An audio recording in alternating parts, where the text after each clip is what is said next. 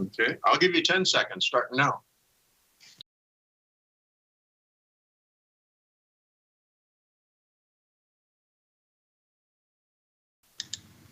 Hello and good evening, ladies and gentlemen. Mayor Steve Martin speaking. This is a meeting of the Paso Robles City Council. And before we get started, I'm going to read the following. In compliance with the state and county shelter-at-home orders and as allowed by the governor's executive order N-29-20, which allows for a deviation of teleconference rules required by the Ralph M. Brown Act, city council meetings will be held by teleconference only until further notice. City.com prior to 12 noon on the day of the council meeting, to be posted as an addendum to the agenda. If submitting written comments in advance of the meeting, please note the agenda item by number or name. City council meetings will be live streamed during the meeting and also available to play later on YouTube by accessing the following link, www.prcity.com/YouTube. With that, I'd like to have a roll call, please. Councilmember Garcia. Here. Councilmember Gregory.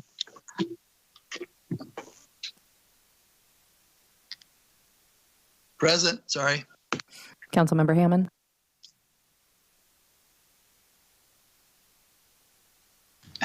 I'm here. Councilmember Strong. Here. Mayor Martin. And I'm here. We are preparing to go into our closed session meeting right now. I will ask our city attorney to list the items we'll be discussing tonight in closed session. Thank you, Mayor. We have several items on the closed session agenda tonight. The first item is public employment pursuant to Government Code Section 54957 regarding the city manager position. The next is a conference with legal counsel regarding anticipated litigation pursuant to Government Code Section 54956.9D4, initiation of litigation, one potential case. The next is a conference with real property negotiators pursuant to Government Code Section 54956.8 regarding the Pioneer Park property. The negotiating party is the Paso Robles Museum Foundation, and under negotiation is price and terms of payment. And the final item is a conference with legal counsel regarding existing litigation pursuant to Government Code Section 54956.9D1. Which is identified on the agenda. The case number is 20 CVP-0372, Alliance for Constitutional Sex Offense Laws versus the City of Paso Robles.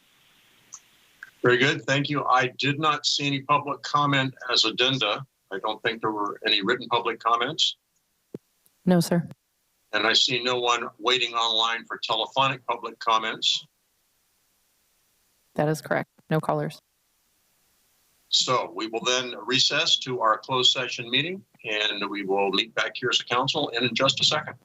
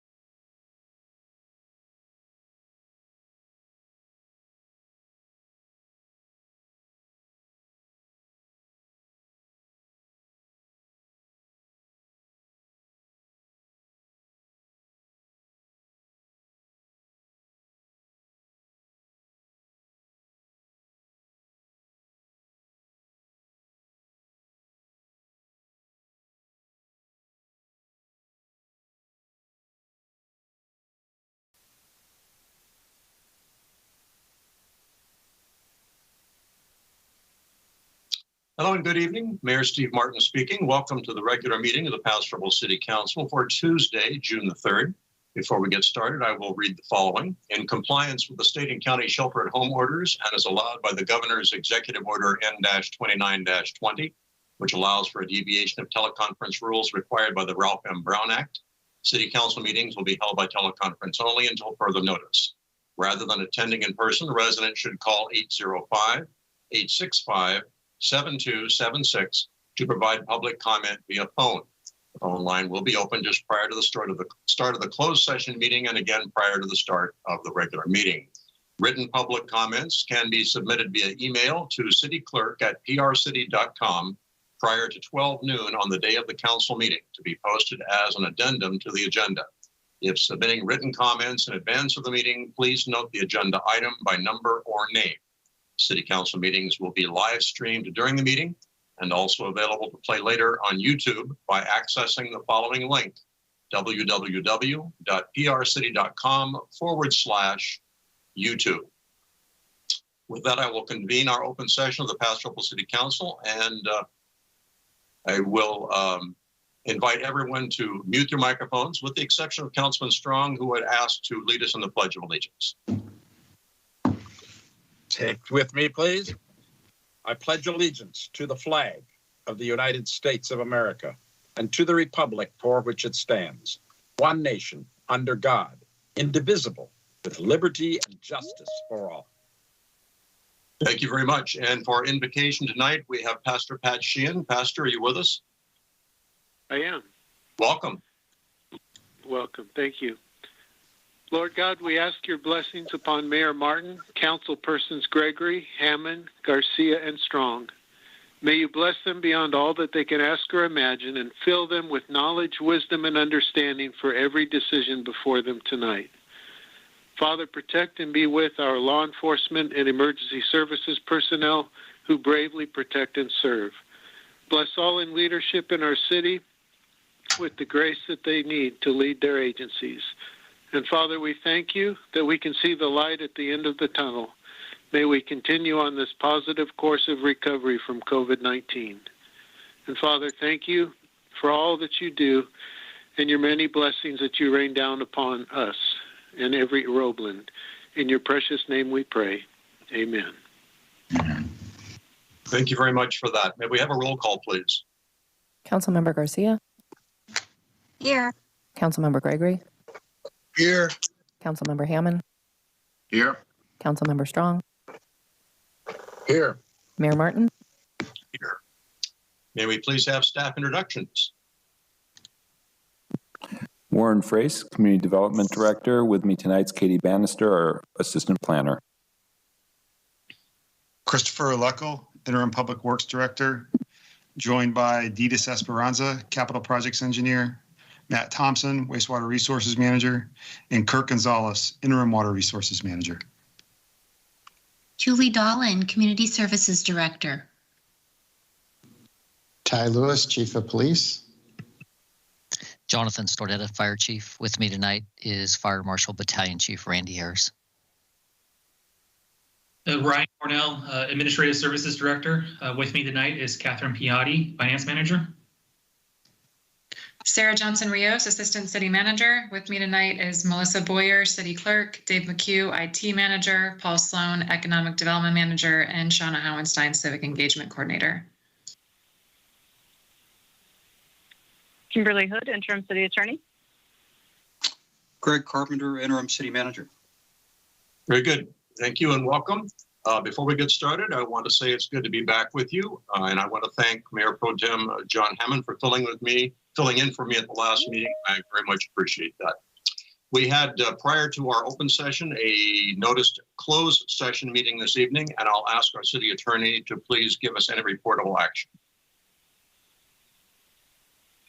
Thank you, Mayor. The council convened in closed session this evening on 4 items identified on the agenda. The first was public employment pursuant to Government Code Section 54957 regarding the city manager position.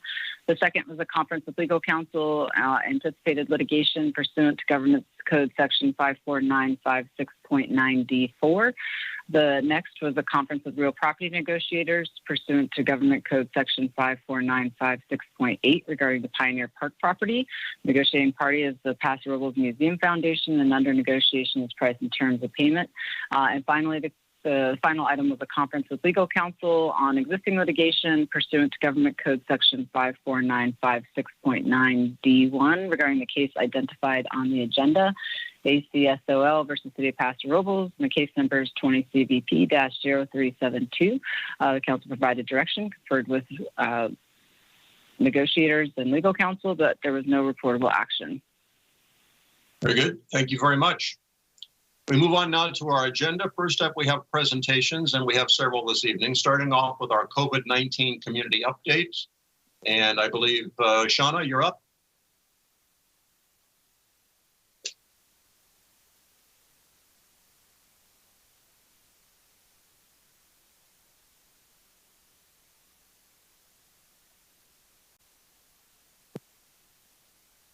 Mayor Martin, Shauna will be in momentarily. She's currently screening a call in Collins Studio.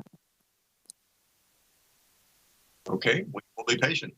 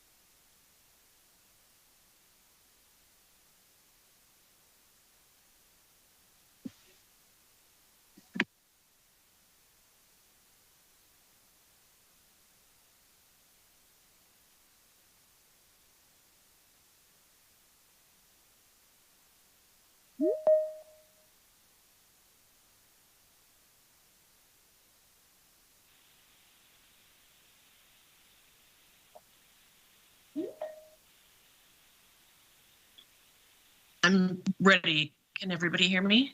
Okay, Shauna, we can hear you fine. You're on. Great.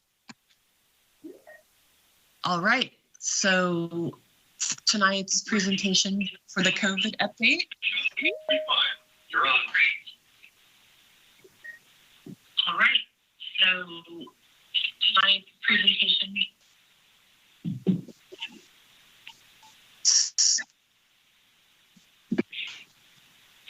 So we're waiting for June 15th for, oh, okay. Are we all clear now? I can hear you fine.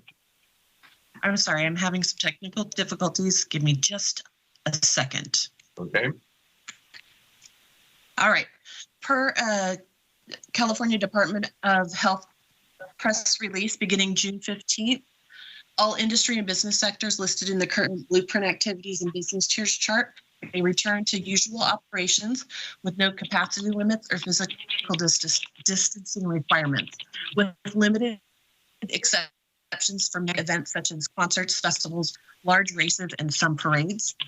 The status will be reviewed on September 1st, 2021, and either reconfirmed or further guidance will be given at that time. As of now, the city's Emergency Operations Command is set to disband on June 14th. SLO County remains in the orange tier with case numbers continuing to drop. It's unclear if we'll be able to move into the yellow tier prior to the June 15th reopening. Next slide. Here's a look at daily case counts for the past week. The spike that you see on June 2nd has been attributed to delayed reporting due to the holiday weekend, and we expect low numbers again for today. Slide. There are currently 53 known active cases in SLO County, and our case rates are much improved from our last report. Next slide. Vaccinations have also improved since our last report. Statewide vaccination increased from 49.5% to 51.6% since our last report to you. So county vaccinations have increased from 36.4% to 39.8% since our last report. In Paso Robles, the percentage of those at least partially vaccinated in Paso has increased from 36% to 46% since our last report to you. Next slide. The county vaccine clinics close June 4th as a reminder. From there, you can go to any county health clinic in the county for those, and those are in Paso, San Luis Obispo, and River Beach. And you can continue to check recoverslow.org vaccines for more information.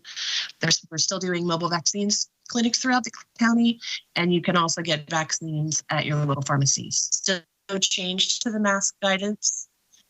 So we can all look forward to June 15th, hopefully, for that. Possibly a bit longer from the city. We'll know more.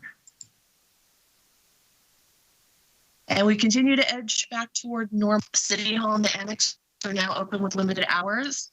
The library is almost completely back to normal. And then Recreation has some exciting announcements. Next slide.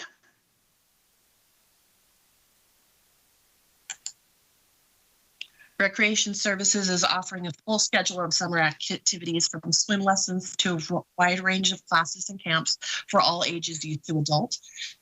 The department's summer sign-up day on May 1st was a great success, with over $22,000 in registration revenue received in just 3 hours. So the community is very excited about Recreation reopening. Online registration is currently open for all activities, and we've registered up to date 1,100 people for summer classes.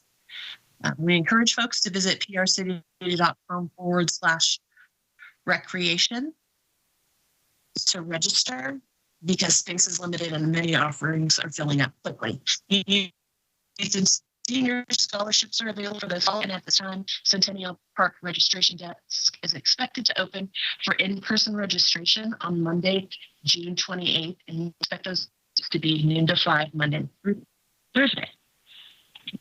Next slide.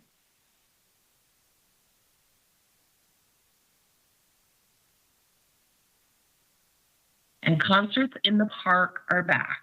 The Paso Robles Rec Foundation, in partnership with the Paso Robles Recreation Services, J. Lord Vineyards and Wines, and Firestone Walker Brewing Company, is pleased to announce the 2021 Summer Concerts in the Park series lineup. The 20th annual concert season will kick off at 6 p.m.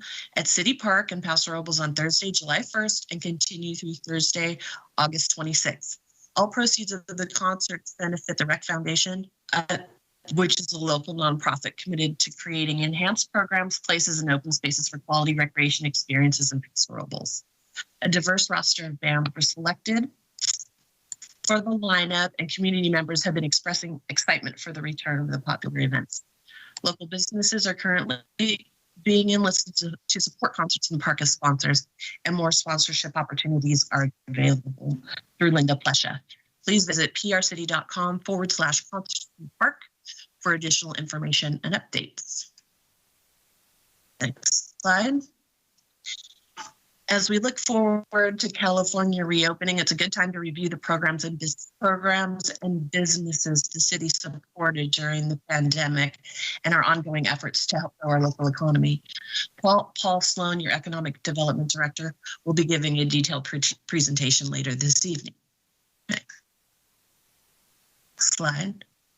Testing is still important. So if you've not yet been vaccinated and are having symptoms, please get tested. That's the end of tonight's presentation, and I'm happy to answer any questions.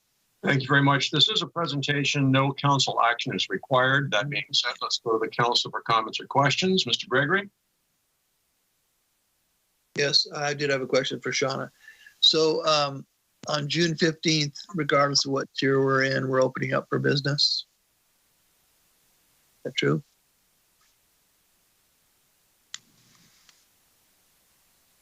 Should I repeat that question? Is Shauna still online? I am still online. Did you hear that? Yes, June 15th, we go back to normal for the most part, with just a few exceptions. Okay.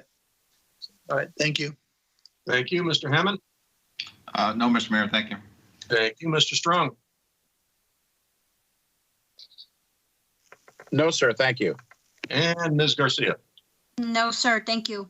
Thank you. I have no questions. Thank you for that report, Shauna. It feels good to be getting back to normal. We look forward to a full summer of activities, both in the city and from other organizations.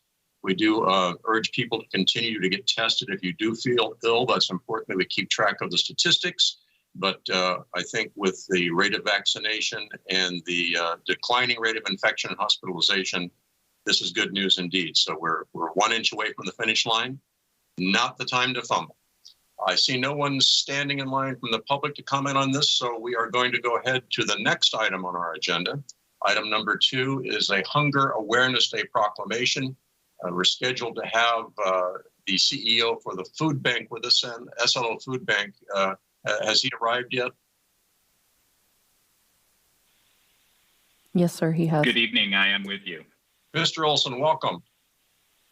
Thank you so much. So what we're going to do is I'm going to read the proclamation, and then if you would like, I can turn the microphone over to you and you can make a few comments. That would be wonderful. Thank you. Here we go. Hunger Awareness Day 2021. Whereas the SLO Food Bank is the leading hunger relief organization in the county, and whereas the SLO Food Bank was founded in 1989 and has provided 32 years of hunger relief throughout the community. Whereas the SLO Food Bank provides the backbone infrastructure for hunger relief and is the primary source of quality and affordable food for over 80 partner nonprofit agencies that feed the hungry. Whereas the SLO Food Bank and its coalition partners deliver nutritious food to those in need to every community in the county, from Nipomo to San Miguel, on the coast, Los Osos to San Simeon, and to points east, including Creston, Shandon, and California Valley. Whereas the SLO Food Bank provides millions of pounds of only the most wholesome nutrition, which advances and promotes important public health outcomes. Whereas the SLO Food Bank is coordinating a county-wide promotion called Hunger Awareness Day on June the 4th this year. Whereas the SLO Food Bank believes the people of our county will rally in a one-day push to donate funds needed to alleviate local hunger. And whereas people giving donations on June the 4th can raise the funds needed to help alleviate hunger. Now, therefore, be it resolved that I, Stephen W. Martin, by virtue of the authority vested in me as mayor and speaking on behalf of the entire city council, do hereby proclaim June the 4th, 2021 as Hunger Awareness Day in Paso Robles. Mr. Olson, once again, welcome. The microphone is yours. Thank you so much, Mayor and Council, for shining the light on this vital community issue. Just to give you a little bit of perspective, before the pandemic, a shocking 1 in 6 of our county neighbors lived with the uneasy reality of food insecurity. And in 2019, before the pandemic, the SLO Food Bank provided approximately 3.3 million pounds of food to hungry people throughout SLO County. And in 2020, food insecurity in our county soared to tragic new heights. And the face of hunger didn't simply just change, it grew deeper and more familiar. Many people who were fixtures in our pre-pandemic lives were experiencing food insecurity and the need for compassionate assistance for the first time in their lives. And during the first 6 weeks of the pandemic, the SLO Food Bank went through 73% of our 6-month inventory in just 6 weeks, as we literally threw our doors open to feed the growing number of people in need. In 2020, we ended up providing 5.2 million pounds of food to those who are struggling, which accounts for approximately 4.3 million meals. That's a 54% increase over our 2019 operations. But let me bring it home to the local impact on hunger in the city of Paso Robles. We provide 12 distribution sites monthly. That's more than any other community in the county. And we support 3 local nonprofits on the front line of hunger relief. We're very proud to support Echo Shelter, and I see that Wendy Lewis is next up on your agenda, and they are an amazing partner. We're actually also very honored to support Paso Robles law enforcement, where we provide Paso Robles police officers with no-cook bags. These no-cook bags are formulated with nutritious food for those who don't have access to a kitchen, and oftentimes your police officers will use these no-cook bags as an olive branch, as a peace offering when they encounter people whose they either need to address their behavior or talk to them about something that they may have witnessed. And amazingly, during the pandemic, we started a third distribution program, which is our home delivery program for isolated seniors. You know, we're very proud of the efficiency of operations here, where we turn every dollar into 7 nutritious meals, and we're not just filling bellies. With our high nutrition standards, we are fueling the health, wellness, and development, which is vitally important because 1/3 of those we serve in this community are children, and 1/4 are seniors, both having high nutritional needs. So as you mentioned, tomorrow's Hunger Awareness Day, which is our largest fundraising effort of the year. And about 72% of our operating budget comes from donors, like our valued donors in the city of Paso Robles. So tomorrow you can visit us at the Albertsons on Niblick, or go across the street to the Walmart on Niblick and make a donation to the Slow Food Bank, or you can go to slowfoodbank.org anytime to make a donation of any amount. We appreciate every amount of giving, because we're able to take every dollar and turn it into 7 nutritious meals. So thank you so much for this proclamation. Thank you for your kindness. And I'd be happy to answer any questions if the council has any. Thank you. And we do appreciate your organization's operation in the county. It's obvious that you're in contact with and support of so many other organizations that address this very important issue in the county of San Luis Obispo and in the city of Paso Robles. Are there council questions or comments, Mr. Gregory? I would just like to say thank you for the service you are providing to our entire county and individual area. And we just really appreciate the food bank, what you've done for us. Thank you.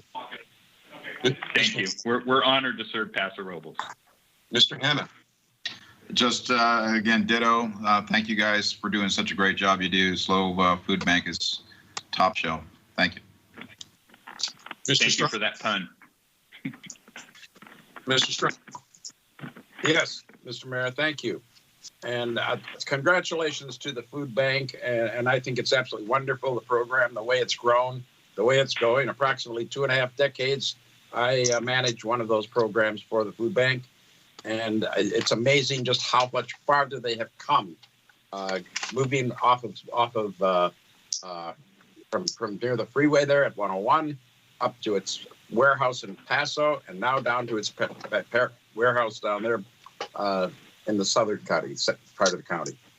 Wonderful job. Keep it up. We really appreciate it. Thank you. Thank you for your comments and your contributions. And Ms. Garcia.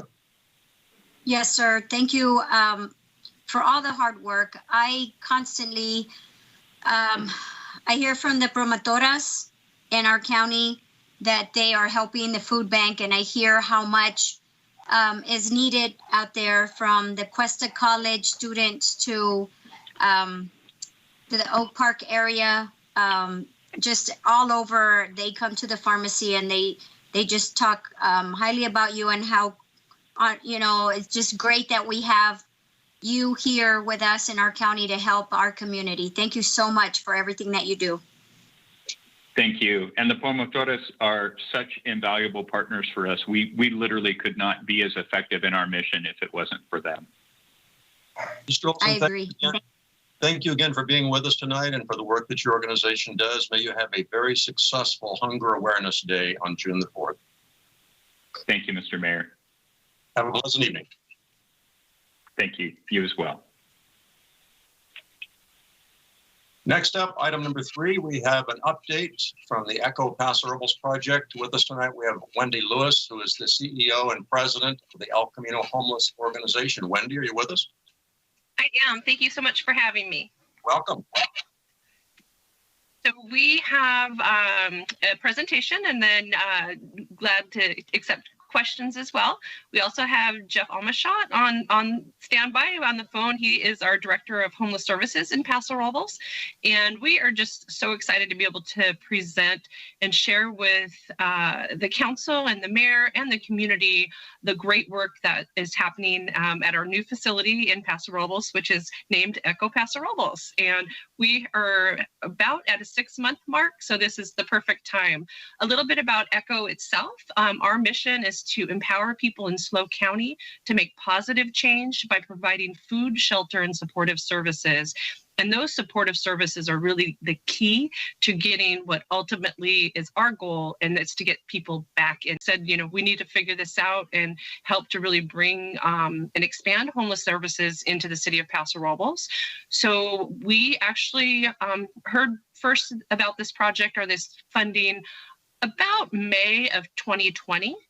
And again, it was such an opportunity to look at providing critically needed services, but it was a bigger project than even ECHO could take on by ourselves. And so by August, we had formed a partnership with incredible partners at the Housing Authority of SLO County and People Self-Help Housing. And in just those first few weeks and months, we were able to successfully submit a grant to the state, and the project Home Key grant was awarded in September of 2020.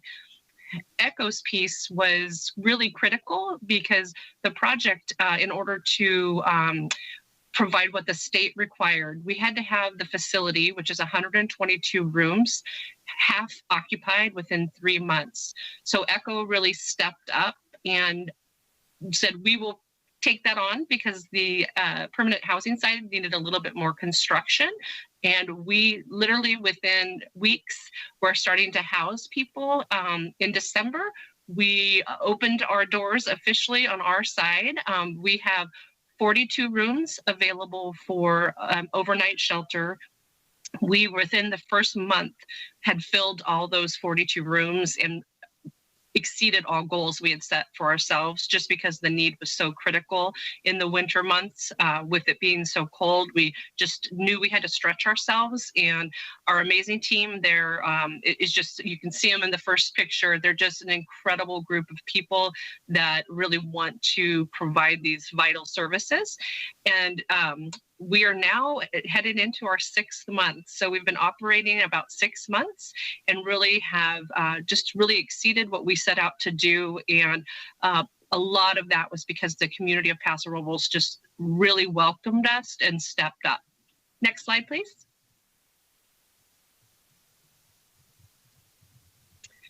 So here's some breakdown of some really important numbers.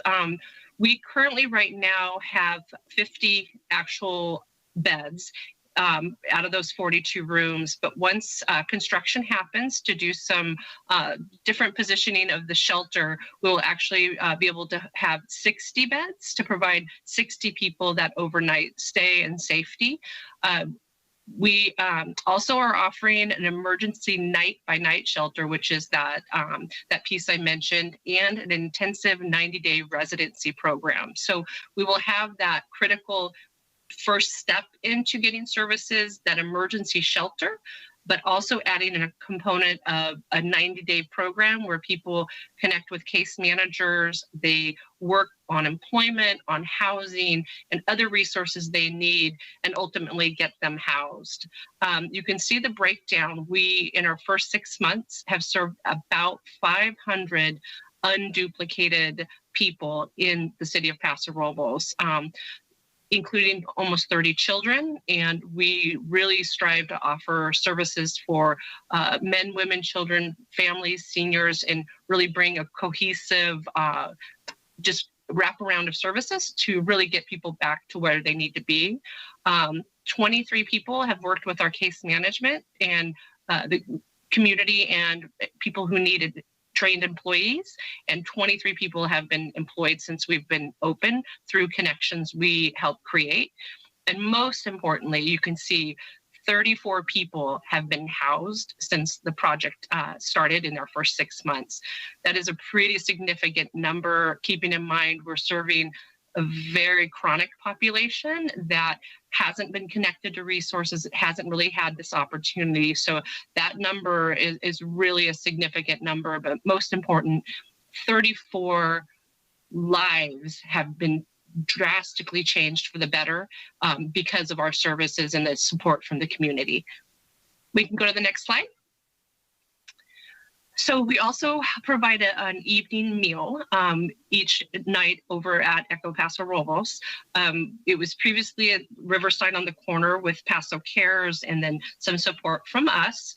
You can see from having it be consistent, expanding the nights. It's offered 7 nights a week.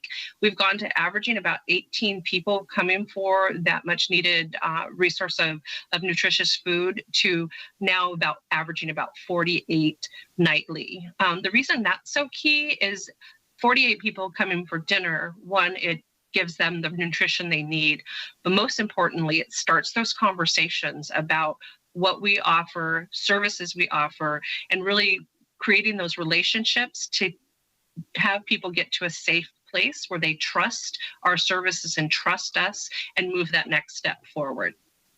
We can go to the next slide, please.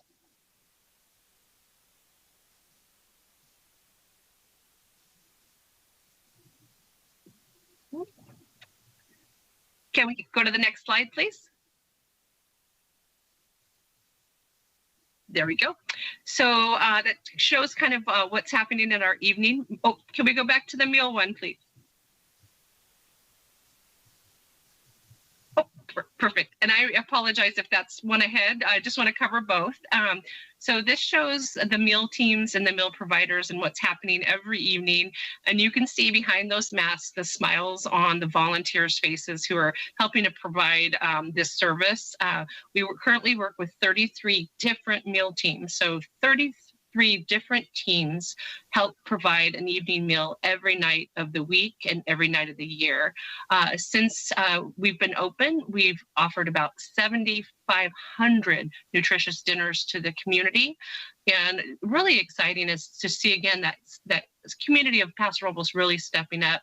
Those meal teams, 100% of them are from Paso Robles. So I cannot say enough how the community has just really come alongside us and help us really bring these critical services and do it in an empathetic, empowering, compassionate way. Next slide, please.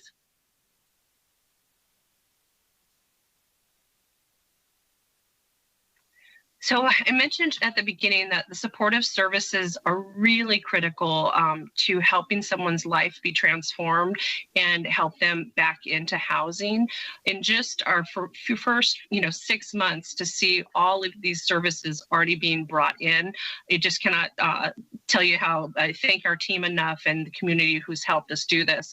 We are offering a shower program now, and that is really give people access to hygiene and clothes, and also start connecting those relationships and really getting that person comfortable with our services.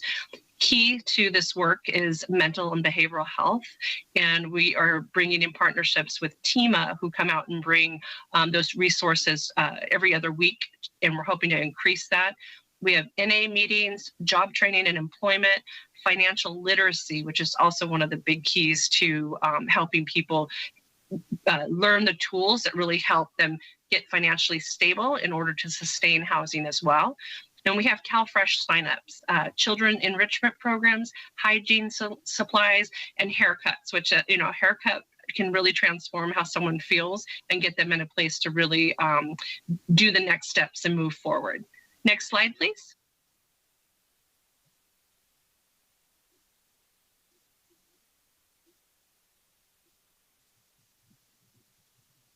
And here's one of our I cannot stress how many people have really stepped up and helped, but I have to give a shout out to the Paso Robles Rotary Group. They just have been there every step of the way with us from the beginning, just really saying, what can we do as a membership and a club to help echo and help the people you serve. They bring hygiene kits. They provided clients with essential shower products. They're helping us with a storage shed, gift cards to local restaurants and grocery stores. They helped us install a 3-compartment sink so we can really have the critical need for proper hygiene and food handling. And they did a campaign for us, and their title was Drop Your Drawers, and it really was to raise and seek donations of new underwear, which is just a critical piece for folks as well. So again, cannot thank the Paso Robles Rotary enough for really coming alongside of us in this partnership. Next slide, please.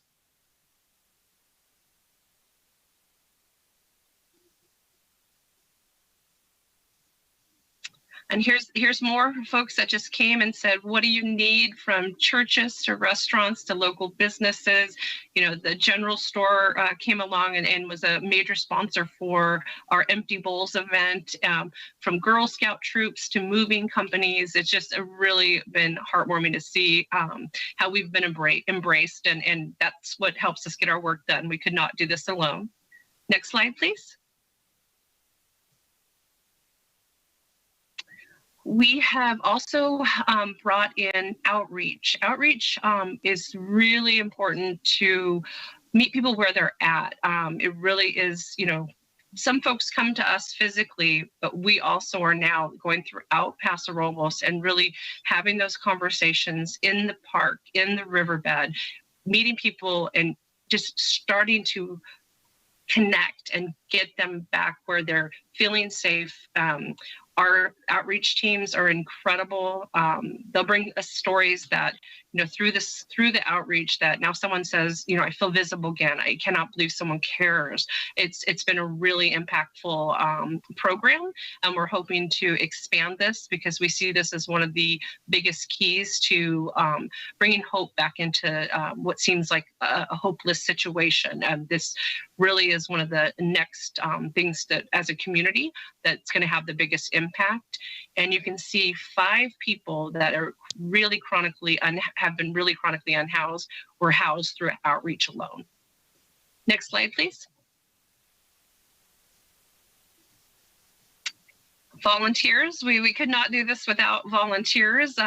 We have a wonderful staff, but our volunteer corps really makes this possible. We have currently 138 active volunteers.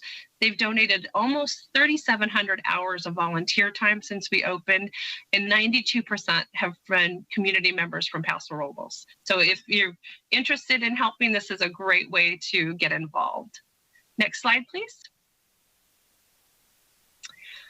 And so just always love ending with a success story. And we have our friend's permission to share.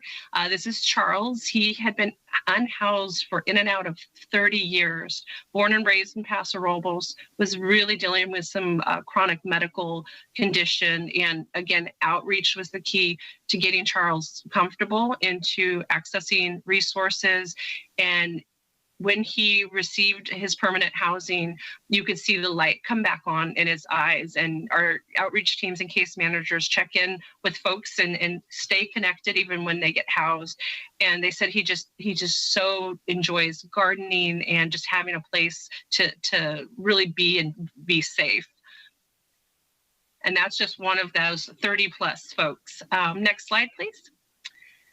So before I kind of share a little bit about how you can help, one number I also want to share that didn't make it into the PowerPoint is we've been working closely with the City of Paso Robles and our friends at the police department and fire department. And one thing that they were asking from us is there a way to identify from the people we serve kind of a percentage of folks that, you know, are Paso Roblans? And we were able to get that number, and it is 84% of the people that we serve are citizens of Paso Robles. So this really is helping the community members up there, the unhoused folks that, you know, are connected in some way to probably everybody, you know, on this Zoom, that, you know, you're someone you went to high school with, a child of someone you know. It really is people that are in your community that need this support. So ways you can help, obviously you can donate, support our events. We're so excited to bring Empty Bowls up to Paso Robles next year. We'll have 2, so we'll get a really welcome the community of Paso to come into that event,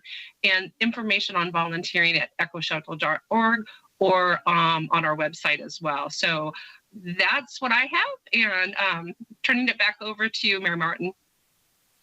Thank you, Wendy. That's information, and it's really useful to see how that program is panning out. It's one that was desperately needed in the city, and we probably desperately need more of it, and a continuing conversation between you and the city and other organizations participating in this can only further smooth operations out and make it more effective and efficient for people in the future. So we appreciate that.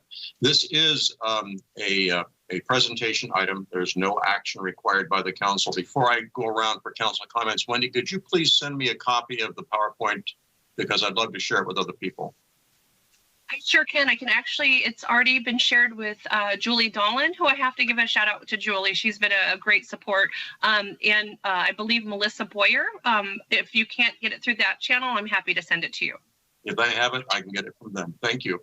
Okay, council comments or questions? Mr. Gregory. All I can say is, wow.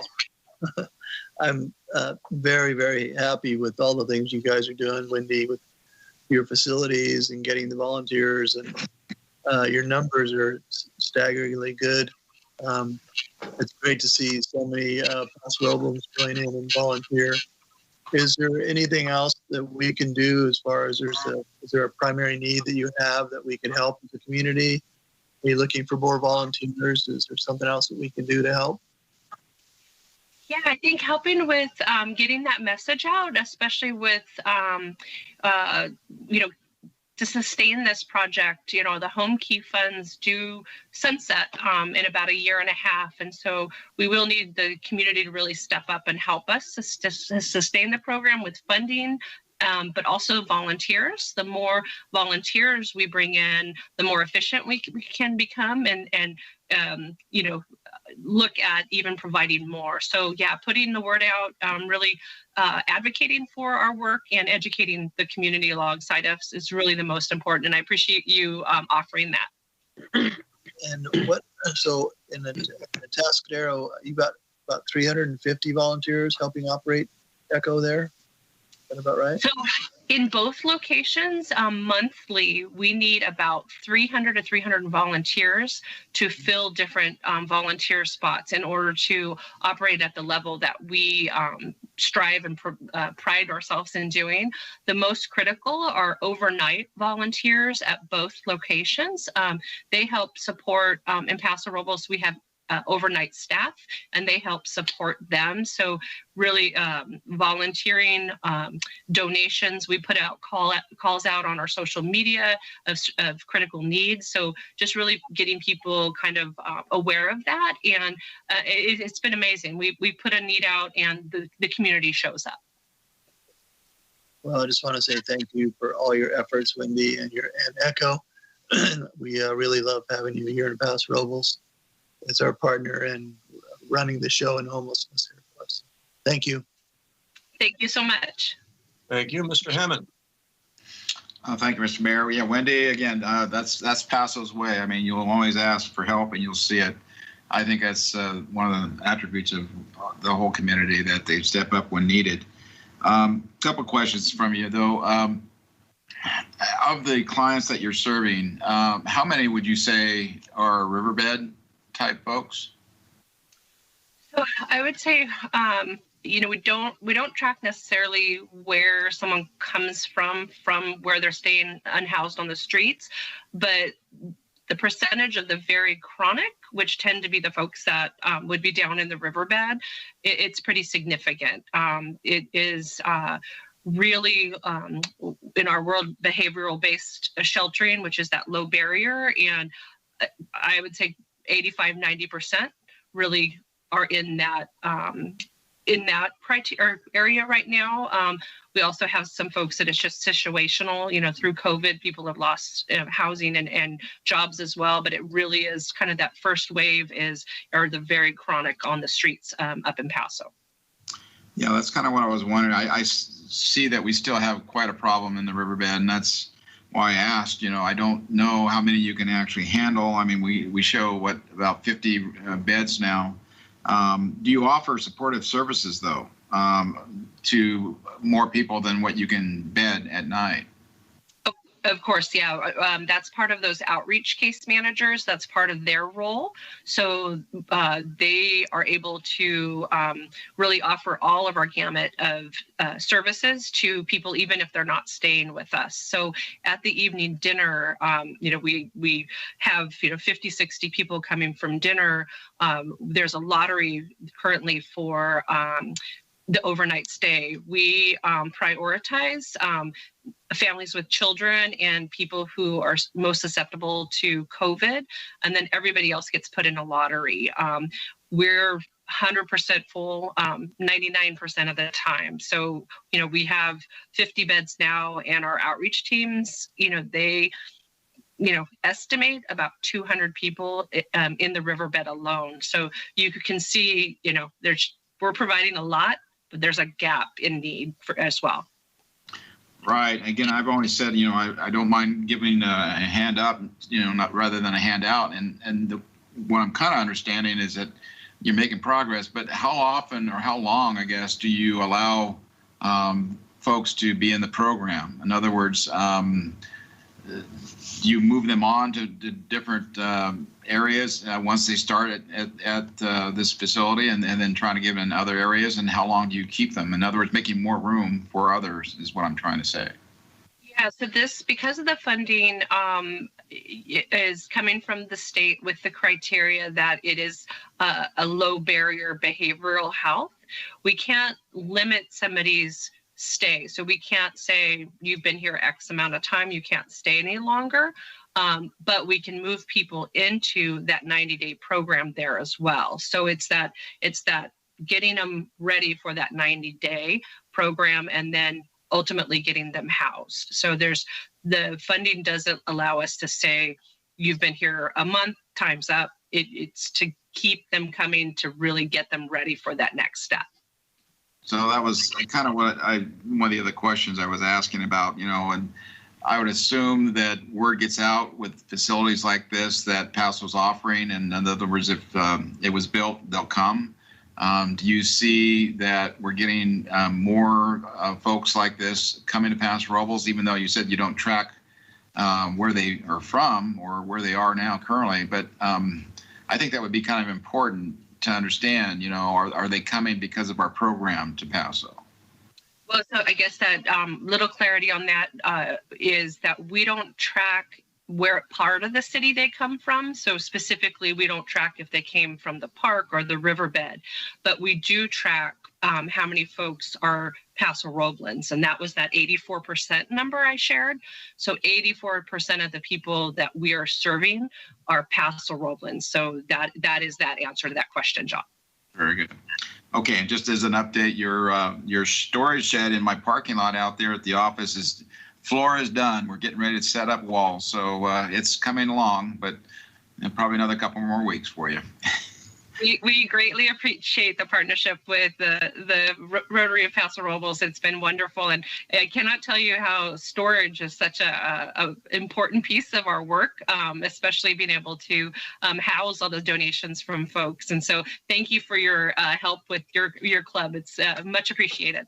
You betcha. Thank you. That's all I have, Mr. Mayor. Thank you, Councilman Strong. Thank you, Mr. Mayor. And Wendy, I think that this is a wonderful program, and you're doing a lot for the homeless that are in our community now. Are there any advanced plans to try to prevent homelessness going forward as we escalate with inflation and rising real estate values and rising rents, to help people stay in the homes they already have if they're in danger of losing them? Yeah, so great question. We work very closely with our friends at CAPSLO and 5 Cities Homeless Coalition. Our 3 organizations are kind of the hubs in the county for what's called the coordinated entry system. And through some funding that comes through the county, the rapid rehousing and homeless prevention funds are kind of housed at 5 Cities Homeless Coalition, but they are equally spread apart our county. So we work with them through our case managers and our outreach teams to prevent homelessness as well. So that somebody who's on the verge, we're able to work with those county funds, and some originate from the state and some originate from the federal government, and they're channeled through the county. So they're ESG funds, rapid rehousing, and we help connect people to that resource and help them with the pieces they need in order to have access to those funds. There are also I apologize. There are also some more of that type of funding coming through the CARES Act.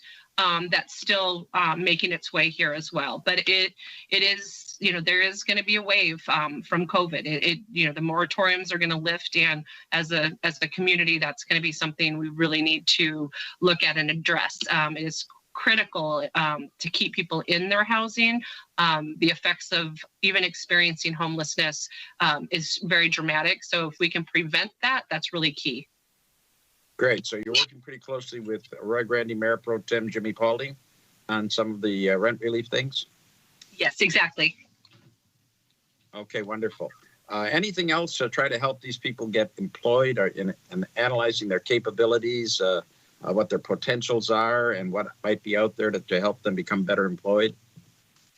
Yeah, so we're, as an organization, looking at expanding all of our workforce development programming. As we get more established in the city up there, we're really starting to connect with employers who employees are so vitally needed right now. I see help wanted signs up, especially in like the restaurant industry, the hotelier industry. And so we're already making those connections. So if employers need employees, we have them. Our case managers really find out what skill set that our client has and really help make the match to the right employer. Employment and saving those funds is key. We help that our clients really have a savings plan to get to where they have that first and last and the pieces they need. So we have employees, get the word out, they're ready to work. Wonderful. And do you have some volunteers that are well enough educated and trained to be able to train some of these people for some of those jobs that might just need a little bit of coaching? Yeah, the case managers along with volunteers are kind of that support system to get them ready for employment. And depending on what that person's skill set, it might be an 18-year-old that needs to learn how to just, what do I wear to an interview? How do I fill out a resume? To somebody who just needs that step up and a little coaching. But that's all part of the program. Good, wonderful. Thank you so much. And thank you for everything you do. Thank you so much for the support. Thank you. Ms. Garcia. No questions. Great information. I also follow you on Facebook, and I really enjoy you giving us the updates through social media. I think it really helps the community see everything you're doing there at the program. Thank you so much, Wendy. Thank you. Thanks again, Wendy, for being here and for making this program successful. We look forward to working with you in the future and further alleviating the problem of homelessness in our community.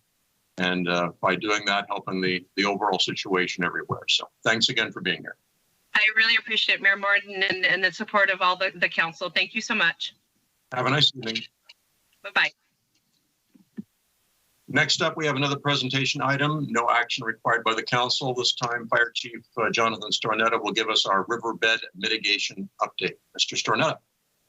Good evening, Mayor Martin and members of the council. Jonathan Stornetta, Fire Chief. In this presentation, I'll provide you an update on the hazardous fuels reduction project in the Salinas Riverbed corridor, and I'm also joined by Police Chief Lewis, who will provide you an update on the cleanup efforts and enforcement.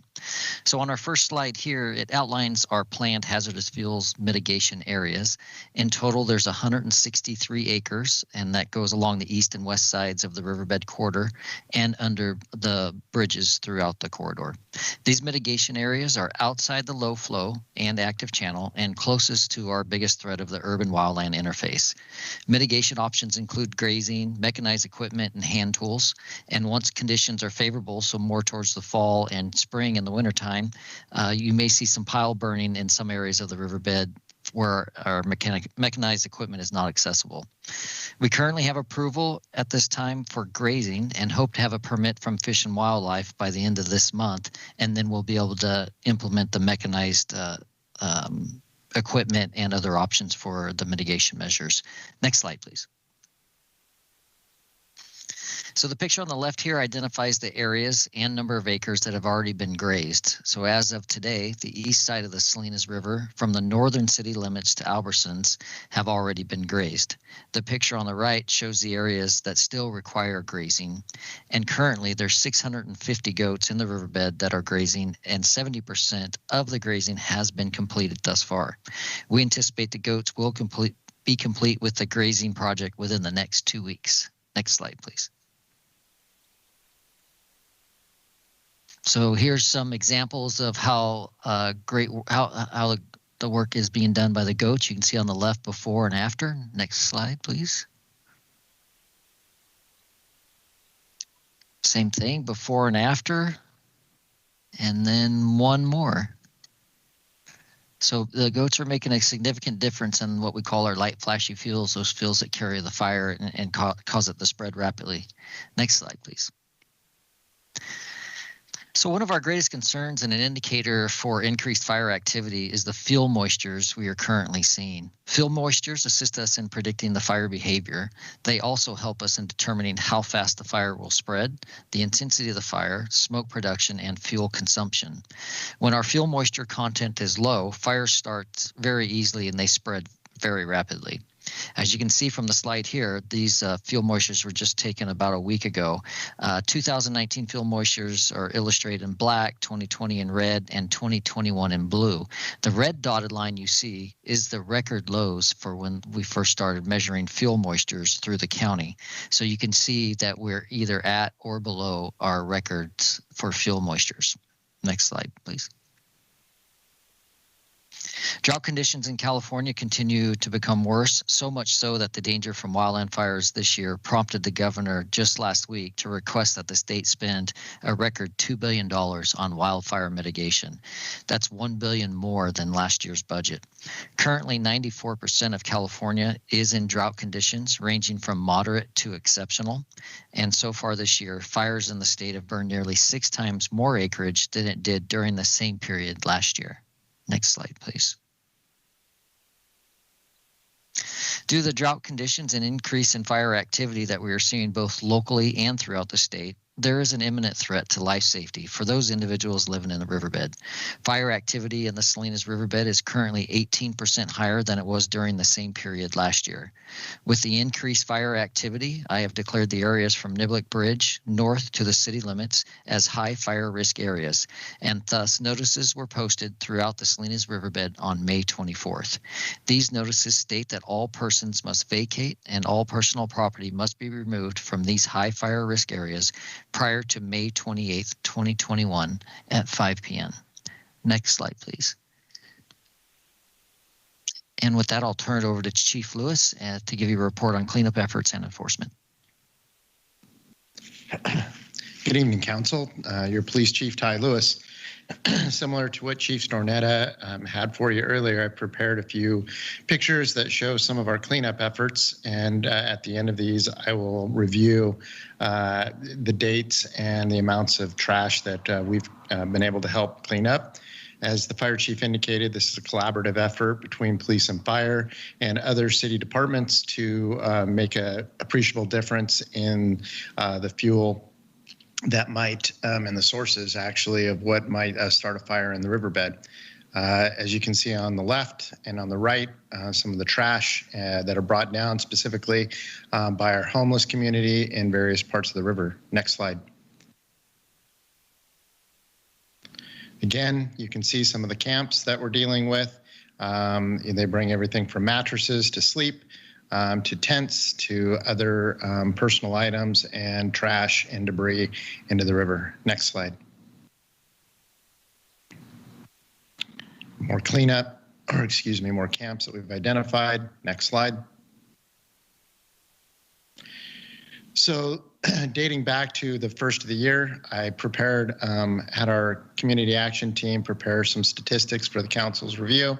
As you can see, approximately 50,000 pounds of trash and debris has been removed from the riverbed since January 5th, 2021, as well as a significant amount of money paid to our vendors that help us clean up and to dispose of the trash.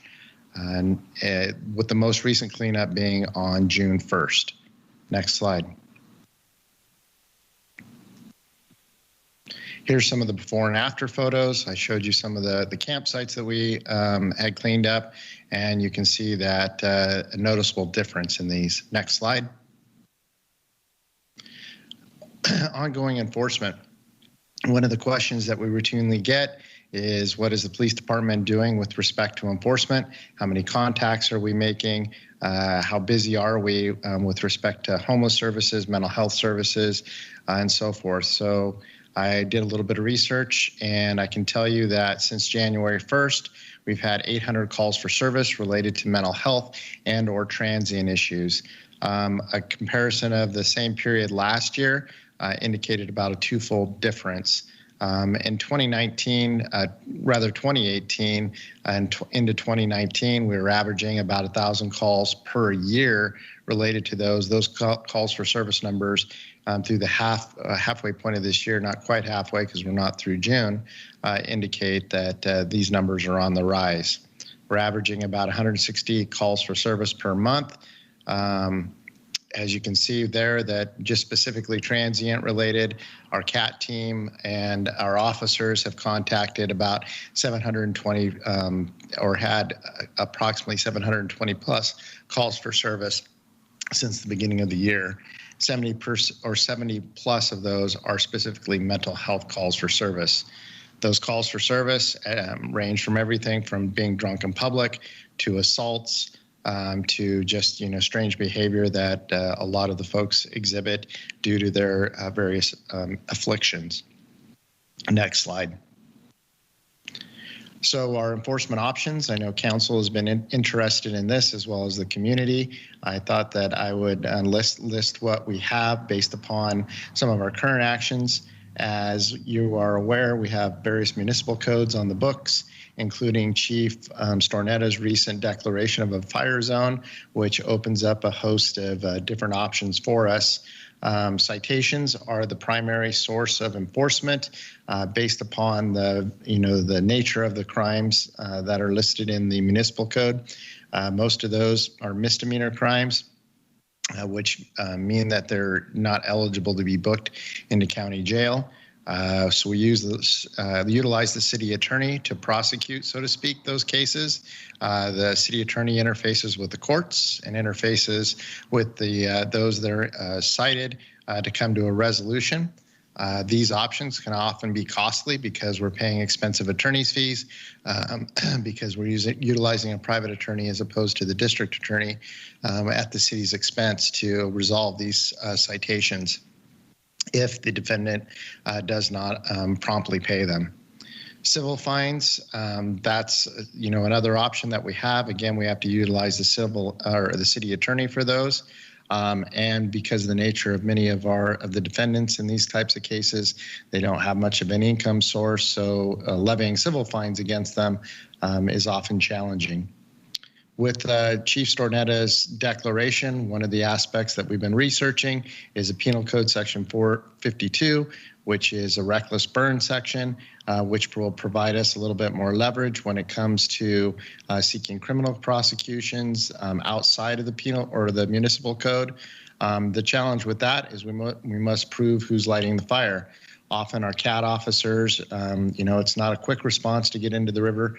If we see smoke or if the fire department does and puts out a fire, by the time that our personnel are there, oftentimes the camps are vacated, and being able to prove who lit those fires or who was responsible of it is a key element to any prosecutable case. But we are looking into options to be able to bring forth these cases. These cases do make the defendant eligible to be booked into county jail. However, we have no control how long they'll stay in jail based upon the sheriff's department policies, based upon zero bail, based upon health conditions, and so forth. And another key element of it is that we must show some sort of damage to be able to use this type of arrestable offense. The other misdemeanor crimes are arrestable technically, but that just means that we would relocate them from the riverbed to the police department, where they'd be issued a citation and a promise to appear in court. And of course, there would be nothing preventing them from returning to the river immediately. The primary option that we've been using with our community action team is a disrupt and displace approach. That was evidenced through all those camp cleanups as we move through the riverbed. This is a slow process because it requires that we provide notice at each individual camp and allow them to remove their personal items and property. Once that's been done and we're satisfied that we've met the legal requirements and court decision requirements, then we're able to clean up those campsites. And as we said, we've been very successful with that. Since year to date, over 50,000 pounds of trash and debris and other items have been removed from the riverbed. Next slide.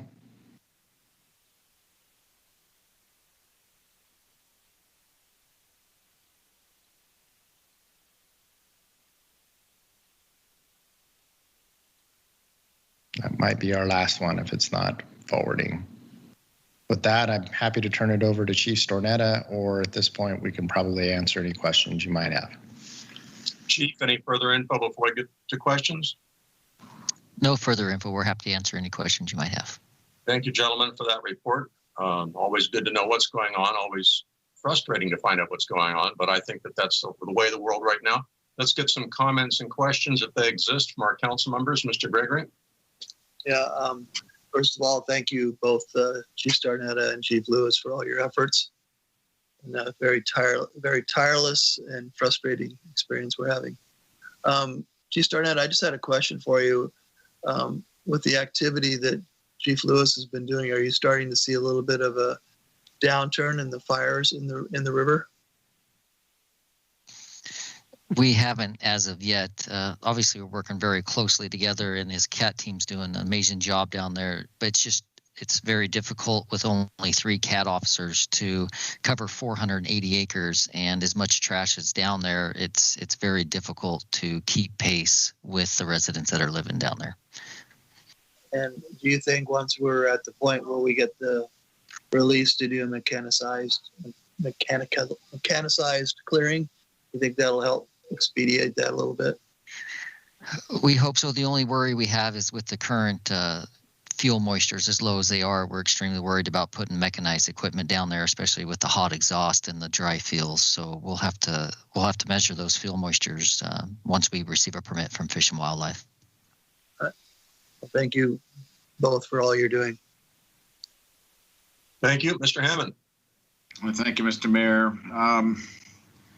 Yeah, I have a lot to say. I don't know, Jonathan and Ty, again, this is a situation, again, and we allow it to continue. We're putting our citizens and lives and property in danger, bottom line. And I just want us to enforce our laws. And it sounds like, though, I've always been hearing that there's case laws and things like that that are keeping us from making things happen legally. But I think, again, if we were to basically enforce our laws assertively, keeping them on the move, not letting them bring, I mean, it takes time for all that to come down to the river for them to collect and bring. If we patrol more often, Ty, what do you think? I mean, would that be something, again, that would be better to keep them out of the area? Bottom line, here's another question too. This is what I'm really understanding. Last year, we did Borky Flat, right? And the way the case law says, if we don't have a place for them to go, meaning that Motel 6 is not large enough for all these people, we have to put another location on the map for them to be. If they are not in that location, we can cite them. Is that correct, Ty? So we do have to demonstrate as a key element of any enforcement with regard to camping specifically, that they have immediate available housing options to them. And at that point, you can issue them a citation. However, the caution with that is it is only a citation. A citation doesn't equal physical arrest. It doesn't mean we can put them in county jail. It means we give them a piece of paper that makes them promise to appear in court on a certain date, certain time, to face any kind of monetary penalties that might be associated with that. Yeah. Well, if we were to, again, have a no tolerance policy of camping in the riverbed, in other words, there's a law against that already. And particularly right now, the penal code 452 that we're talking about, the reckless burn, that's just possible because of the dry fuel moisture. What about during the winter? Does that mean they get to come back without, any enforcement? I think, again, it's really the council's direction here that we need to make a policy that basically tells staff that we will have no tolerance for this at all. And I understand that, getting them out of the riverbed, they're probably got to move into the town. But then again, we can do that as well. We can make them move on. I would think, again, that we see them moving their belongings around and stolen shopping carts and things. If they're unattended and they're on that street and on a sidewalk, I would tell staff to remove it, throw it away or whatever, or move it to a place where it's not in view. We have a lot of tourism. This is not the right message to be sending, but it also, I'm looking to protect our citizens on the east side there. If we get a wildland fire going, we're going to lose houses. We may even lose a life because of this. And so, again, I think, it comes down from the council to give direction to staff that we're not going to have any tolerance for this at all. And we're going to use every opportunity at our legal means to make it happen. Whether we go down there every day, walk through the whole riverbed and tell them to move on. And if you come back again, you cite them. And, I don't know what it's going to take. It's going to take some labor, I know, staff time that we don't really have. But on the other hand, what's a life cost and what's a house, several houses? I think it's really important that we make a statement as far as the council at this point. That's all I had, Mr. Mayor. Thank you. Any comments, Mr. Lewis, Mr. Stornetta? Yes, Your Honor. I would comment to that certainly the council and city manager have the option to direct police resources and make a policy with regard to that. I would remind the council of the nearly 1,000 calls for service that we've already been dealing with. So to direct all of our resources into the riverbed would also mean that we're neglecting other life-saving functions within the community. We have over 45,000 calls per year that we typically deal with. We're glad to take, whatever direction the council wants, but I think we also have to be able to keep a balance. I would also note that there is no line item in the city budget at all for homeless services. For other than maybe directly related to the police department, of course, the funding for the CAT team, which I remind you is a 3-person team.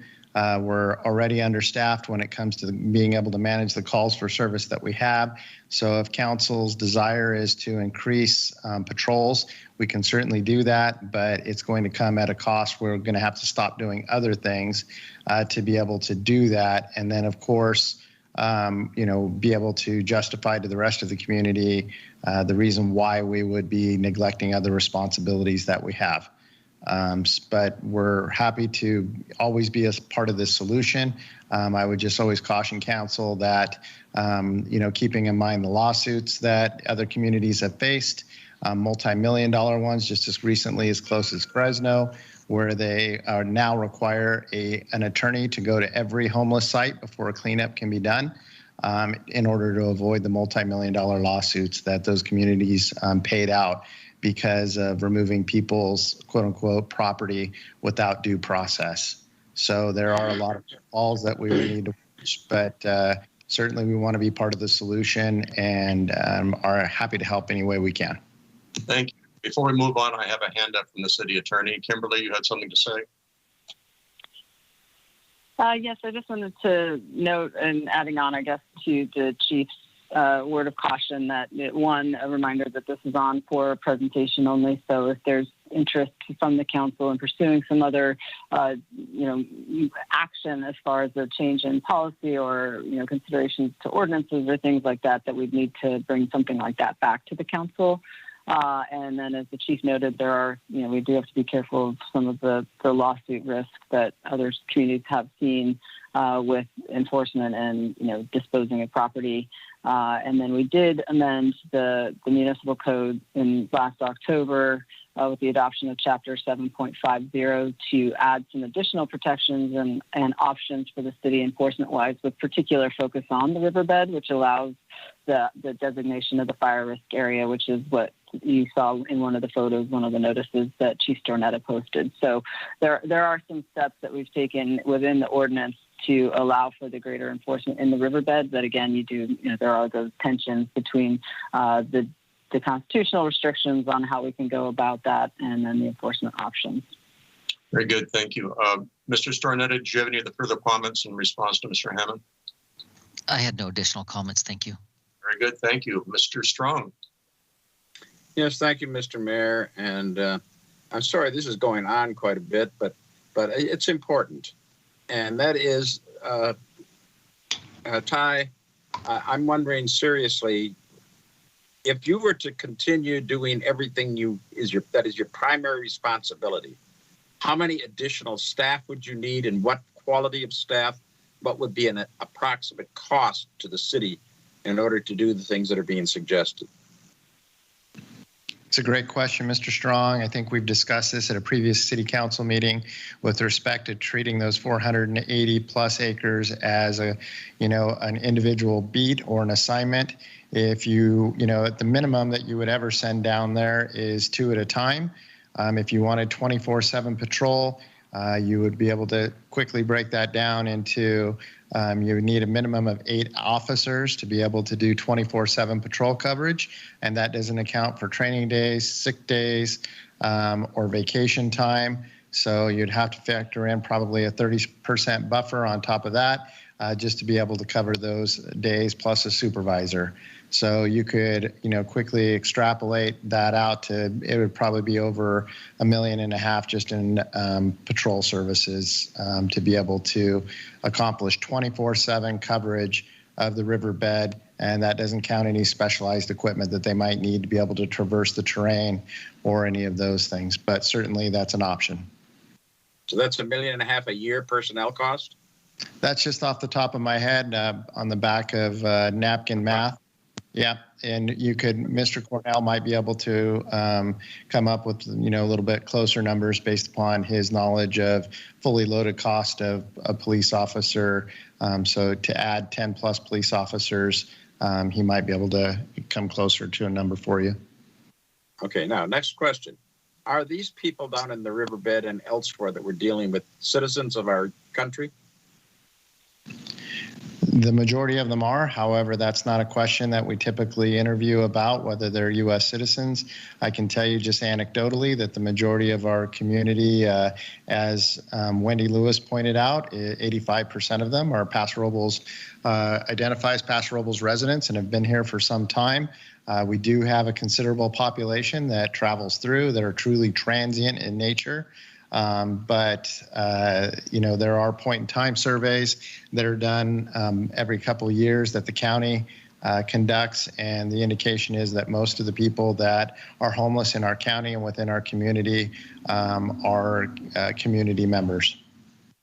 Okay, so any actions we would take against them or to control their activities and actions are actions that we would have the power to take against any other citizen within the community in a similar circumstance, or if they were doing something we didn't like? Obviously, the police department operates without bias based upon anybody's, ethnicity, social status, all of those. So it's a mandate. It's an ethical requirement that we don't have any bias with respect to our enforcement. So we have to be very careful exactly how far we go, that we don't overstep bounds for every other citizen as well, correct? Certainly, we have to be able to balance the federal constitution rights that are afforded to every member of our states.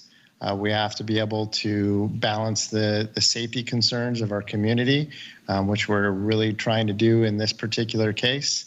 As well as their, the enforcement options that we have. All right. Do we have any mental health resources available to us that we are referring these people to, or getting them to have to join or participate in? We do. We have a mental health care worker that is assigned to the CAT team. works nearly full time with our team that is able to bring and leverage county resources when appropriate.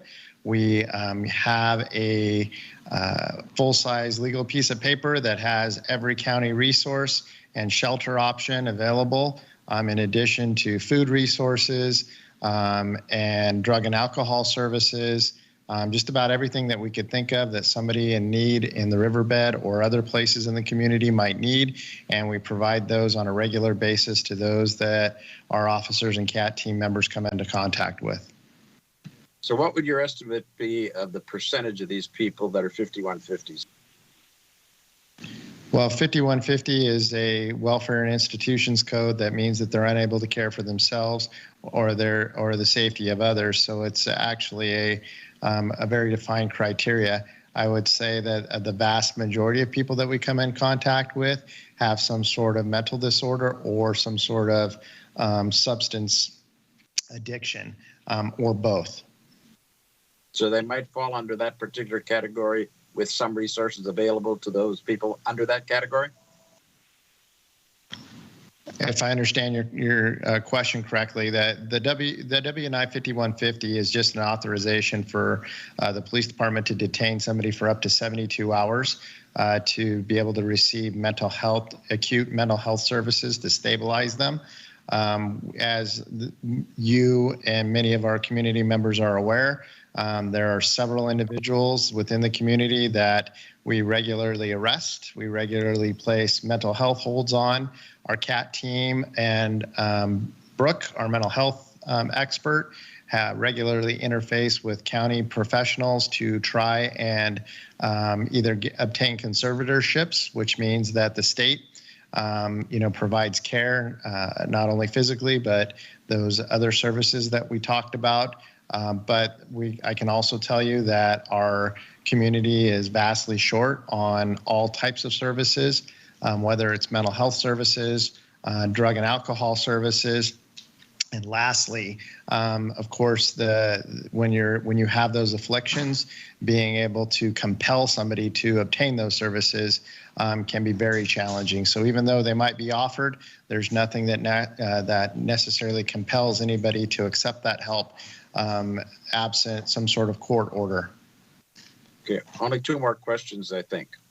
One is our situation significantly different than what it is in the other communities in California? Certainly, there are varying circumstances in communities throughout California. I can tell you that I do not know of one municipality or county area that doesn't have some sort of struggle with the challenges that we're experiencing. I would say that we're unique in the sense that we have a very attractive area for homeless to encamp that runs through the middle of our city. That also creates an exigency with regard to public safety. So when it comes to our particular set of circumstances, not only are we a tourist community that attracts visitors from all over the place because of our great weather, the host of financial benefits that are here, it's just a great place to be. So the same things that attract our visitors often attract homeless people. And that's going to be something that makes those circumstances make us unique, maybe some other places within the state. So to the best of your knowledge, is anybody anywhere in the state compiling the statistics on all of that and making recommendations to the state as to some changes they can make to alleviate some of these situations? I can tell you that my contact with, I sit on the Cal Chiefs Legislative Committee, that homelessness is a focus of the governor's office. They're dedicating increasingly larger numbers to agencies to help combat this, as is the case with most funding for municipalities, that the largest and those people with the most significant problems get those dollars first. So you can think of Los Angeles County, Los Angeles City, Sacramento, San Francisco. All of those places usually gobble up those dollars without us seeing anything that trickle our way. I can tell you locally, it's been my directive to the CAT team and to my officers that we are going to start collecting information locally, demographic information. Council might remember that you were able to authorize a crime analyst for us. That information is going to be directly, our crime analyst was able to finally get her certifications, and we'll be hopefully starting, if all goes well, within the next couple weeks. And we're going to be able to provide council and the community and our officers a lot more robust data sets with respect to the demographics and other information about our homeless and our homeless community. Well, thank you very much for all you do within the resources you have. Thank you again. Thank you, Councilwoman Garcia. Yes, sir. Thank you to both of the chiefs. I really appreciate the update. As you mentioned, we do get a lot of emails, and our community residents, contact us with questions. I really appreciate all this information. I know that it's frustrating, and maybe this is something that we can put on another agenda item further down the line. Thank you so much for everything that you do for our community. Thank you. Just a couple of quick questions, Chief Lewis. I've had quite a bit of conversation with people in other agencies and other cities in the county here regarding these issues. And when you talk about CAT team, you're talking about a community action team, right? That's correct. So you have a 3-person CAT team, which in light of the manpower resources we have is although probably insufficient, our balanced assignment of resources to this, right? That's correct, Mr. Mayor. So we based our program similarly to those that San Luis Obispo City and County have. I can tell you right now that our CAT team is probably one of the most active in the county based upon the amount of the population that we have to deal with. Those other agencies that I talked about have been great resources. We share information regularly regarding best practices and what we can accomplish. We do have plans to expand that team, assuming that the budget proposals that we are bringing forth to council are approved through J20 expenditures. Our plan would be to add 7 police officers this year, 7 police officers next year, and expand the CAT team by at least 2 people in that regard. I can tell you that SLO City and their budget process is paying for a mental health worker, an additional mental health worker to be added to their team. So this is something that's regionally being recognized as a priority, and those communities are directing extra funding resources and bodies to alleviate some of the challenges that we are experiencing here. Okay. And then I know in talking with folks at the hospital and other places that there are special responsibilities placed upon officers and also upon some medical personnel in dealing with people who do have mental health problems. Could you give us a thumbnail of that? Yes, this is something that's it's a challenge that we've all been facing. It's a community-wide problem. Because of the mental health challenges that we identified in this conversation. Mr. Strong mentioned the 5150 holds, which are the mental health holds. We're often taking those folks to Twin Cities Community Hospital, which is having direct challenges and impacts to their staff, because we're not the only ones that are bringing them there, but Atascadero Police Department as well as County Sheriff's Department are bringing them there because there are not enough beds at the mental health facilities in San Luis Obispo. Oftentimes those agencies, when I speak about those agencies, Twin Cities in particular, is challenged with stabilizing a crisis for those folks, scheduling follow-up visits with mental health professionals on an outpatient basis, and then they're released back into the community once a doctor views them as stable. So this is a very synergistic relationship, and that's impacting each of our organizations tremendously, taking a lot of resources, taking a lot of money. But yes, those special relationships exist. So my understanding is there's a serious deficit in mental health services and facility capacity to deal with this situation countywide. Is that your impression? There's a severe lack of resources for not only mental health, but those that suffer from these, the multiple afflictions that they might have. So, and I'm just, it seems a logical question. If we were able to increase mental health facility capacity, that would make your job a little easier, I would think. Certainly, that's one option. I mentioned earlier, too, that I think one of the biggest things that we have is, there's a lack of a way to compel people to take advantage of those services. So it's a challenge.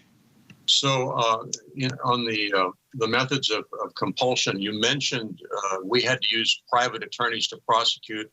Could you expand on the need for that? Yes, our city attorney, Kimberly, and I have recently been working with local attorneys to identify cost-effective solutions on a local need to be able to help us prosecute, so to speak, these particular municipal code violations that we have. A lot of times there's crossover between criminal element, meaning that a lot of these folks have been arrested for other things other than camping.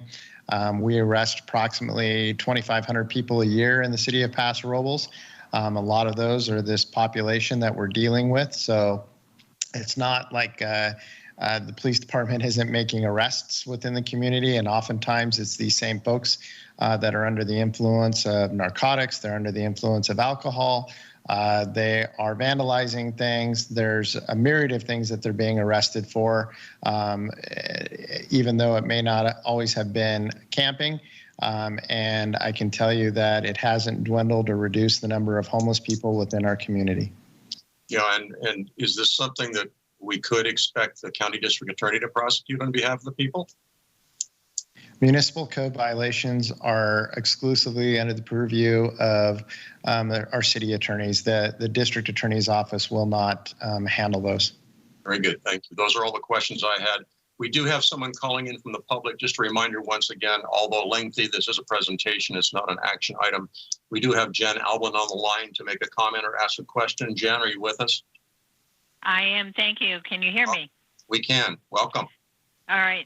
Thank you. I actually have just sort of a general question because there's been two presentations, one by Chief Stornetta and, of course, Chief Lewis.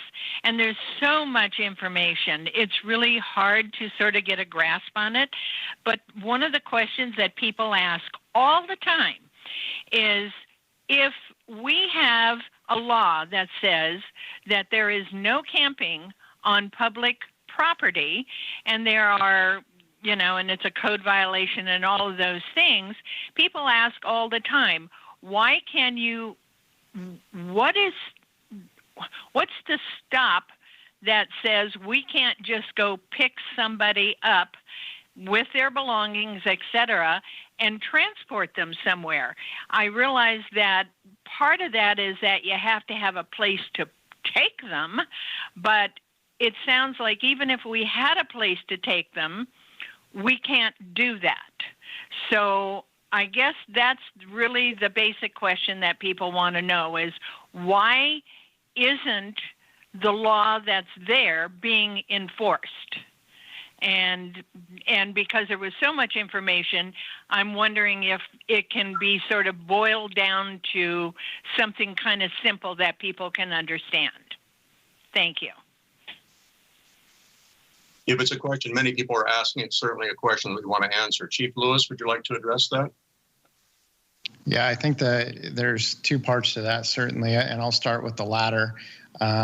We can definitely enforce all the laws that are on the books, mostly through citation, and the police department is happy to do that. In the past, it's been a policy decision to, instead of direct money towards attorney's fees and costs, which I can tell you when Chief Burton was here and I was a commander, we were spending in excess of $100,000 a year we had a very, very zero tolerance policy when it came to any of the violations that were municipal code violations. And we were spending in excess of $100,000 a year at that time on enforcing municipal code violations. That we decided to take a different approach and see if rapid cleanup would improve quality of life for our community members, meaning all the trash that we've done. And so we went from, because we didn't see any difference when we were prosecuting these cases through the city attorney, we were giving 1 million citations out, which we're happy to do. And not seeing any appreciable difference in the number of homeless people in our community, the crimes that they were committing, or the amount of fires that were being lit in the riverbed. So we decided to take a different approach and see if our money would be better spent cleaning up, quickly the messes that they were making. So now we're looking at doing a two-pronged approach, which would mean we're happy to return to that aggressive posture of enforcing every law, which means a citation. But the city council and the community and leadership needs to be aware that that comes at a significant cost, which I'm going to estimate, and this doesn't count the efforts by Chief Stornetta's team and the money that's coming out of his budget, but I can almost predict that we're going to be in excess of $250,000 to $300,000 a year, and that doesn't count the personnel costs of my CAT team and other personnel. So that is the basic reasons for it. The first part of your question is picking somebody up and moving them without their permission is called kidnapping. It's a violation of Penal Code 207. It's a violation of their constitutional rights. And we would instantly find ourselves in federal civil litigation and having our peace officers prosecuted federally, most likely for constitutional violations and significant monetary fines for taking somebody's property, no matter whether we consider it trash or they consider it treasure. Without due process, we open ourselves up to a big can of worms, and not only criminal prosecution, but civil and other penalties. Very good. Thank you very much for all the information and for answering that important question. I hope it's something we can all remember, so then we're asked again, we can give that answer. As with many important problems, no simple answer, no inexpensive answer, and we need to continue wrestling with this in deliberations in the future when items are appropriately agendized. So Chief Lewis, Chief Stornetta, thank you very much for the presentation, for the service you provide to the community, and for information you've given us tonight. We appreciate it. Coming up next on our agenda, we have item number 5, which is our economic development presentation. Paul Sloan, Economic Development Manager. Welcome, Paul. Thank you, sir. Just wait for the presentation to come up here. In the meantime, good evening, Mr. Mayor and Council. I can say that as we approach June 15th, we all look forward to the reopening of the economy. So thank you for the opportunity to present a brief overview of the city's economic development activities over this past year and moving forward. Next slide, please. There are 3 primary areas of activity in economic development that include business retention and expansion, business attraction, and workforce development. Next slide, please. When the COVID-19 pandemic hit, plans and strategies had to be urgently adapted. This slide is a survey that was conducted across the U.S. with several hundred economic development organizations on how they adapted their activities during the pandemic. As you can see, the vast majority shifted their highest priority to business retention to assist local businesses, essentially working to keep the businesses that they had. Next slide, please. Paso Robles did likewise and launched a number of programs to assist our local businesses. One of these is the park dining program. This was a wonderfully collaborative project with various stakeholder groups working to put this together, along with 37 local sponsors and vendors. And this project also created local jobs for event staff to manage the dining reservations and sanitize the tables, etc. This program ran from June to October and supported 43 restaurants and hosted over 7,000 local diners. Next slide, please. The CARES Act made federal funds available to states that filtered down to counties and then to municipalities. Some cities used the federal dollars to plug gaps in their own budgets. Paso, however, opted to use the lion's share to support the local community, and we launched the Small Business Relief Grant Program. We received over 100 applications requesting over $1 million in support, which far exceeded the $200,000 in CARES Act funds we had available. The selection committee worked diligently to determine how to allocate the funds, and ultimately 34 local businesses received grants across a range of business sectors, which included food service, child daycare, hair salons, retail, nonprofits, tech services, and more. In all, 209 local jobs were supported. Next slide, please. Another program that was launched was the temporary parklet program for outdoor dining due to the restrictions imposed on indoor dining. This program runs through the end of October and was funded with $86,000 in CARES Act funds and approximately $89,000 in city COVID-19 business assistance and recovery funds. Next slide, please. With dining forced outdoors in the cold winter evenings we have, the Propane Assistance Program was launched in collaboration with the Chamber of Commerce. The 12-week program would cover 50% of a business's propane costs up to a maximum of $700 per month. Through this program, 30 businesses were supported with the utilization of $20,461 in city COVID-19 business assistance and recovery funds. Next slide, please. And lastly, we launched the Keep It Local gift card program. This program was open to all small businesses with a valid City of Paso Robles business license, and over 75 local businesses are participating. The program was designed for a 5-to-1 leverage return on investment of city funds, and I'm happy to say that over $103,000 in revenue has been generated to date for local businesses. The program still runs for about a week and a half longer. Next slide, please. Program participants are from a broad range of business sectors, with retail, as you can see here in this pie chart, with retail being the largest category, followed by restaurants, and then a number of various services, including automotive, home repair, personal care, and even several local art galleries, which in turn supported local artists, which is great. Next slide, please.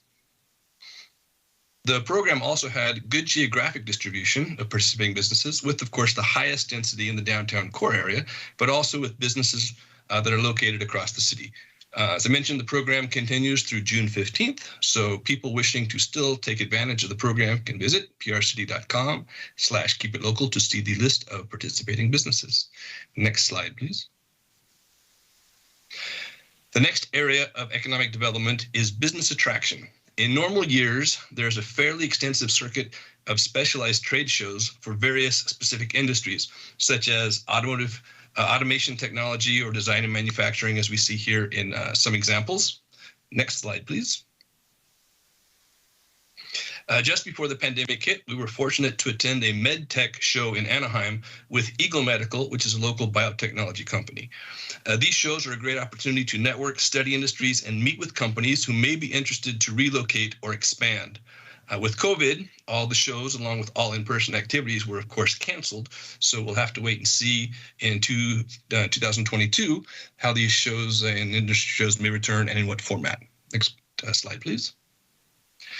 So in the absence of in-person activities, we turned to digital tools to provide businesses with information they may need. We expanded the economic development section of the city website and embedded a number of interactive tools to provide information such as on our community profile, Paso's Federal Opportunity Zone, as well as smart mapping tools to research various aspects of the city's infrastructure, etc. Next slide, please.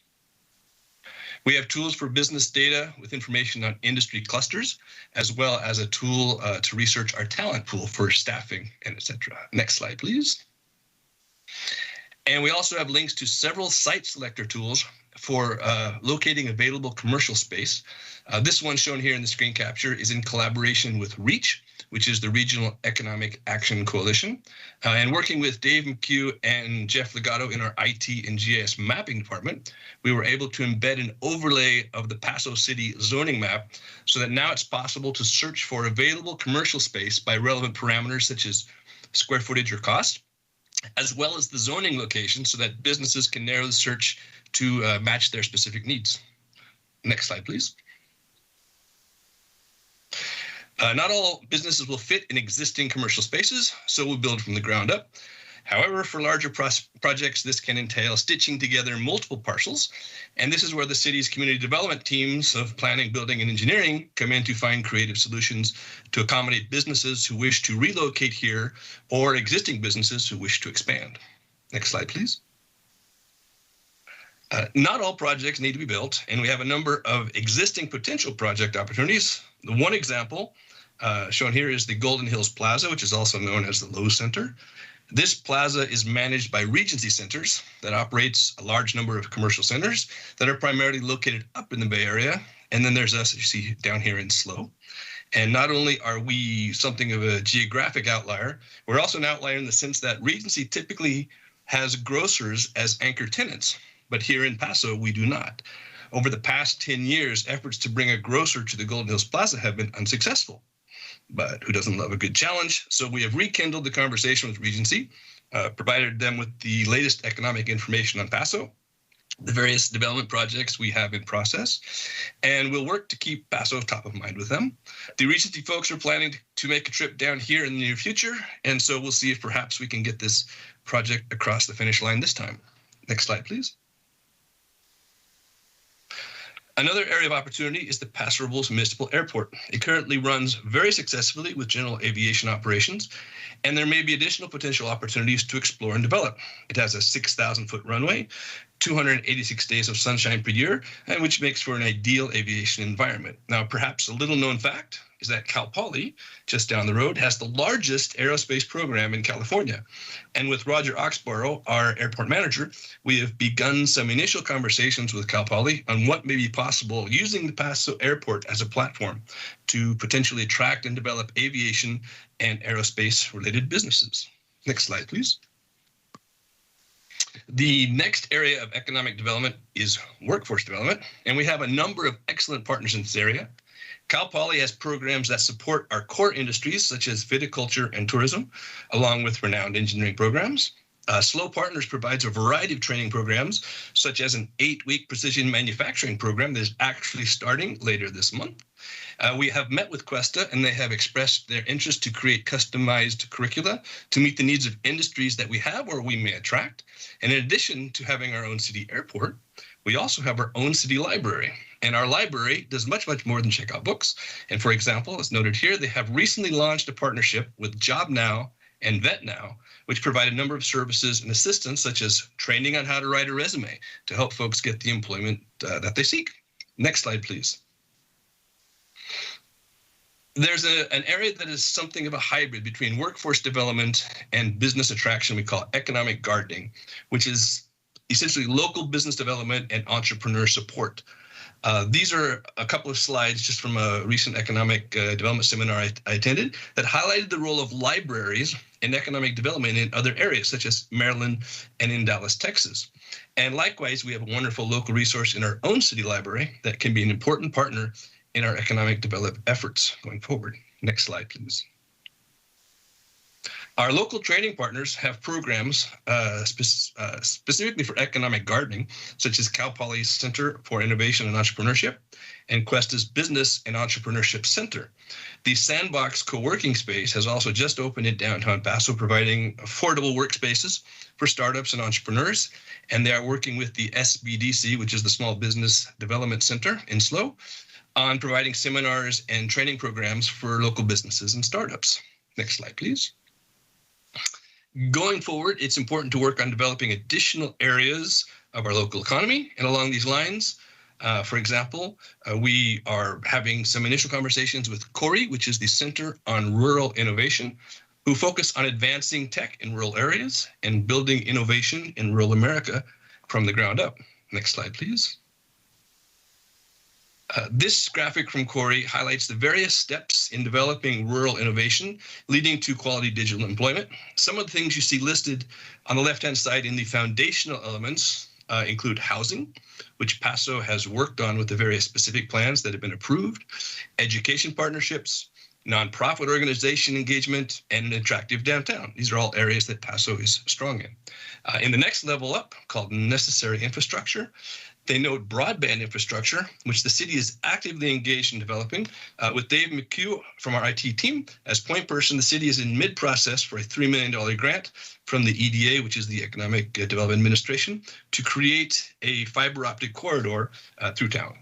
Also in this level, we see noted co-working and entrepreneurial spaces, which, as we noted a few slides back, we have just opened in downtown Paso. So step by step, the pieces are being put in place as we work for developing additional sectors of our local economy. Next slide, please.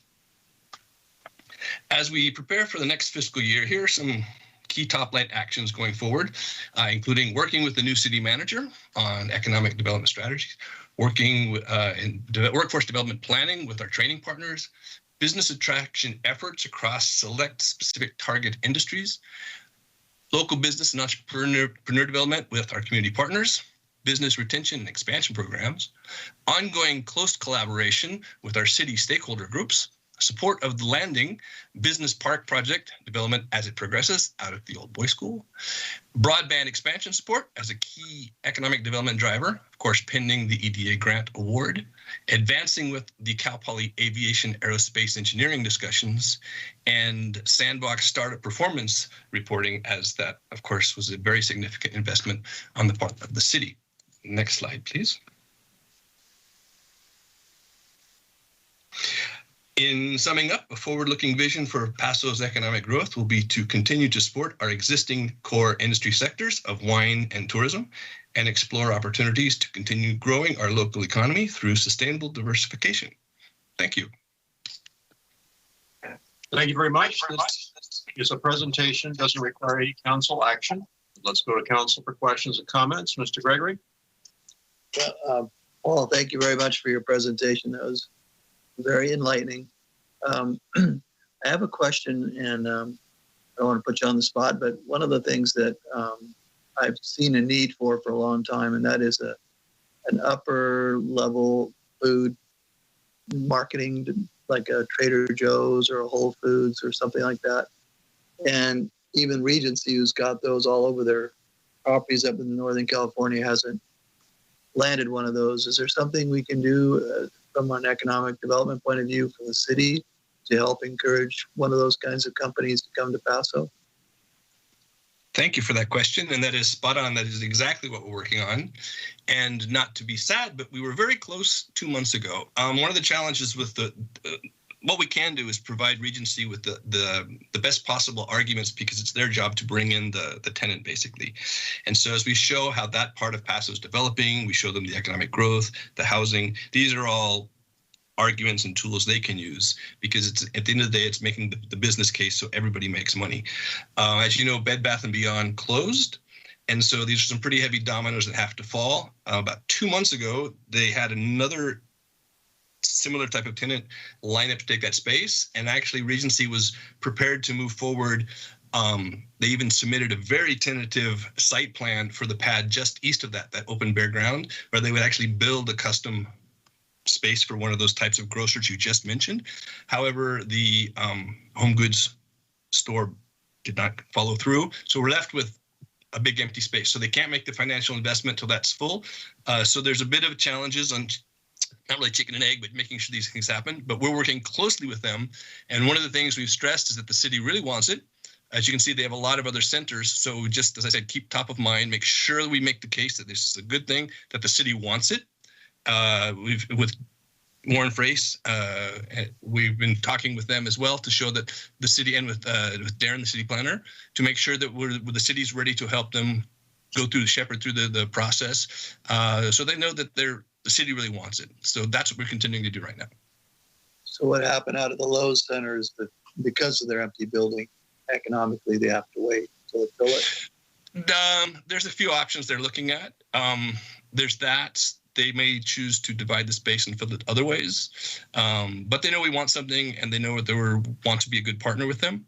So yeah, they know that we're trying. And for them, honestly, it's a professional challenge too. They're frustrated that they haven't been able to fill it because they can't figure out why.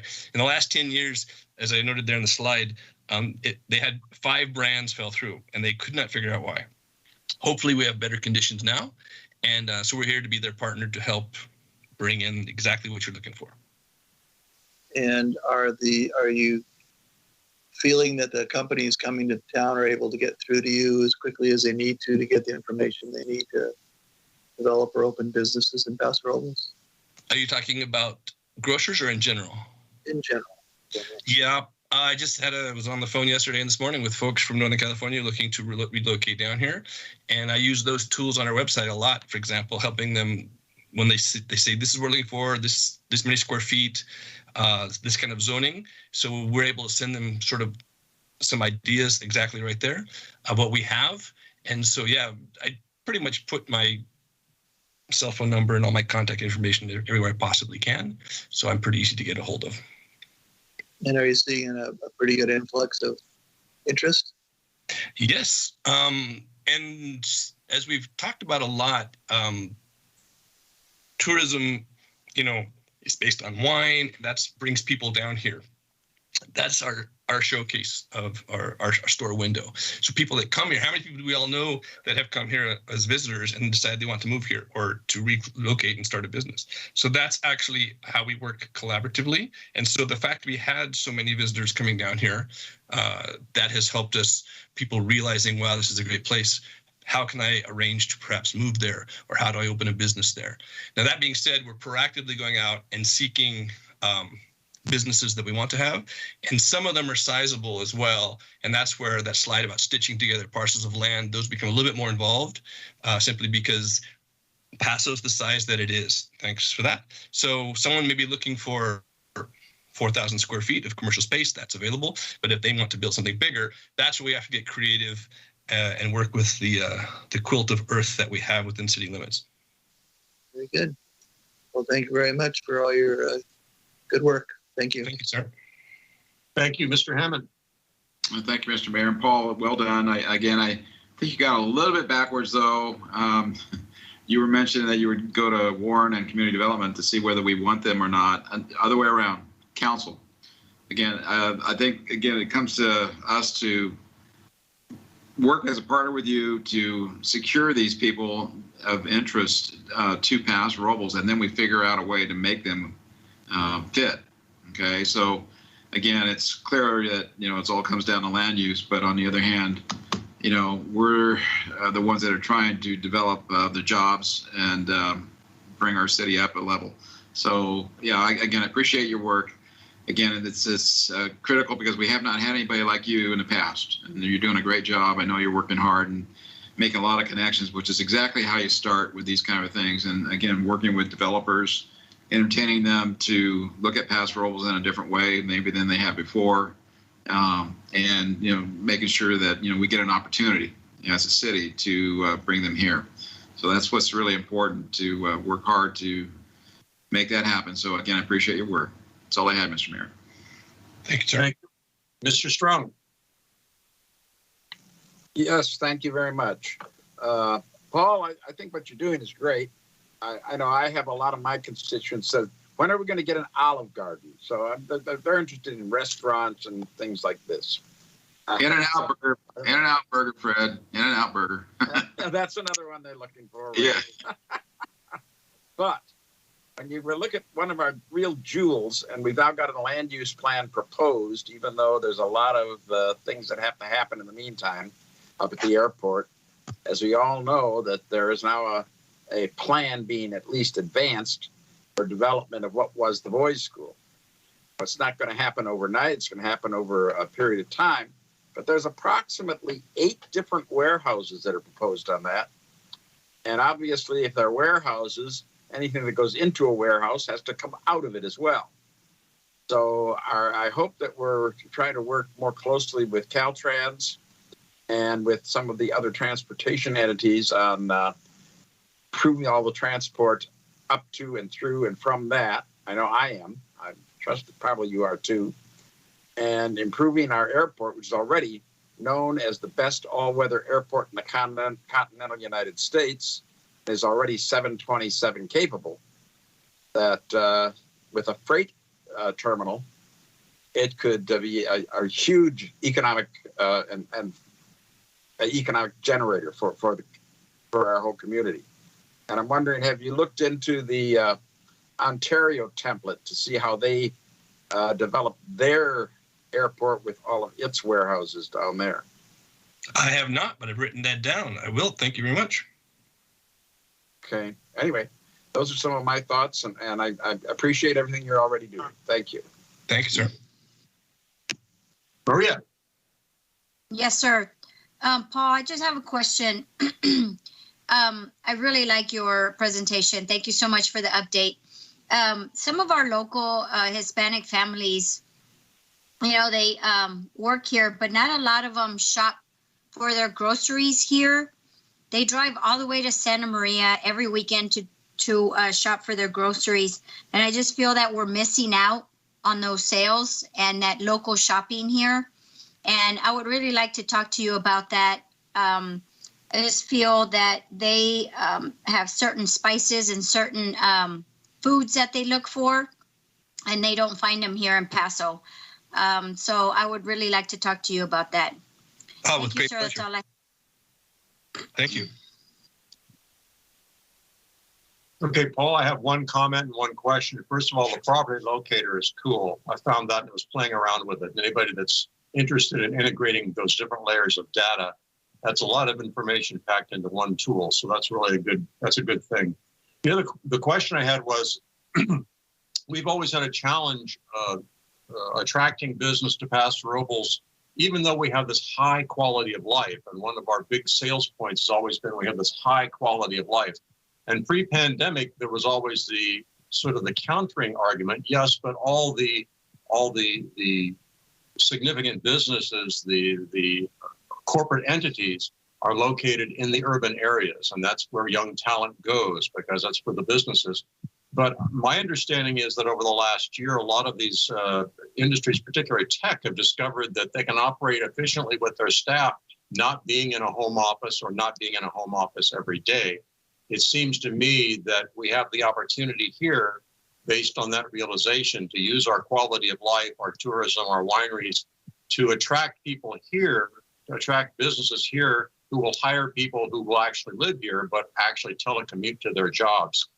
Do we have plans in place to do something like that? And also maybe a comment on our broadband capacity.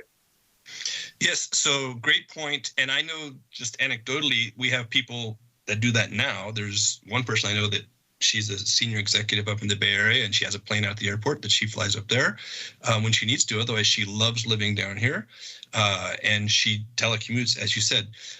As far as, yes, people thinks, I guess one of the silver linings to a pandemic like this is people have learned they actually can work remotely and they can telecommute, particularly in the higher income tech industries, the more highly educated things. When it's a hands-on service kind of thing, you have to be present. But if your brain can connect to the internet, that's absolutely what we can do. This is a very important place we can go. And it goes to the question of when we run into housing, but also every single time you look at these things, the very first question that they ask for these people is broadband. And so that's why the EDA grant is so important. We do have, and I know that Dave's working with the private sector broadband providers, but that is always the key to make sure they have that connectivity, which, you go up into the Bay Area, you don't even think about it. It's like air. So we have to make sure that we can do what they want. Quality of life is always going to be a big part of it, and we do have that in spades, as you said. So I think that is the key. What we can do to attract those folks. And another side effect of that, I was talking to someone about that, is the more of those kinds of people you have living somewhere, a secondary effect is you create a brain trust critical mass. And the more you have these people in one area, the more likely we are to have businesses start. That's secondary. It's not like having someone start a business, but we have more people located here of a like mind than the idea of that feeds into our potential entrepreneur opportunities. Very good. Well, thank you very much for the presentation. Looking forward to exciting economic development opportunities as we come out of the pandemic. And I hope that everyone has gleaned some useful information tonight from this presentation. Thanks, Paul. Thank you, sir. We move on now to general public comments. This is the time the public can address the council on items within the council's purview, not scheduled on the agenda. If you are going to comment, we ask you begin by stating your name and address. Each person limited to 3 minutes. Any person or subject requiring more than 3 minutes may be scheduled for a future council meeting or referred to staff or committees. Those persons wishing to speak on any item scheduled on the agenda will be given an opportunity to do so at the time when that item is being considered. This is general public comment. I'll officially open that section. And I see there is no one waiting in queue to make a general public comment, so I will close general public comments and we'll move on with the remainder of our agenda. I'll ask the city manager at this time if we have any agenda items that are to be deferred this evening. No, Mr. Mayor. Thank you. Our next item is the consent calendar. Items on the consent calendar are considered routine, not requiring separate discussion. However, if discussion is wanted by a member of the council or the public, the item may be removed from the consent calendar and considered separately. Council members and members of the public may offer comments or ask questions of clarification without removing an item from the calendar. Individual items are approved by the vote that approves the consent calendar unless an item is pulled for separate consideration. Items pulled from the consent calendar are usually heard at the end of the meeting. So with that, I will go to the council, ask if council members have questions of clarification or if they have any items they would like to have withdrawn for separate consideration tonight, starting with Councilman Gregory.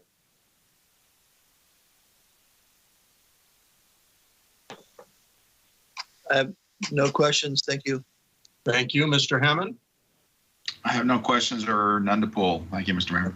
Thank you very much, Mr. Strong. Mayor Martin. Ditto. Mayor Martin, Yes. I apologize for interrupting. Yes. I just wanted to check in. I think Councilmember Hammond had an item 17 that he's been recusing himself on, so I just want to remind him to make his quick note Thank you. You want to make that notation, John? regarding the sandbox. Yeah, I was just going to recuse myself or abstain from 17. Would that be all right, Kimberly? You just need to note that you're recusing yourself for the potential conflict related to the source of income for that project, and then you do not have to leave the room because it's on consent. So your vote would just be as to all the remainder of the balance of the consent agenda. Very good. Thank you. Mr. Strong. As I said, ditto. I have no problems. Thank you. And Ms. Garcia. No questions and nothing to pull, sir. Thank you very much. I'm looking at my annotations here. I see no one from the call-in public line asking to have questions asked or items to be removed. So I am going to close the public comments session for the consent calendar, bring it back to the council. If there's no further discussion. Mayor? Excuse me? Yeah, Strong will move that approval of items numbers 6 through 20. Very good. Thank you. Is there a second? Second by Gregory.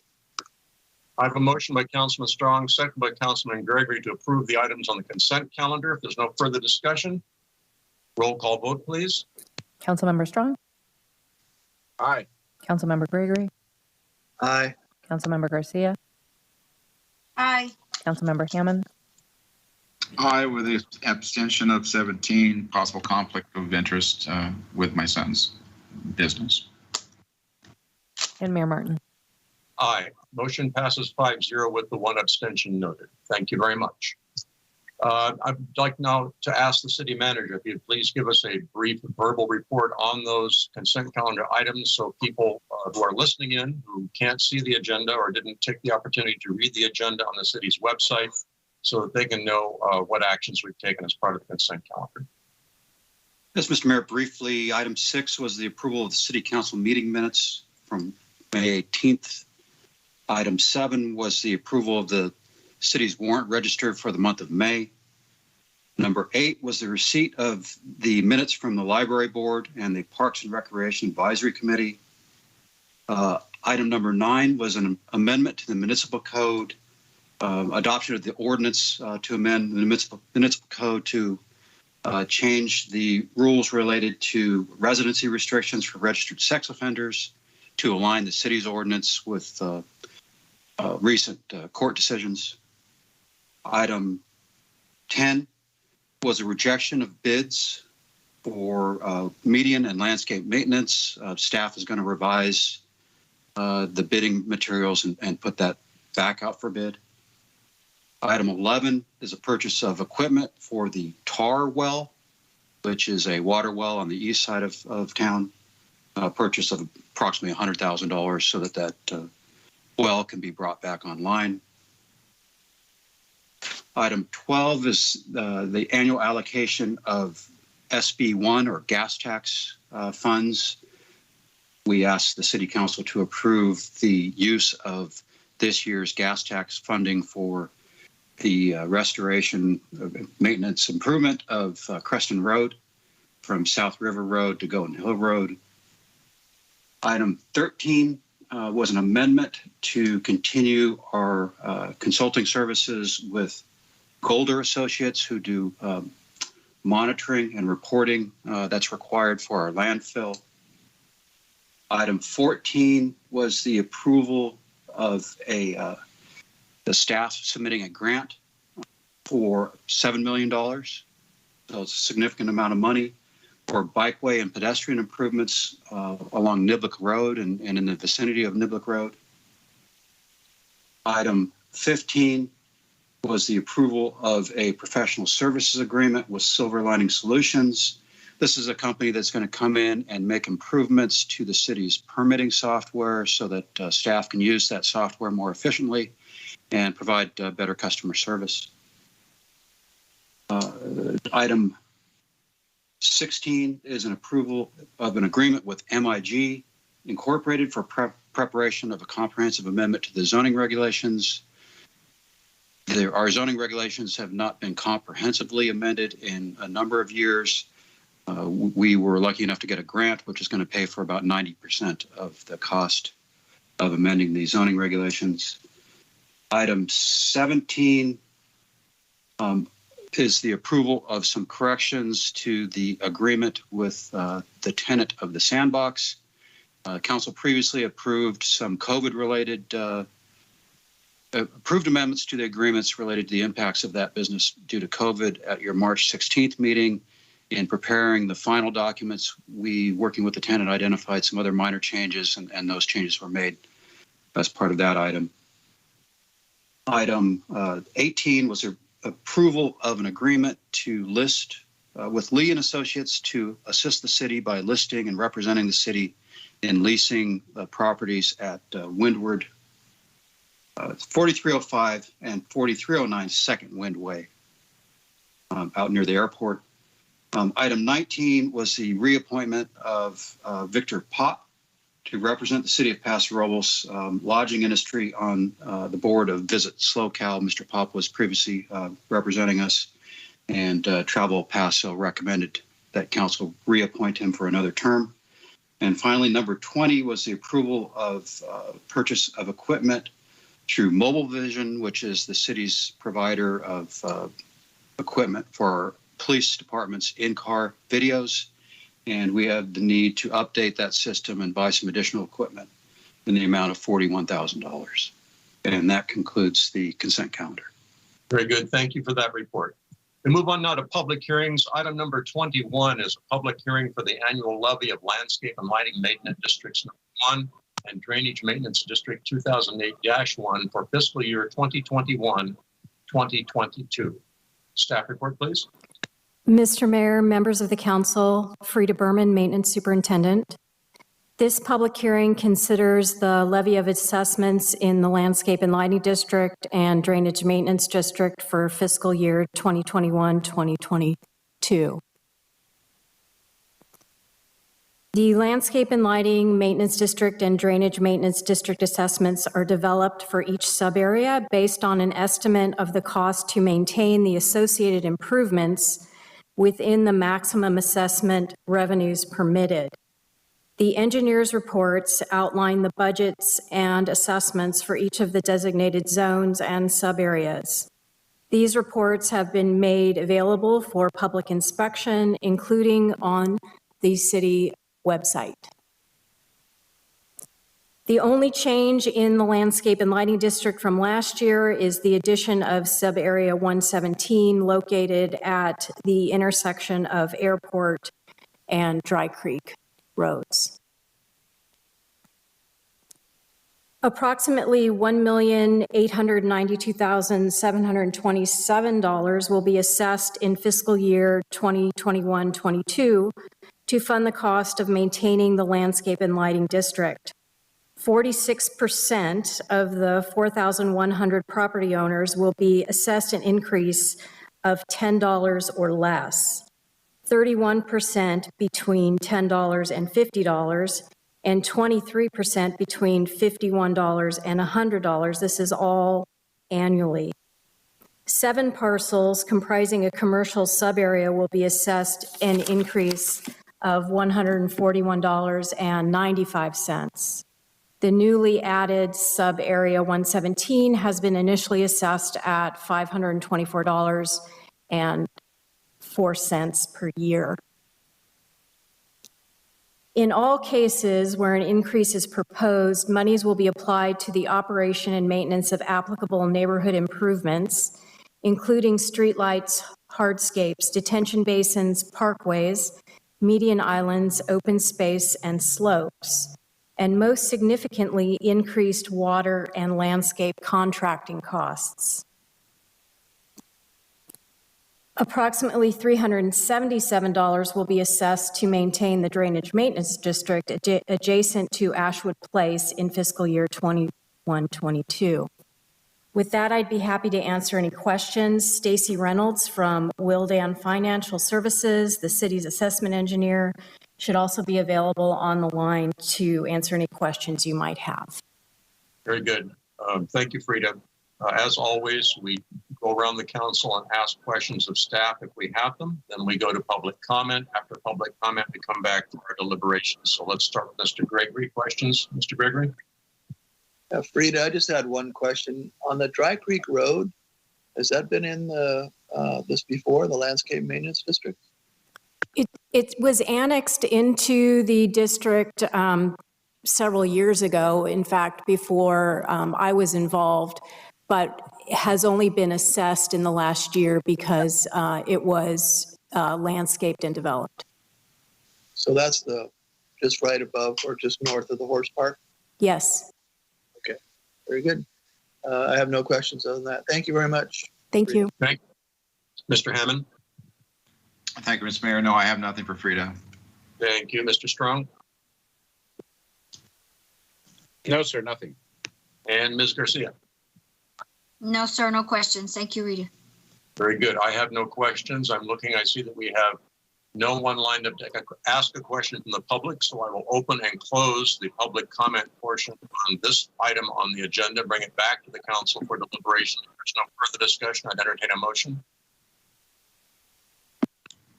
Mr. Mayor, I'll go ahead and do that then. I guess it looks like it's a recommendation for 4 resolution. Yes. We'll have to have 4 resolutions. Yeah, go ahead and make a resolution 21XXX amending and or approving the engineer's annual levy report for the landscape and lighting maintenance district number 1 for fiscal year 2021 and 2022. Second, Gregory. Motion by Councilman Hammond, second by Councilman Gregory. No further discussion on the motion. Roll call vote, please. Councilmember Hammond? Aye. Councilmember Gregory? Aye. Councilmember Garcia? Aye. Councilmember Strong? Aye. Mayor Martin? Aye. Motion passes 5-0. Want to continue, John? Yes, sir. Go ahead and then make a motion to approve resolution 21XXXB amending and or approving engineer's annual levy report for the drainage maintenance district number 2008-1 for fiscal year 21 and fiscal year 22. Second by Gregory. Motion by Councilman Hammond, second by Councilman Gregory. There's no further discussion. Roll call vote, please. Councilmember Hammond? Aye. Councilmember Gregory? Aye. Councilmember Garcia? Aye. Councilmember Strong? Aye. Mayor Martin? Aye. Motion passes 5-0. Mr. Mayor, I'd like to go ahead and make a motion to approve resolution 21XXXC ordering the levy and collection assessments for within the landscape and lighting district number 1 for fiscal year 2021 and 22. Second by Gregory. Motion by Councilman Hammond, second by Councilman Gregory. Roll call vote, please. Councilmember Hammond? Aye. Councilmember Gregory? Aye. Councilmember Garcia? Aye. Councilmember Strong? Aye. Mayor Martin? Aye. Motion carries 5-0. Mr. Mayor, final motion to approve Resolution 21XXXD, ordering and levy collection for assessments within Drainage Maintenance District number 2008-1 for fiscal year 2021 and 22. Second by Gregory. Motion by Councilman Hammond, second by Councilman Gregory. If there's no further discussion, roll call vote, please. Councilmember Hammond, Aye. Councilmember Gregory, Aye. Councilmember Garcia, Aye. Councilmember Strong, Aye. Mayor Martin. Aye. Motion passes 5-0. Thank you very much. Moving on now to item number 22, Plan Development 20-13 for the Woodland Apartments, a 20-unit multiple family residential development, and oak tree removal permit 21-03 for the removal of one live oak tree at 298 Niblick Road. Staff report, please. Thank you, Mayor Martin. This is Katie Bannister, Assistant Planner. So I think first to introduce the project, I think we can all get excited to see that some of the changes that the City Council made to the housing element last year are coming to fruition rather quickly. So one of the amendments that was included in the housing element last year was Program 6, which was to amend the mixed-use overlay to enhance flexibility and encourage housing production. There were some changes made, and one that really applies to this project is that now in the mixed-use overlay zone, projects can be entirely residential, whereas previously they had to have mixed use of commercial and residential uses. So the project you'll see this evening is in a commercially zoned district, but it has the mixed use overlay and is a completely residential project. At the same time, the City Council did allocate some surplus density units both to this site and to the Woodlands Plaza site. We've already seen the approval of the Riverwalk Terrace project over closer to Walmart and the old JCPenney site. So here this evening, we'll be looking at the 20 surplus density units that were allocated to 298 Niblick Road. So looking at the location, this is along Niblick Road, just to the east of South River Road. You can see the Alder Creek Apartments to the east. We'll be discussing the height of those buildings. And then to the south, you can see the Highlands Church. The new proposed driveway for the project will have some impact on the project, on the parking lot of the Highlands Church. So this is a view, just a Google Street view of driving up Niblick Road. I think we're all familiar with this site. We often see political signs on that little knoll, and you can see the Alder Creek Apartments there in the rear. Of note is that there is a very nice seasonal creek drainage along the project's eastern boundary. There are a number of fully mature oak trees along the site, along that creek, I should say. So a little bit of project history. This is just over a 2-acre site. The parcel was created in 2005, but we've seen it stay vacant. There are some challenges to the site that are primarily related to topography and access. But with the adoption of the housing element, as we've already discussed, we're seeing a new project go forward. So this is a look at the site plan. You can see the boundary of the property in red there. There is an existing open space easement that covers the southeast corner of the property. The project does entirely avoid that area and doesn't cause any impacts to that open space easement. There are 2 buildings proposed. Building A is a 3-story building. There's 16 units that range from 1 to 3 bedrooms in size. The first floor of that building is entirely garages, or it's a large garage, a shared garage for the residents. Building B is a 2-story building. It has 4 apartment units. They are all 2-bedroom units. As I stated, the project does have some access challenges. There's an existing driveway that accesses Niblick Road. The problem with the access here is that when cars are exiting the site and intending to travel to the west, so making a left turn onto Niblick Road, there is limited sight distance from the east. And so the project is conditioned to prohibit left-hand turns out of the site. And as an alternative, there is a secondary driveway that's proposed to run along the sort of western peninsula of the project, or the property, So the secondary driveway does cause some impacts to the drainage.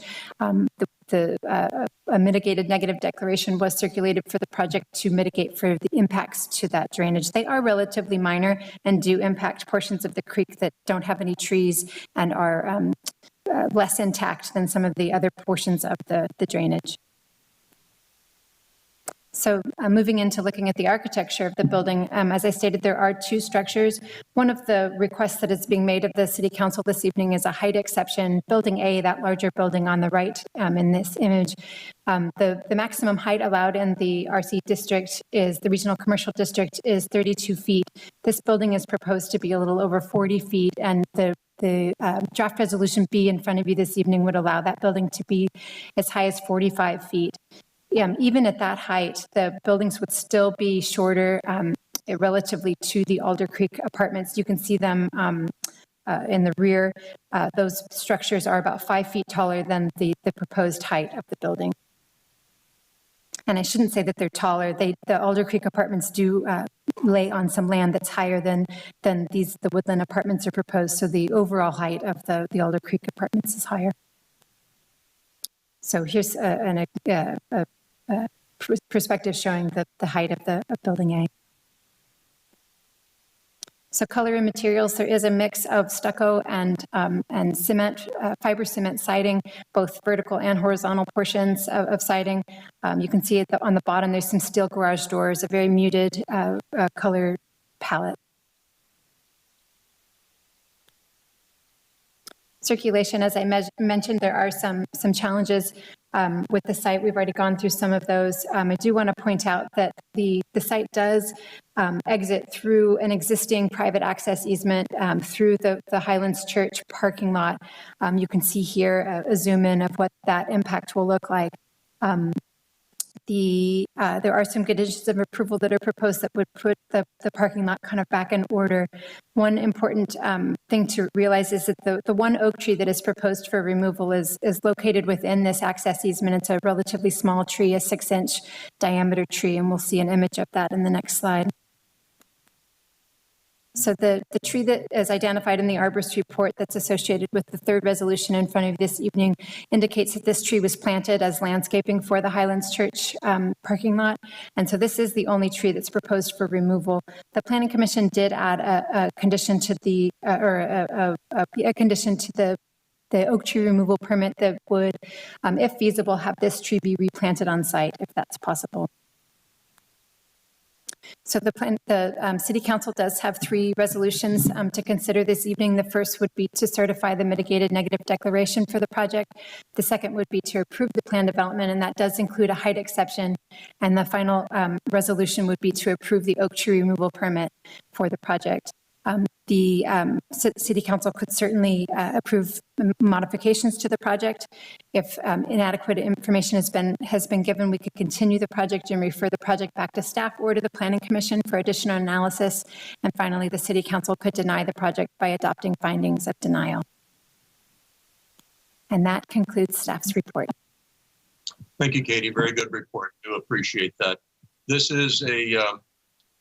is a public hearing. Once again, council asks questions, public gets the opportunity to comment, and the council gets to talk about it. We'll start with council questions. Mr. Gregory? Yeah, Katie, that was a very, very nice presentation. My first question would be, what were the recommendations of the Planning Commission? So the Planning Commission did recommend approval of the project. They did request three changes. The first was to prohibit storage on the outdoor patio, the balconies. And so that is reflected in the resolutions you have in front of you this evening. Secondly, the Planning Commission requested that a pedestrian path be provided along the secondary driveway. The applicant's representatives is with us this evening and may have some comments to make about that secondary access way, but the Planning Commission did condition the project, or did recommend that the project be conditioned to provide a pedestrian access way from the apartments down to the Highlands Church, to the Highlands Commercial Center, to provide that pedestrian link. And thirdly, the oak tree, the Planning Commission recommended that the small oak tree be replanted on site if feasible. Okay, and then I'll ask questions. I'll wait till after comments. But my other question was, So your primary ingress and egress is the driveway that's shown on this picture's on the screen right now, correct? Right in, right out. That's correct for ingress, certainly. The driveway is intended to be for egress only, so it's an exiting driveway. There wouldn't be access to the site from the Highlands Church. That's just a way to exit. So certainly the primary entry is as you see here. Exiting, you'll have the residents would have the two options. So as far as exiting, the reason for going through the Highlands Church was somebody wanting to go westbound on Niblick Road, correct? That is correct. And I think those are all the questions I have now. I'm going to reserve some other comments for after the public comments. Thank you very much, Katie. Thank you. Is the gentleman waiting in queue for public comment, the consultant for the project? Yes, sir. So rather than having him in public comment, which I'm going to have to limit him to 3 minutes, could we rope him into this discussion in case council has questions of him? Yes, please. So, Mr. Hamrick, are you with us tonight? I am with you. Yes. Can you hear me? I can hear you fine. I just want to make sure that you were available for questions if we had any. So thank you for being with us. Okay, next up we have Councilman Hammond.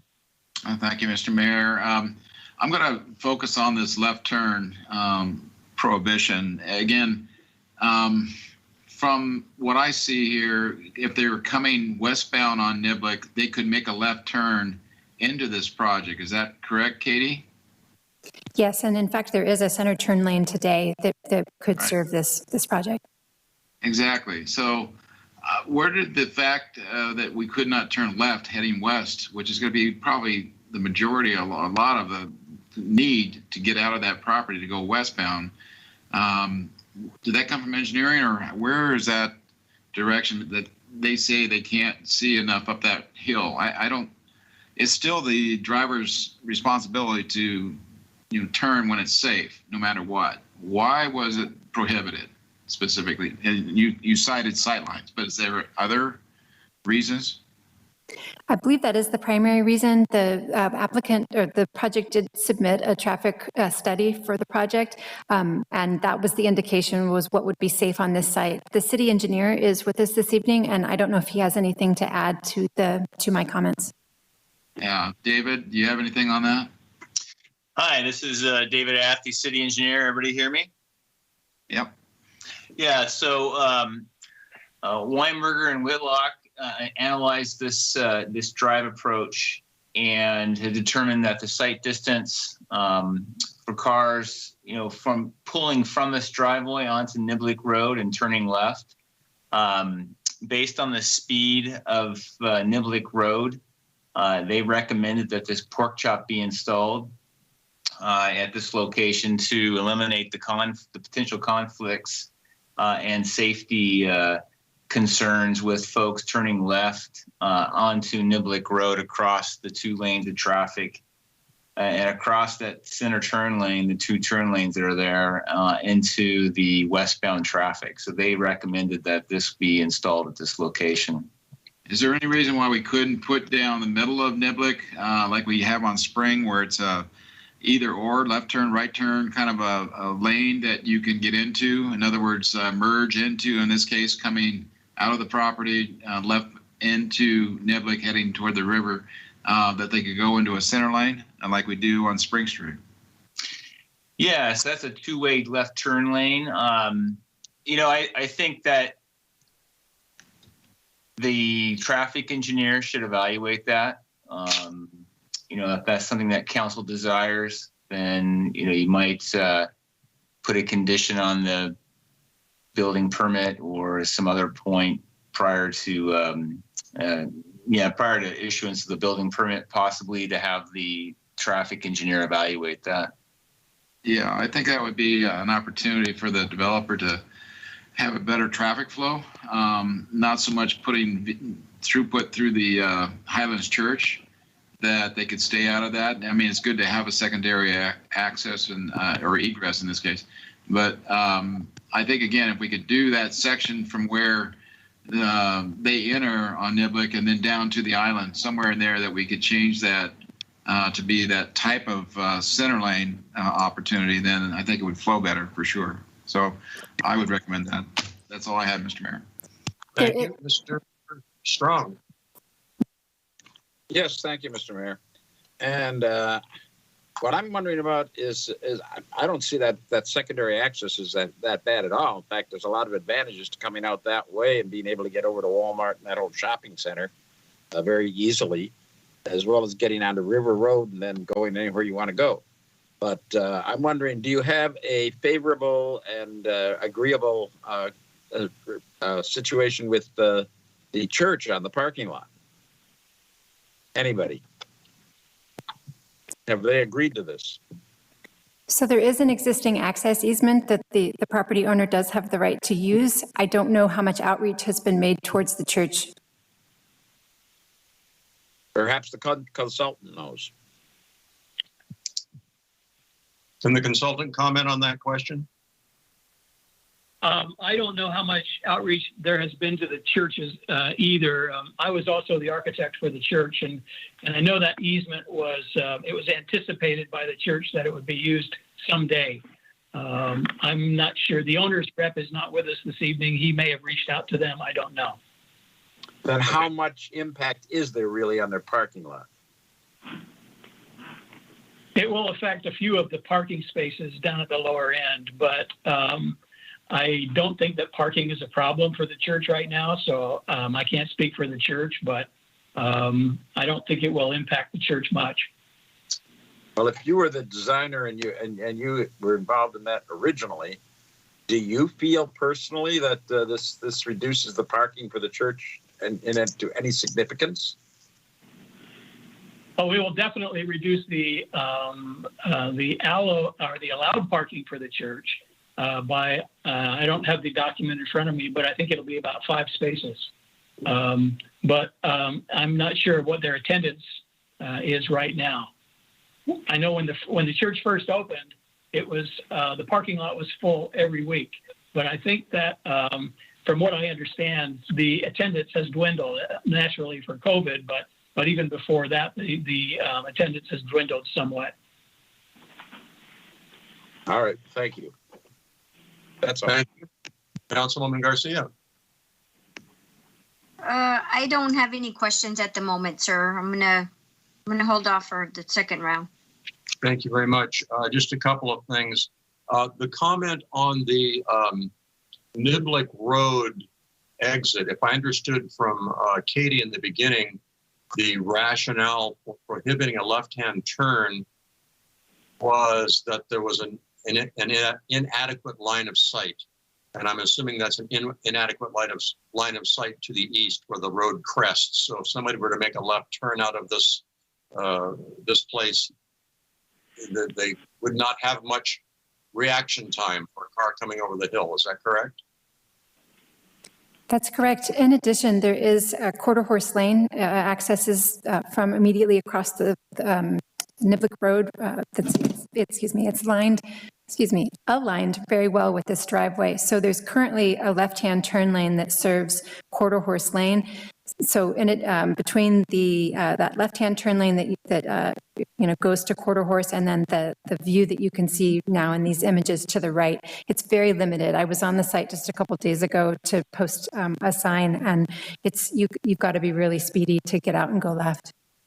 Okay, very good. And then getting back to the church parking lot issue, and I can see where if the church knew from the beginning this was an easement and it was going to be exercised someday, that that's all well and good. It's probably just neighborly to let them know that this is happening, and that leads to the question of, I'm sure there was legal notice when these plans were filed, and the church being at least an adjacent property owner has been notified. Is that correct? Yes, they were notified first when the environmental document was circulated, second when Planning Commission had a meeting, and then thirdly for this City Council meeting. Okay, so it shouldn't be a surprise to anybody. Very good. Let's go around one more time before we go to the public. Steve, you got anything more? No, I'm going to hold back till the next round. Thank you. Sounds good. John? Yeah, question for Warren Hambrick, actually, that photo we see right there. Nope, back up, where we see the access, the egress, I guess you might say. Is this a 2-lane road, or is it supposed to be only right there? Yeah, the green one right there.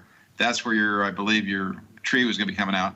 But it's a 20-foot wide road. So we're coming down from right to left, and it says Oak Hill Road.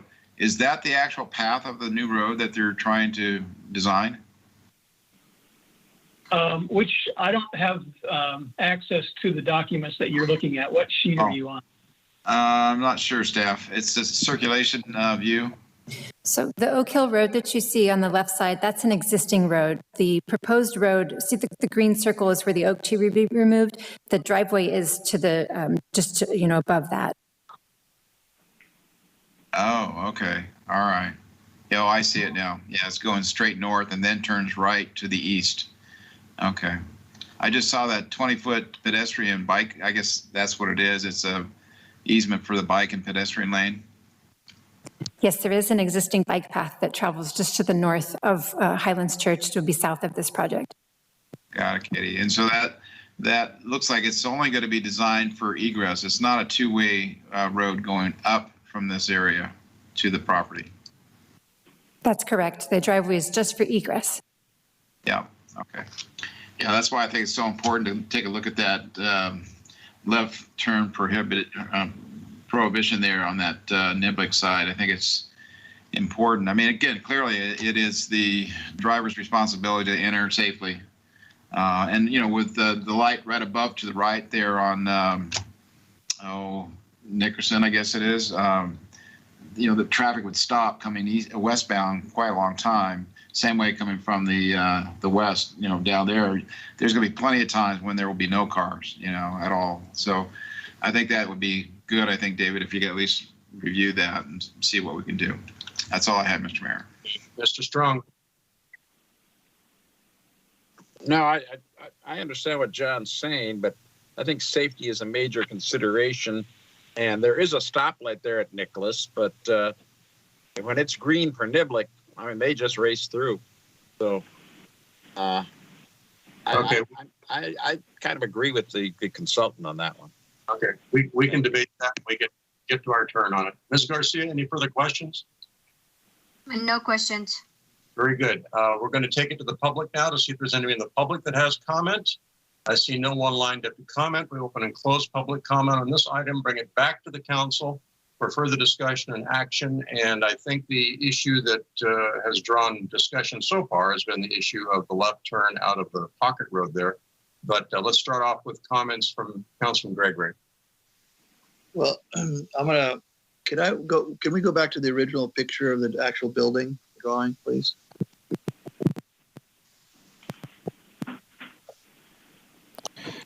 Mr. Mayor, as we go back to that slide, I think the applicant had a brief presentation they were hoping to make. Yeah, I can wait. Okay, sorry, I didn't know that was the case. So let's do that.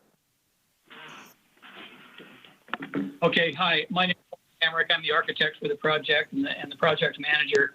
I have with me tonight Greg Yeager, who is also on the team. He's the engineer for the project. I really don't have anything to add other to the staff report. Katie covered everything very well. I will also say that I've gone over the conditions of approval with the owner's rep, and they are in agreement with all of those conditions of approval. One thing I might just discuss briefly was the pedestrian access on that road down to the west. There was some discussion in our planning commission meeting about how do people go down to Walmart or over to Kennedy Fitness.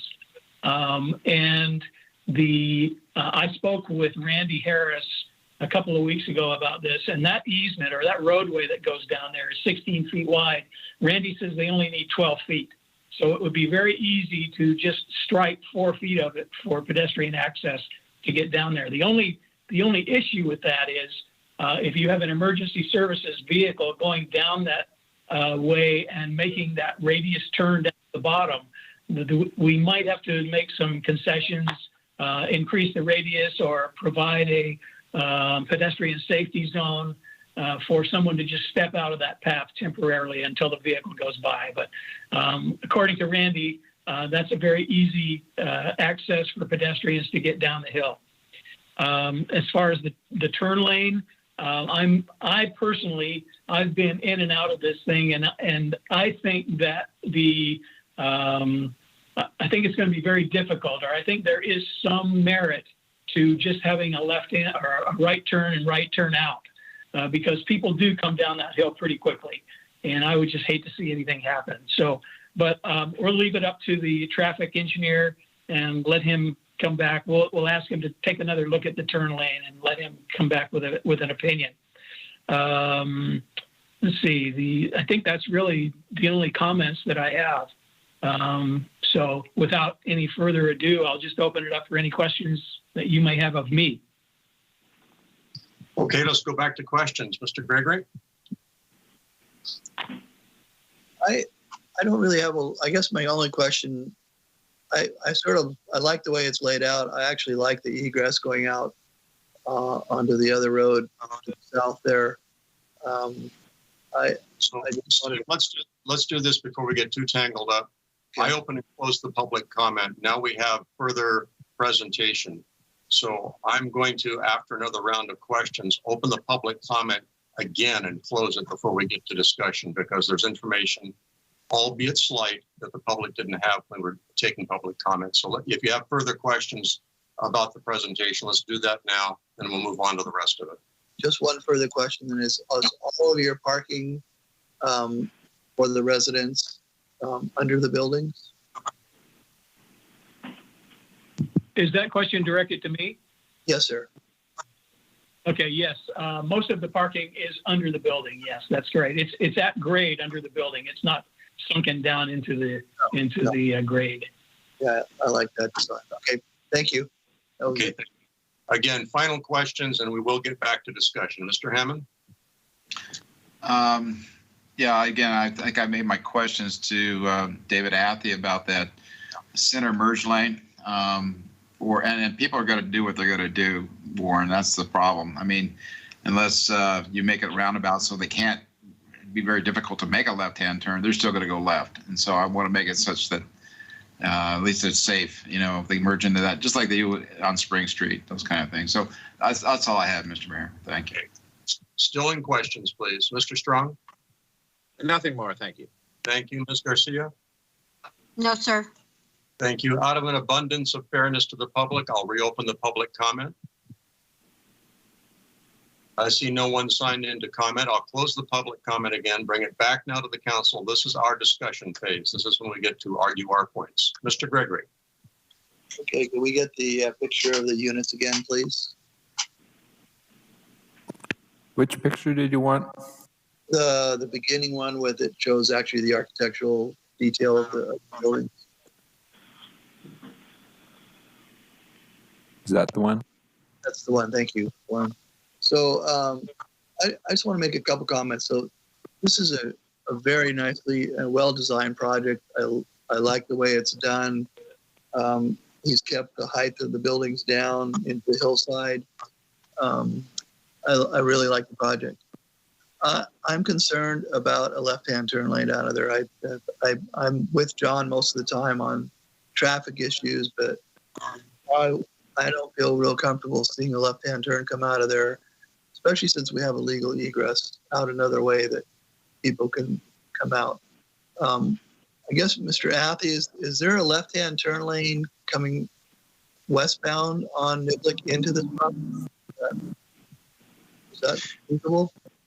Yes, there is a left turn pocket for both north and southbound directions at this location. And there's also a right turn pocket for turning into this little stub out of a street. I think it was contemplated that this would be some type of connection here, and based on the whole realignment of the Niblick Road area, or the Niblick Road in this area, you can see where they've really tried to limit access to these key points. So and I quickly reviewed the traffic report by Whitlock and Weinberger. It really came down to the sight distance for cars traveling westbound. It's hard to see them at high speeds for Niblick Road, and the intersection was operating at a level of service F, which is second worst. And so I think the condition that the traffic engineer is concerned about is that you have a long wait to turn left. And then what happens is folks tend to panic or want to hit, I heard it tonight, hit the gas to get out there fast, which, causes the safety concern at this area.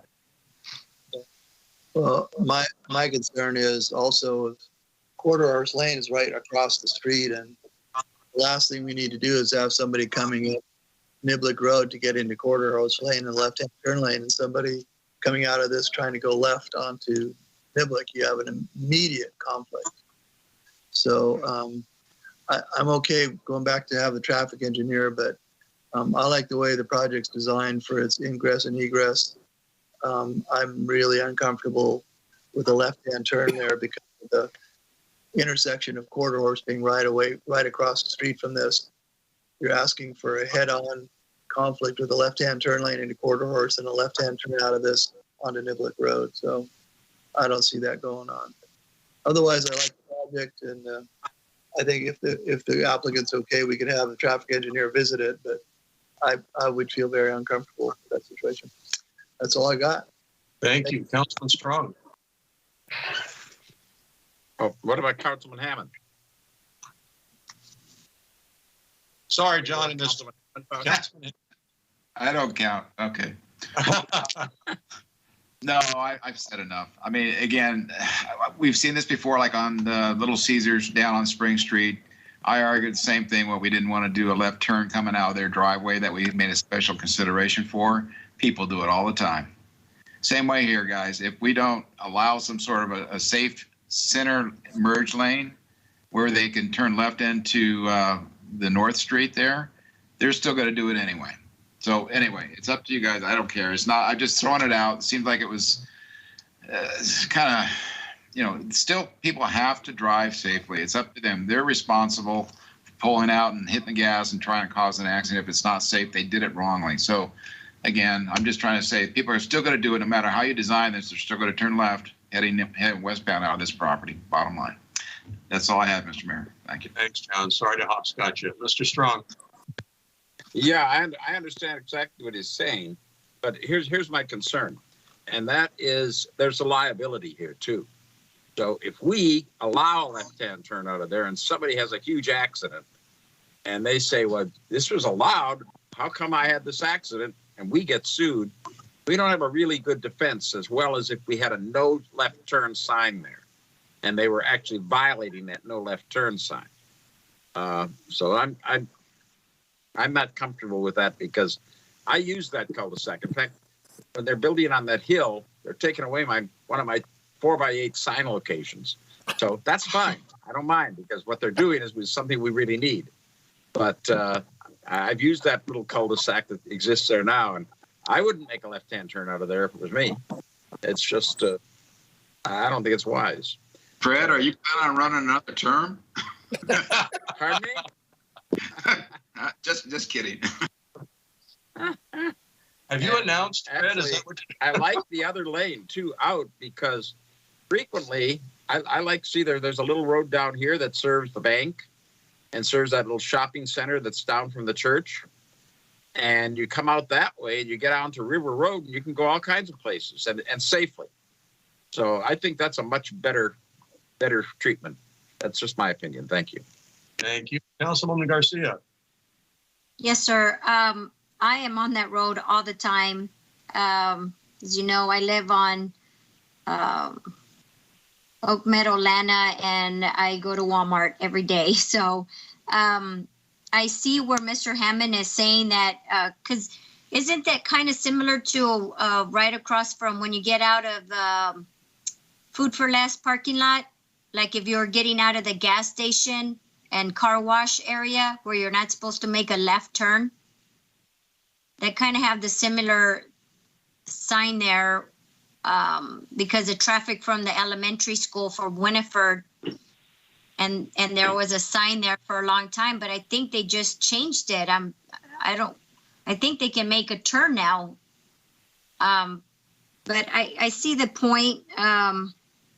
And then they do speed going west down that lane. So I feel the same way that we should keep it the way that they designed it and put a no left turn, and just for the safety, and see how it goes. Maybe, after a year or something, maybe they can change it. But I think there has been some changes on Niblick, right outside of Food for Less. They made some changes there. That's all I have, sir. Thank you. This is an occasion when I think Councilman Hammond and Councilman Strong are both right. I think John is right. There are always going to be people that try to kind of do it, and they will hit the gas to try to get out of there. And Councilman Strong is absolutely right that when they get hit doing that, we're going to be blamed for it if we don't take a traffic engineer's recommendation on line of sight restrictions. Picture yourself in court when the judge says there was a line of sight problem and you let them do this anyway.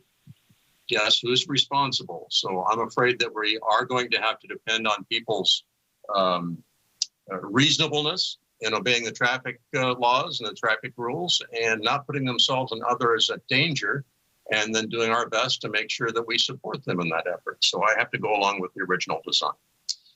More comments, Mr. Gregory? No, I'm ready to make a motion. I do have one more question, though. Sure. Of the applicant. So the Planning Commission recommended a sidewalk. Can we review that with the applicant since he's available to us right now? Sure. What are their concerns about that sidewalk? And could we have some kind of a graphic to see what we're talking about, please? A graphic depicting Yes, please.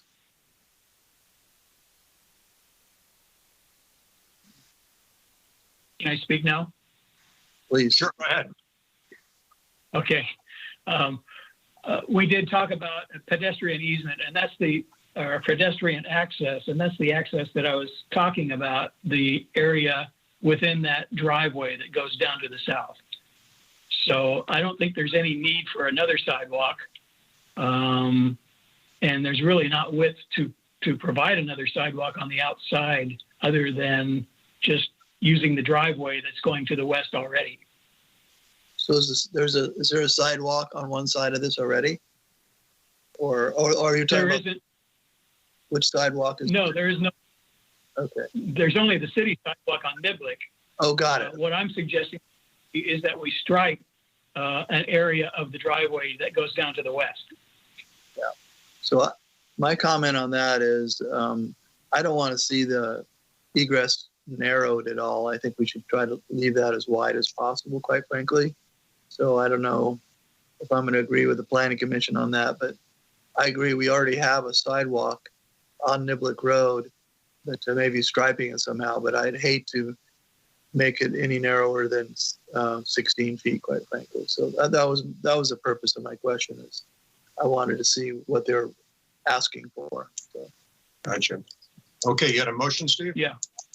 Yep, I'm good for a motion. So go ahead. Let me page back. Sorry. Okay. There's three options. So I move that we approve Resolution 21XXX, certifying the mitigated negative declaration prepared for the project. Second.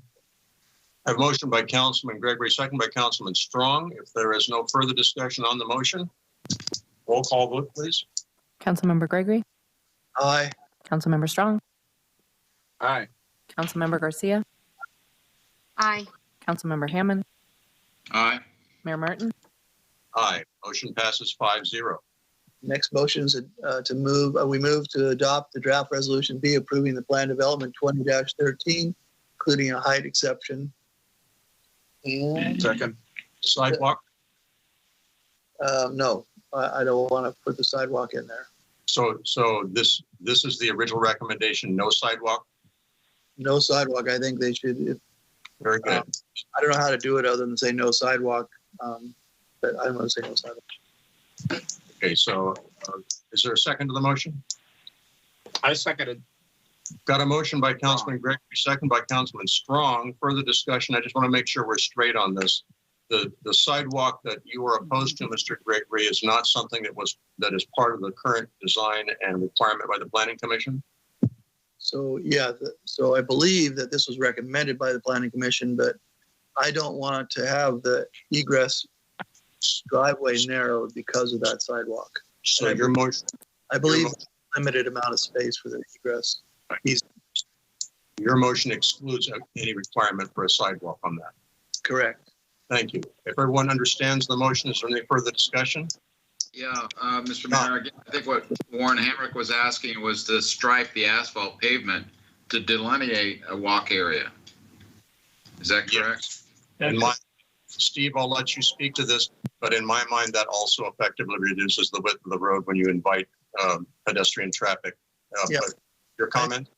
Well, frankly, I think it's redundant and it's still road narrowing, and I'd be happy to listen to the applicant, but he didn't design it that way originally. It was requested by the Planning Commission, and I like a width of an egress road to stay the width.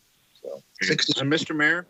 Un momento. So we're going to make sure that the motion includes the provision that no sidewalk is required, no striping is required. Mr. Strong, discussion. Yes, and I agree with that because, and actually, I believe people are still going to walk there. But when they're walking there, that's got pretty good visibility the whole way, and cars aren't going to try to hit people. They're going to try to avoid the people.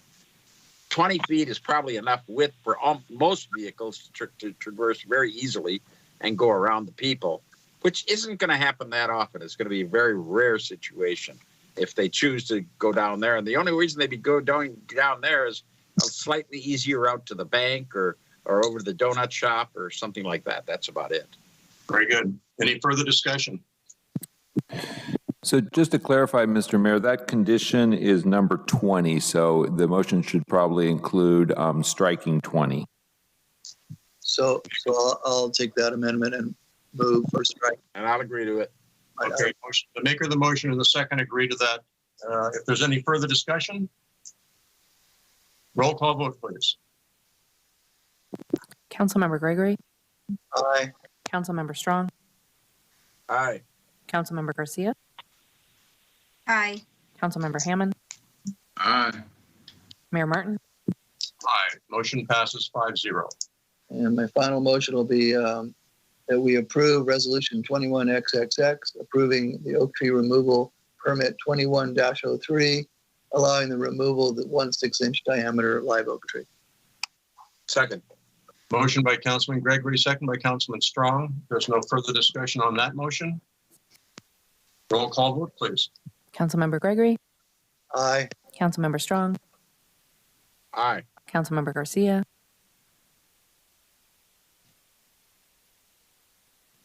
Aye. Councilmember Hammond? Aye.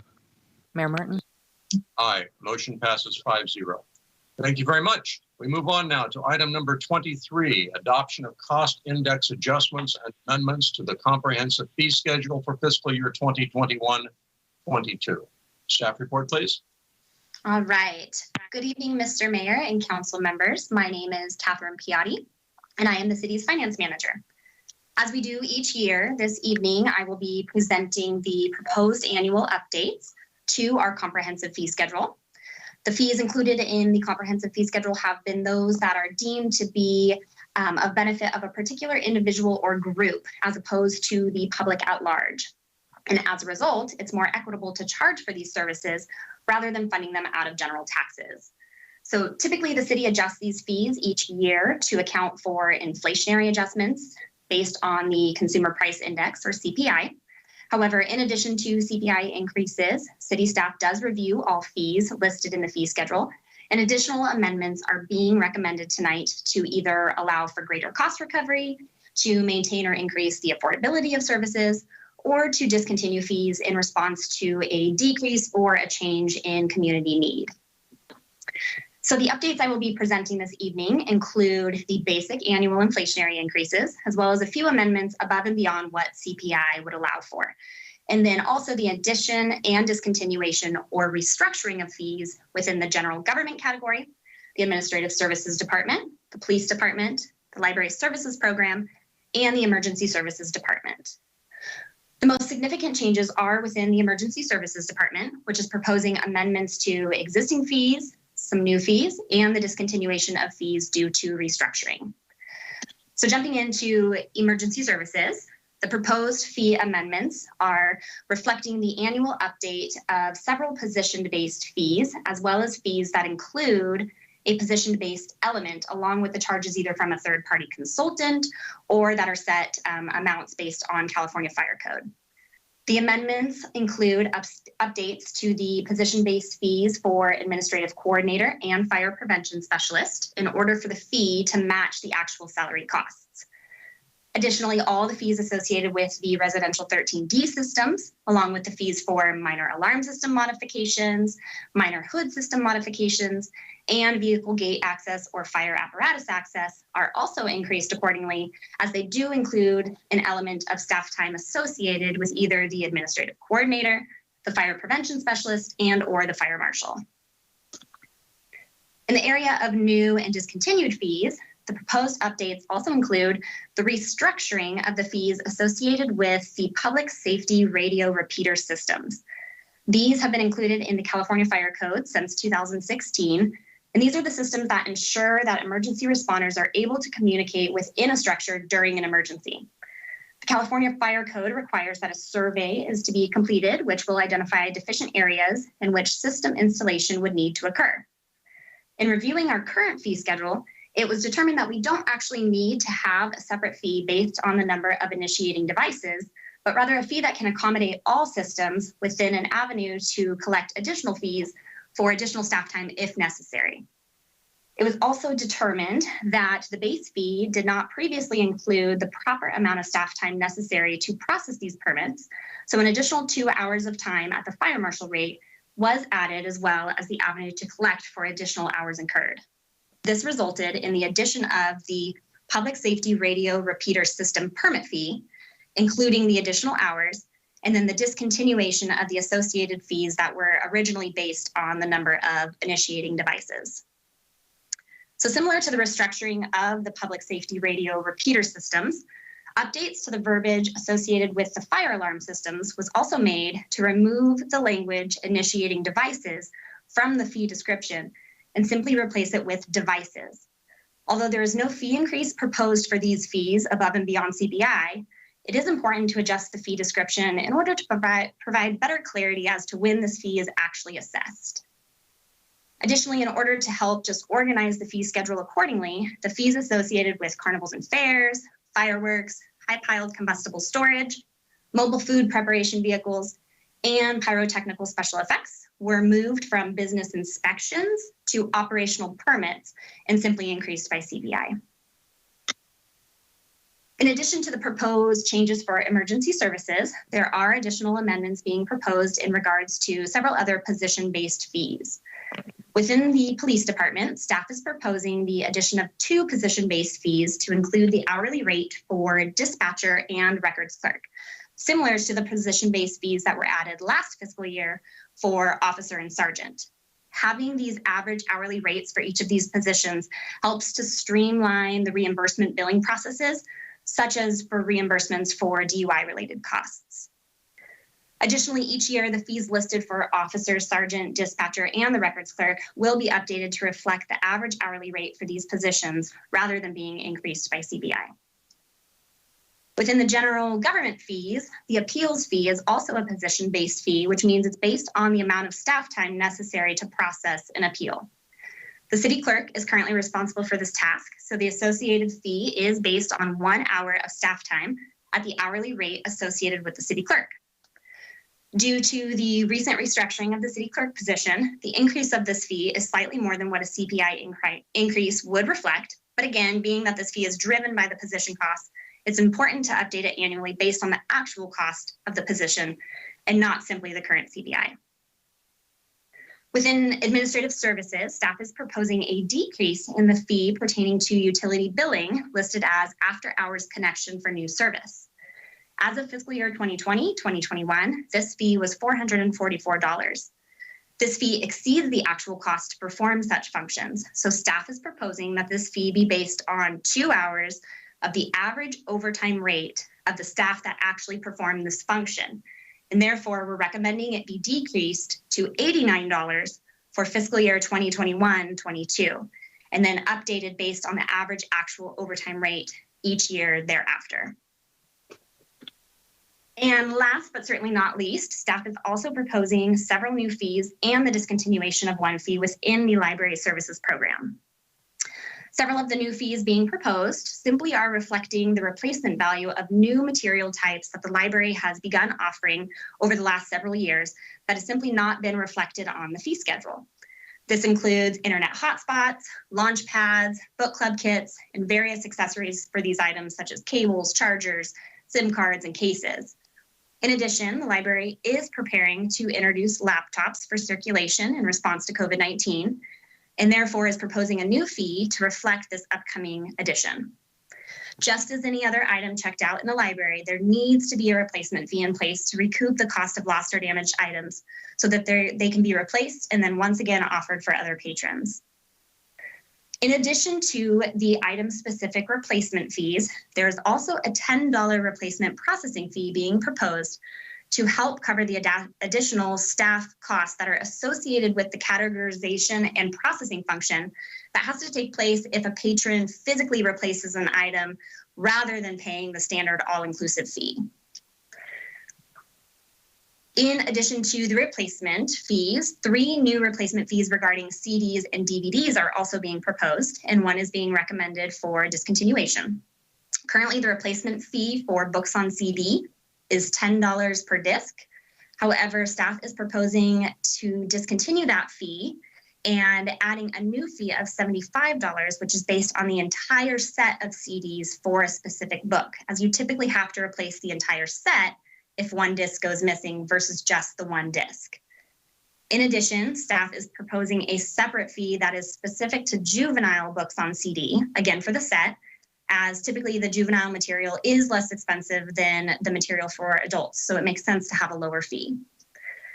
The last new fee being proposed is a replacement fee for DVD sets, including 3 or more discs, since currently the current fee schedule only has a fee set for single DVDs.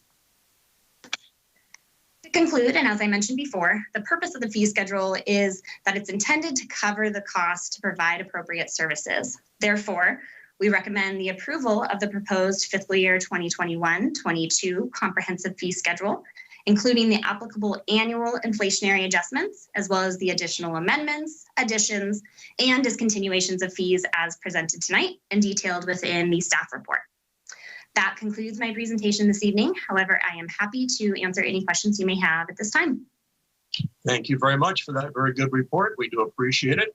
Again, public hearing item means we ask questions, the community makes comments, and then we offer opinions. So let's start off with council questions of staff. Mr. Gregory. The only question I had would be on emergency services on the radio commentary. When I was looking at the staff report, and several of those were discontinued and others were changed. So I'm not sure I understand the public safety radio repeater system initiating devices being discontinued, and then having a public safety radio repeater system permit of $1,072. I just want some clarity on that. It might be accurate, but I don't quite understand it. That's fine. Sure.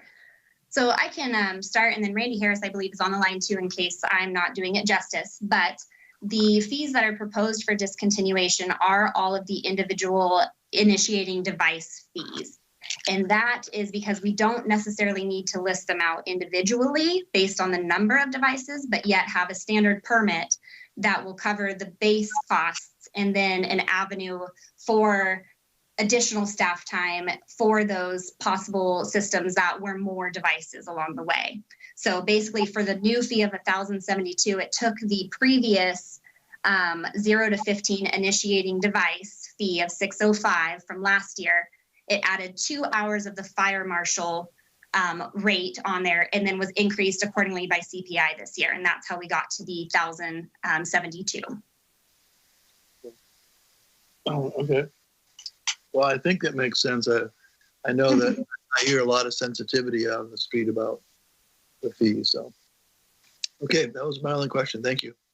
You're welcome. Mr. Gregory, this is Jonathan Stornetta. If I could just add just a little bit. Okay, so this isn't just our regular repeater system for dispatch. What it is our buildings are getting so large now that when our firefighters enter some of these motels or warehouses, they've lost all communication with our main repeaters. So these are repeater systems that are required by the fire code now so that we can talk from inside the building, outside, and with each other while we are inside. So what we're finding now is it's taken a significant amount of more time than it used to, because we have to check throughout the building to make sure the repeaters are working appropriately from several different locations. So this is just a continuation of the information for your communication inside large buildings, basically. Yes, because we found the larger the buildings get, we've lost radio communications. Got it.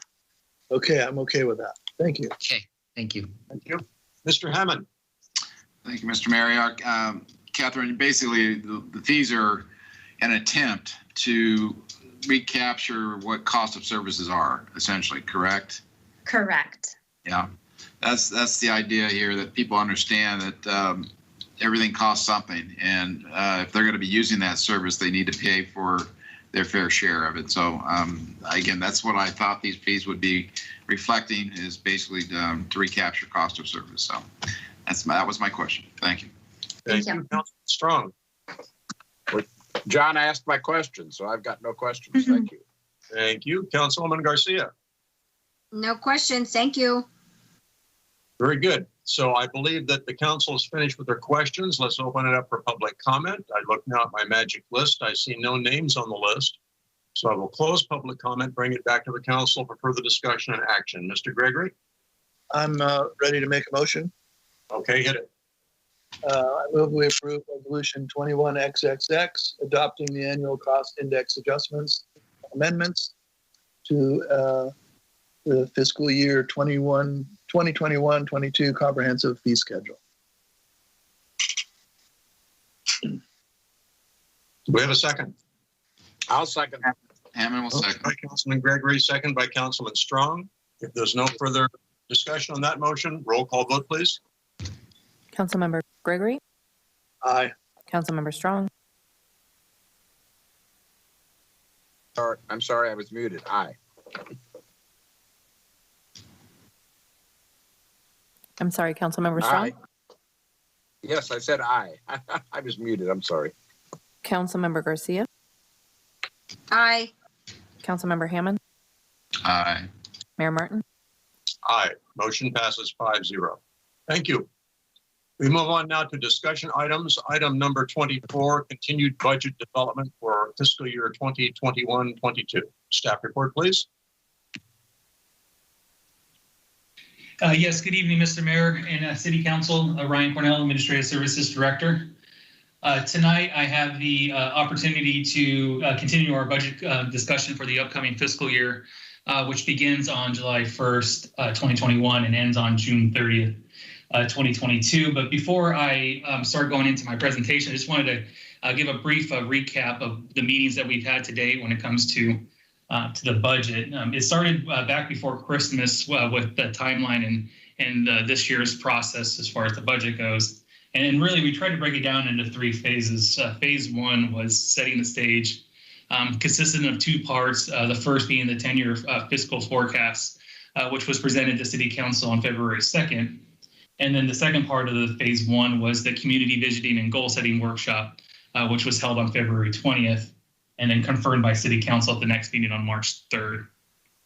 And then we went into phase 2, which we called the budget development. And then on April 20th, of 2021, I overwhelmed City Council and the community with a whole bunch of information.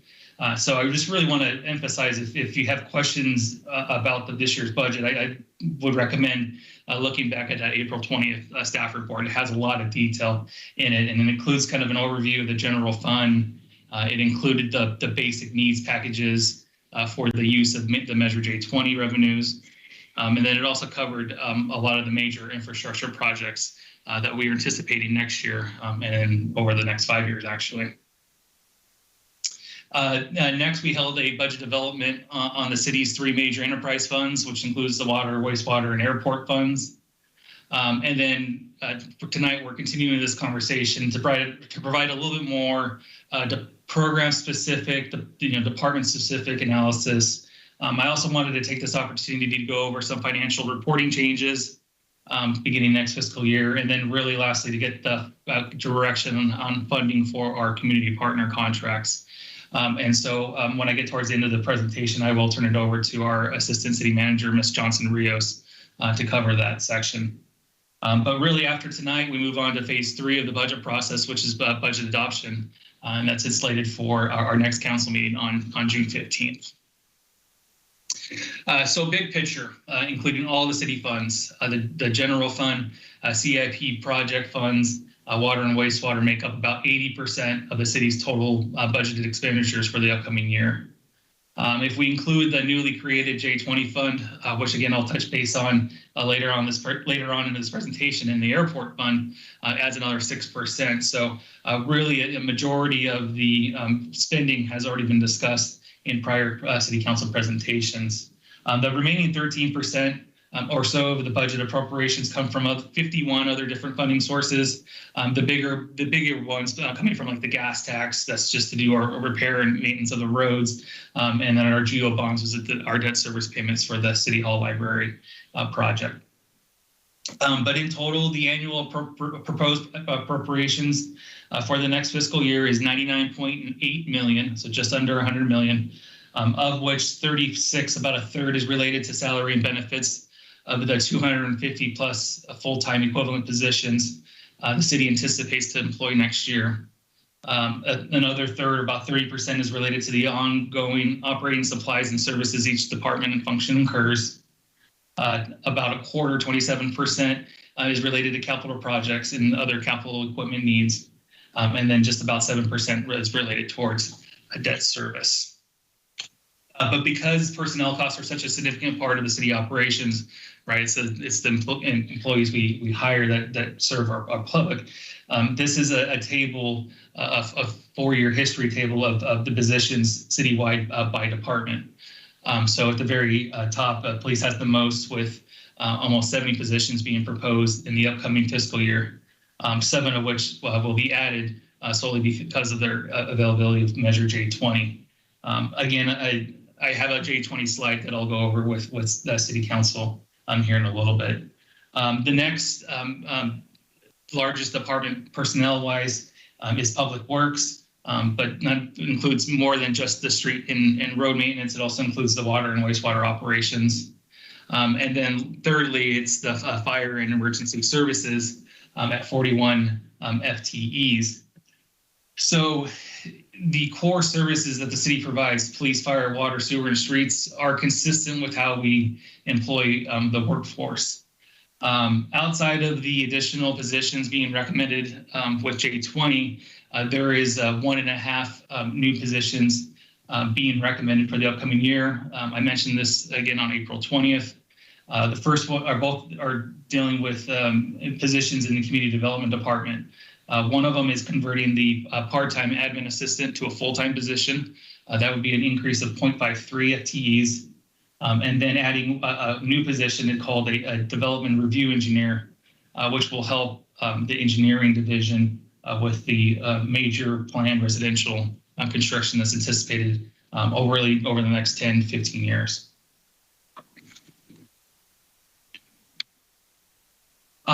This chart breaks down just specifically the general fund and where all of the monies get spent out of the general fund. This is a similar graph that was presented to City Council on April 20th. However, then it was more department focused versus function focused. So there's a little bit more different functions along the horizontal axis there. But again, as you can see, the top three, the police services, emergency services, and capital projects, which is mainly our streets and road maintenance, those contain about 50% of the overall general fund. So again, consistent with what council's core services are. Next is on the priority or in the spending list is the park and facility maintenance at just over $4 million, and then community development just under $4 million. And so then you can kind of see after that, there's several different programs that kind of hover right around $1.5 million to $2 million of appropriations each year. But at the end of the day, these amounts shown here are similar to prior year allocations. It is similar to what was presented during the fiscal forecast in February. So there really isn't a whole lot of a change in the cost of doing business from one year to the next.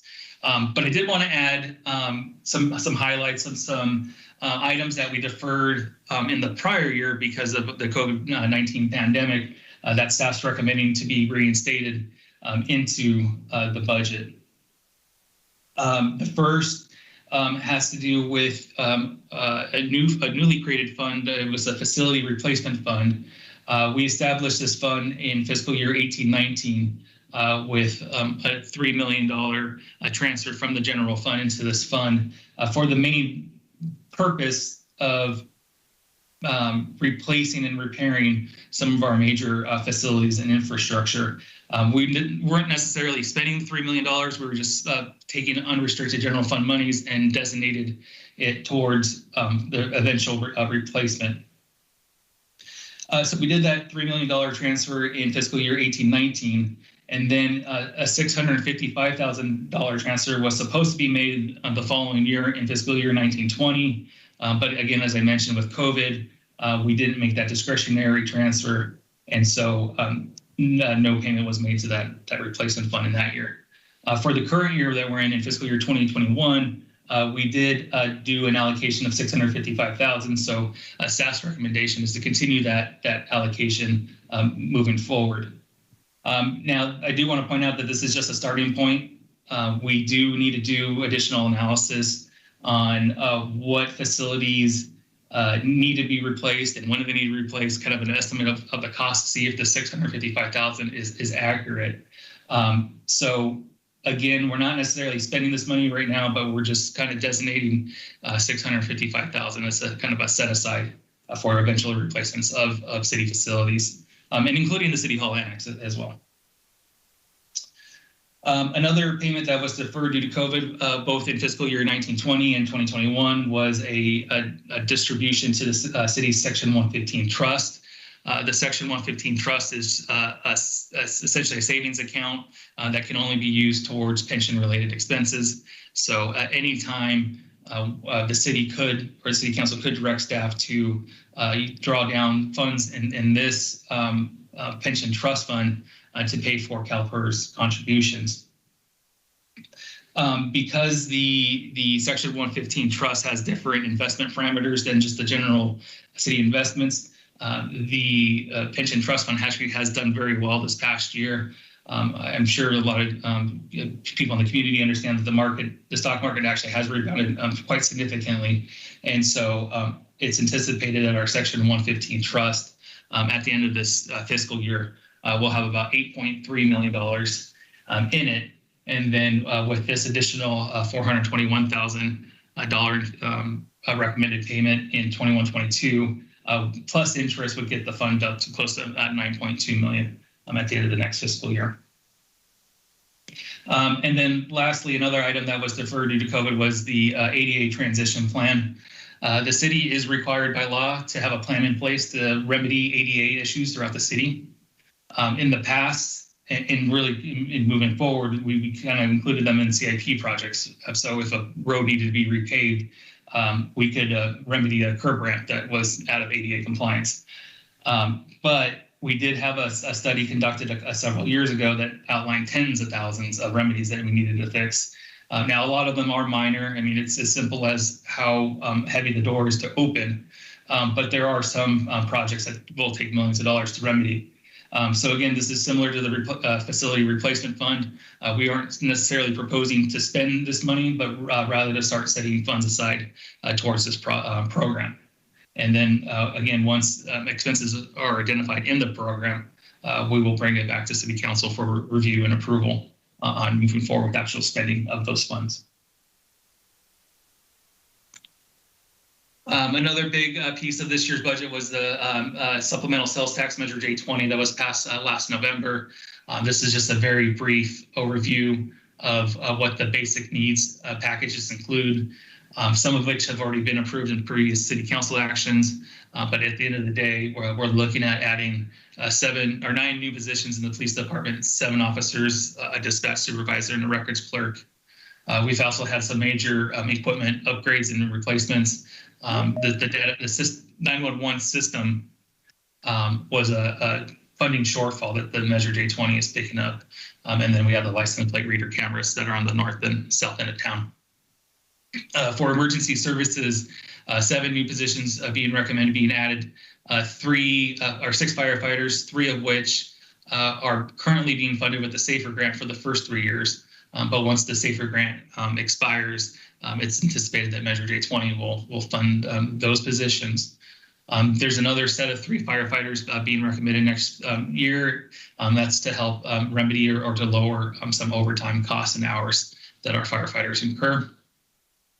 1 administrative position for the upstairs to kind of help with the Battalion Chief Randy Harris and his operations. But really the majority of the cost, at least for the upcoming fiscal year, is to construct and build Fire Station 3, which is total with all the on-site improvements is close to a $7 million project that's anticipated for the next year. Now, I do want to make a point that we are anticipating that once housing and development occurs on the east side of town and the city starts receiving some public safety impact fees from developers, those fees will reimburse the J20 for these initial station costs.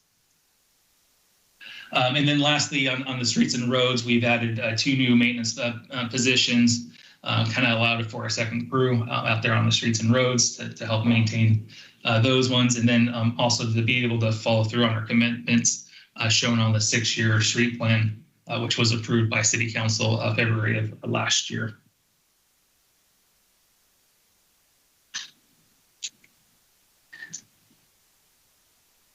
Attachment number 1 of your staff report shows a breakdown of each city department. It provides a 4-year glance of financial activities. It shows the number of positions each department has. It shows the department or how the department costs are paid for, whether it be by the general fund, the water fund, wastewater fund, or a combination of all of them. It breaks down into different sections of expense categories, how much salary and benefits were, how much were operating costs, debt service, capital, and the like. And then even a further breakdown on divisions and function expenditures. So for example, if you were to go to the community services department, you get the department overview, but then you also get specific information solely on library and solely on recreation and the like. Now, I do want to kind of explain some financial reporting changes that are going to be shown in the next budget report. The first has to do with the Measure J20 supplemental sales tax. Currently, the half cents, the E12 supplemental sales tax, goes into the general fund each year, and then the same amount gets transferred out of the general fund and goes into this capital improvement program fund. And that's where all of the street expenditures are paid out of. Now, this methodology made sense when the supplemental sales tax was for one purpose, but with adding layers of ongoing with one-time costs and having 3 different departments utilizing these revenues, these supplemental sales tax Measure J20 will be shown in its own standalone fund. Now for CAFR and outside reporting purposes, because these funds are legally unrestricted, they will be combined with the general fund. But for budgeting purposes, we will break out those funds. But I think it's easier to explain on this slide here. And this is a segment out of the police department's overview sections, where you can see the general fund being the first line. That's the actual expenditures that the department incurred for 1819 and 1920, what we're thinking they're going to incur this fiscal year, and then what's proposed for the next. And so I just want to highlight that even though we have additional J20 revenues of about $2 million going to the police next year, we're still maintaining the general fund allocation for those services. So we're not supplanting the operations, but rather supplementing it with J20. So again, this is an easier way for me to report out to the community and really the oversight board on how the Measure J20 funds are being utilized. You'll see similar schedules with the J20 funds in emergency services and in Please wait.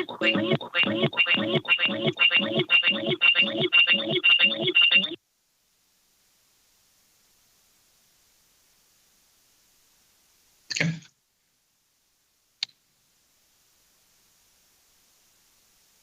And then lastly, there was one more financial reporting change that I wanted to discuss with you tonight. And that's the creation of what is called an internal service fund. It's also referred to as a central service fund. So it's, we have the general fund and we have enterprise fund. So an internal service fund is just another fund type, but really it's used for functions or operations that benefit the city as a whole. And so there are three functions that I think are more appropriate to be classified as an internal service fund. Those three functions include information technology, fleet maintenance, and risk management. Now, nothing is changing as far as the costs of doing business, but rather what's changing is how it's accounted for and how it is reported. So previously, IT expenses were reported in each fund. So you'd see expenditures in the general fund, the landscape and lighting district fund, and the water fund. So the IT expenses would be across all the boards, but and then even in the general fund, there were multiple places where IT expenses lived. It could be in the city manager's office, since IT is part of the city manager's office, but then there was also some departments, say community development, that were being directly charged for IT expenses. What this change does is it moves all the expenditures in one central fund or an internal service fund. But so it'll have a standalone operations and income statement. But it won't lose the transparency of where these funds are coming from. So we'll still know how much the general fund is contributing towards IT operations and equipment, and we'll still know how much the water fund is. So essentially what we're doing is we're taking the IT operations, we're taking the replacement fund and kind of combining the two into one. And so it's a more transparent and a more appropriate way to look at these operations. And if we were to ever make changes to operations, we could kind of see how each individual fund is affected quite easily. Like I said, we're doing similar internal service funds for the fleet maintenance. Again, that'll also allow the water and sewer funds to start transferring money out for their eventual vehicle replacements. And then lastly, for risk management as well. And the reason for risk management, so the big expenditures that's going to be reported there are going to be the premiums that we pay to the California Joint Powers Authority, but as well as any other sort of insurance-related claims. And so one thing we kind of realized is there's peaks and valleys, a little more volatility than I like when it comes to insurance claims. And, it seems like when someone hits a traffic pole, there'll be 4 traffic poles that get hit all at once. So having a fund set up for that will kind of help level out each of the funding sources contributions for that. And then really allow for the insurance proceeds if we do get them going into that fund as well. So that's my piece of it. I'm going to go ahead and turn it over to Ms. Johnson-Rios to discuss the community partner funding. Mayor Martin, I'm sorry to interrupt. This is Steve. I'd like to take a break and I have a lot of questions on the budget, not related to what Sarah Johnson's going to be talking about. So could we take a moment here and have the council go around and ask questions of Ryan? That's fine with me. Go ahead, Steve, you're first. Okay.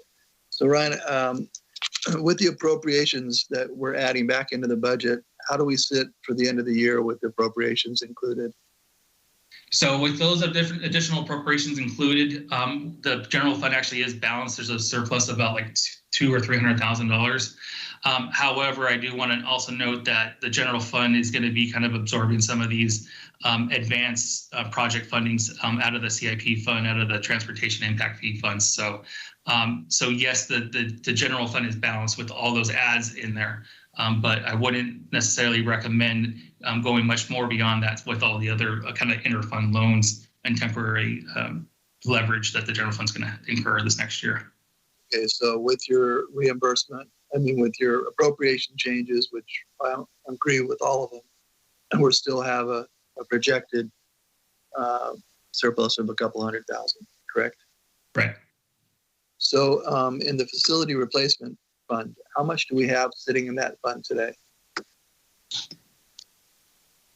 So we're anticipating about $4.4 million into the fund at the end of this fiscal year. So with the additional of the $655,000 plus the interest, that fund's going to continue to grow. But then I don't know if you recall from the April 20th presentation, there's about $530,000 worth of projects on 9 different facilities that will use this fund. So to answer your question, the facility replacement fund has a fund balance of about $4.4 million.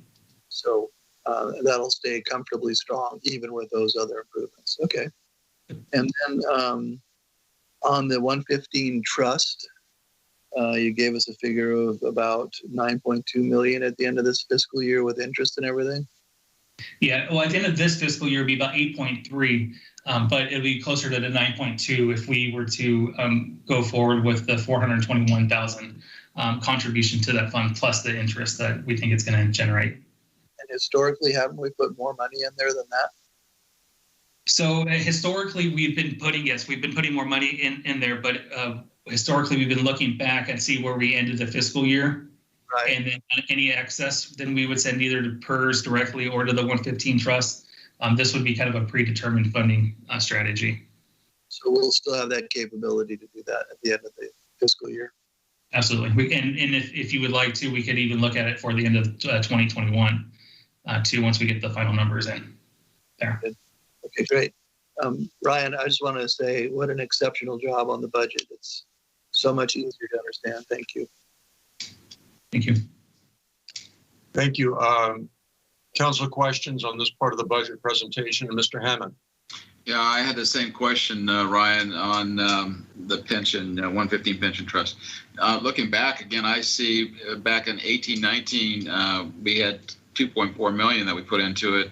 1920, we didn't do any. 2021, we didn't do any, and now we're going to go back to 400,000. So I'm kind of curious, what's our total liability right now with CalPERS? Give me 2 seconds. I have that information. Yeah. Time's up. I think the last we heard was like 37 or somewhere in there, 37 million. So yeah, very good. Yeah, the 35.3 million is what the unfunded liability. That's including the 8.3 Section 115 trust piece of it, and so we're about 76.5% funded. Okay. Now we are on the downhill side of this because we've been talking for years that we'd be kind of rounding the top of the mountain on that liability and making progress on it to whittle it down. Are we there yet? So the change that CalPERS made 3-4 years ago actually increased our annual contribution to the system, right? Because they dropped some assumptions down, and so our significant increases year over year are starting to be less. So the actual contributions to PERS is starting to level out, and slightly just decline in 3 or 4 years. It's obviously it's complicated, but we're kind of we're over that little bit of a hump, and we should probably start leveling out. Right. Okay. I just hadn't heard about it lately, and it sounded like we should have been there by now, and it sounds like we're at the top of the mountain anyway, starting on a downhill trend, which is good. So the other question I had maybe from Jonathan Stornetta was the admin fire department captain. I'm not quite sure what that means. And it's to help Randy Harris, but why do we have to have a captain level position for assistance? Really because of the supervision. So the fire marshal's so committed to right now just development plan review, and Warren can attest to how many plans are coming across his desk that he's providing the supervision to the fire inspector and the administrative assistant. So we can't have a secretarial type staff be able to help that way, or I'm not quite sure exactly what his duties would be, Jonathan. So the fire inspector will, or the administrative captain will essentially be the assistant to the fire marshal in the field. So you'll see him in the field a lot more while the fire marshal's reviewing plans and doing finals. So the majority of his time will be spent in the field conducting fire code enforcement. I see. And he would double. So essentially, he's a deputy fire marshal, but at half the cost. Yeah, I see. Okay. All right. Sounds like he would also serve in other capacities as well, not just that only one position if he's a captain. Yes, if it's an emergency incident, we would definitely be able to utilize that person on an emergency incident as well. There you go. All right. That's all I had. Thank you, Mr. Mayor. Thank you. Mr. Strong?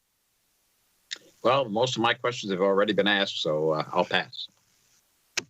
Thank you. Ms. Garcia?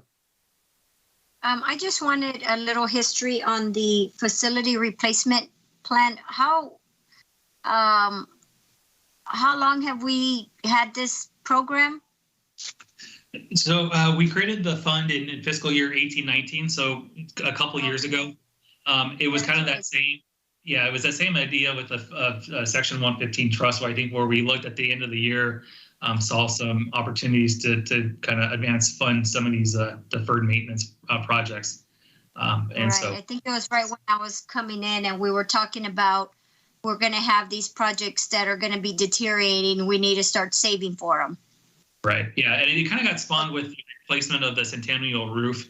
I mean, that was a $250,000 project. And kind of coming in, it's like, well, we don't have any money for that. It's like, okay, we really need to set up a mechanism to be able to fund those types of projects when they come due. Okay, perfect. Thank you, Ryan. Thank you so much. Okay, so council ready to go back to the remainder of the presentation now? Yes, sounds like. Let's continue on. Okay, good evening, Mayor Martin and council members. This is Sarah Johnson-Rios, Assistant City Manager. And I'm just going to talk for a few moments about community partner funding. And then we also have representatives from the 3 organizations on the line tonight for any questions or additional information that you may wish to ask them about. So as you know, the city has historically supported visitor center services through the chamber, downtown promotions through Main Street, and wine industry marketing and education through the Wine Country Alliance. And on April 20th, as Mr. Cornell mentioned in your previous budget direction, you provided direction that the contracts for these services should be renewed for the upcoming fiscal year for 1 year, with an eye toward 2-year contracts beginning in fiscal year 22-23 when the city's back on a biennial budget cycle. So between April 20th and today, staff solicited funding proposals from each organization to facilitate your decision-making tonight. And we requested that if there was any significant funding increase requested, that the organizations provide information about additional services that would be provided. So hopefully you've seen the funding requests from each organization that are attached to this report, attachments 2 through 4. And I'll briefly summarize them. And again, you've got folks available for questions. So the Chamber of Commerce requested an annual contract amount of $90,000 for visitor center services and some additional services related to workforce development, educational services, and some other items that are outlined on page 3 of their request for funding, which is page 834 of your agenda packet. So that's an increase of $15,000 over the current annual contract of $75,000, which the city pays them to operate the visitor center, and that represents a 20% increase. Next, downtown Main Street requested a consistent level of funding from prior years at $95,000. And the scope of services for them includes downtown business promotion and business promotion services, tourism-related services, interim COVID-19 related functions, and also a commitment to submit an annual report on how the funds were expended. Their proposal is attachment 3, which begins on page 852 of your packet. And then third, the Wine Country Alliance requested an annual contract in the amount of $90,000 for trade outreach, wine industry education, and wine-specific marketing, as well as community engagement and workforce development services, which are outlined in detail in their funding request, as well as an additional clarification letter that they provided with some more detail, and that begins on page 858 of your agenda packet.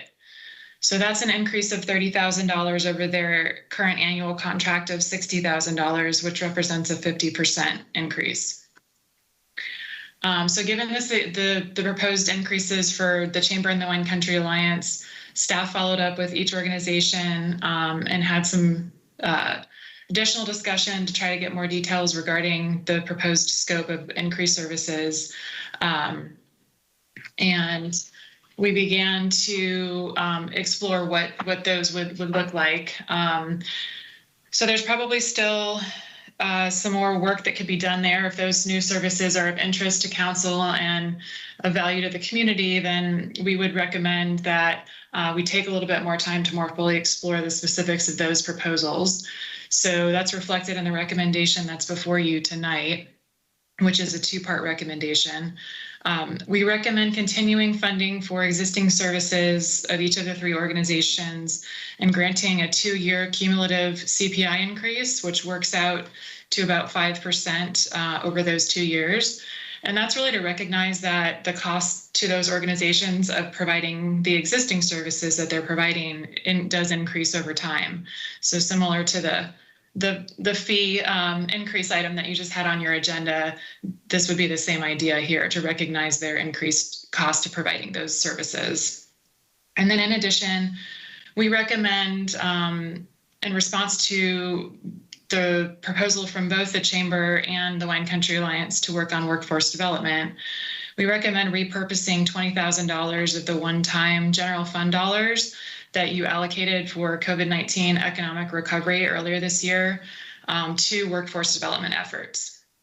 And the city's economic development manager, Paul Sloan, as you heard from earlier this evening, is working on workforce development planning and would coordinate with the community partner organizations to determine how to most effectively collaborate and identify what makes sense for each organization to do, what makes sense for the city to do, and then would be able to provide funding for specific activities and efforts conducted in the next fiscal year.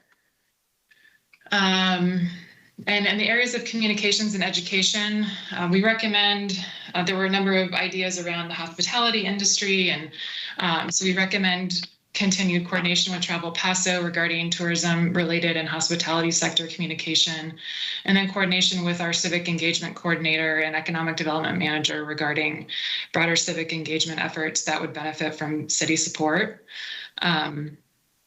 So the table before you really summarizes that. It summarizes what the current contract amounts are, what the requested amounts are, and then the CPI increase again is that 2-year cumulative CPI over the last 2 fiscal years, which works out to roughly 5%, as well as the one-time workforce development recommendation. So with that, I'll have, yep, there you go, the slide advance, so you can see what the recommendation is overall before you tonight, both on the broader budget questions and this item. And I'm available, Mr. Parnell's available, and I believe Gina Fitzpatrick, Joel Peterson, and Norma Moy are all available as well. Okay, so Sarah, I have 2 people listed on public comment. Gina Fitzpatrick, I know, is with the Chamber. I don't have Joel or Norma listed. Are they on the line? I see Joel. I am. Can you hear me? Okay, so, and then Mr. Samsodi, does he represent an organization or is that public comment? I believe that's public comment. Very good. So do our partner organizations actually have presentations to make, or are they here to answer questions?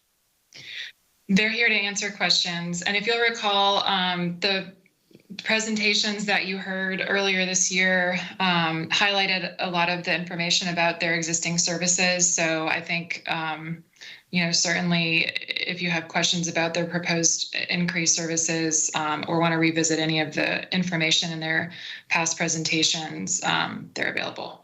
So unless someone has an objection, even though there is no formal presentation, I think I should invite each one of these people to make a statement, so that may enhance our ability to ask questions. So if I could, Gina, why don't you lead off if you have a statement you'd like to make?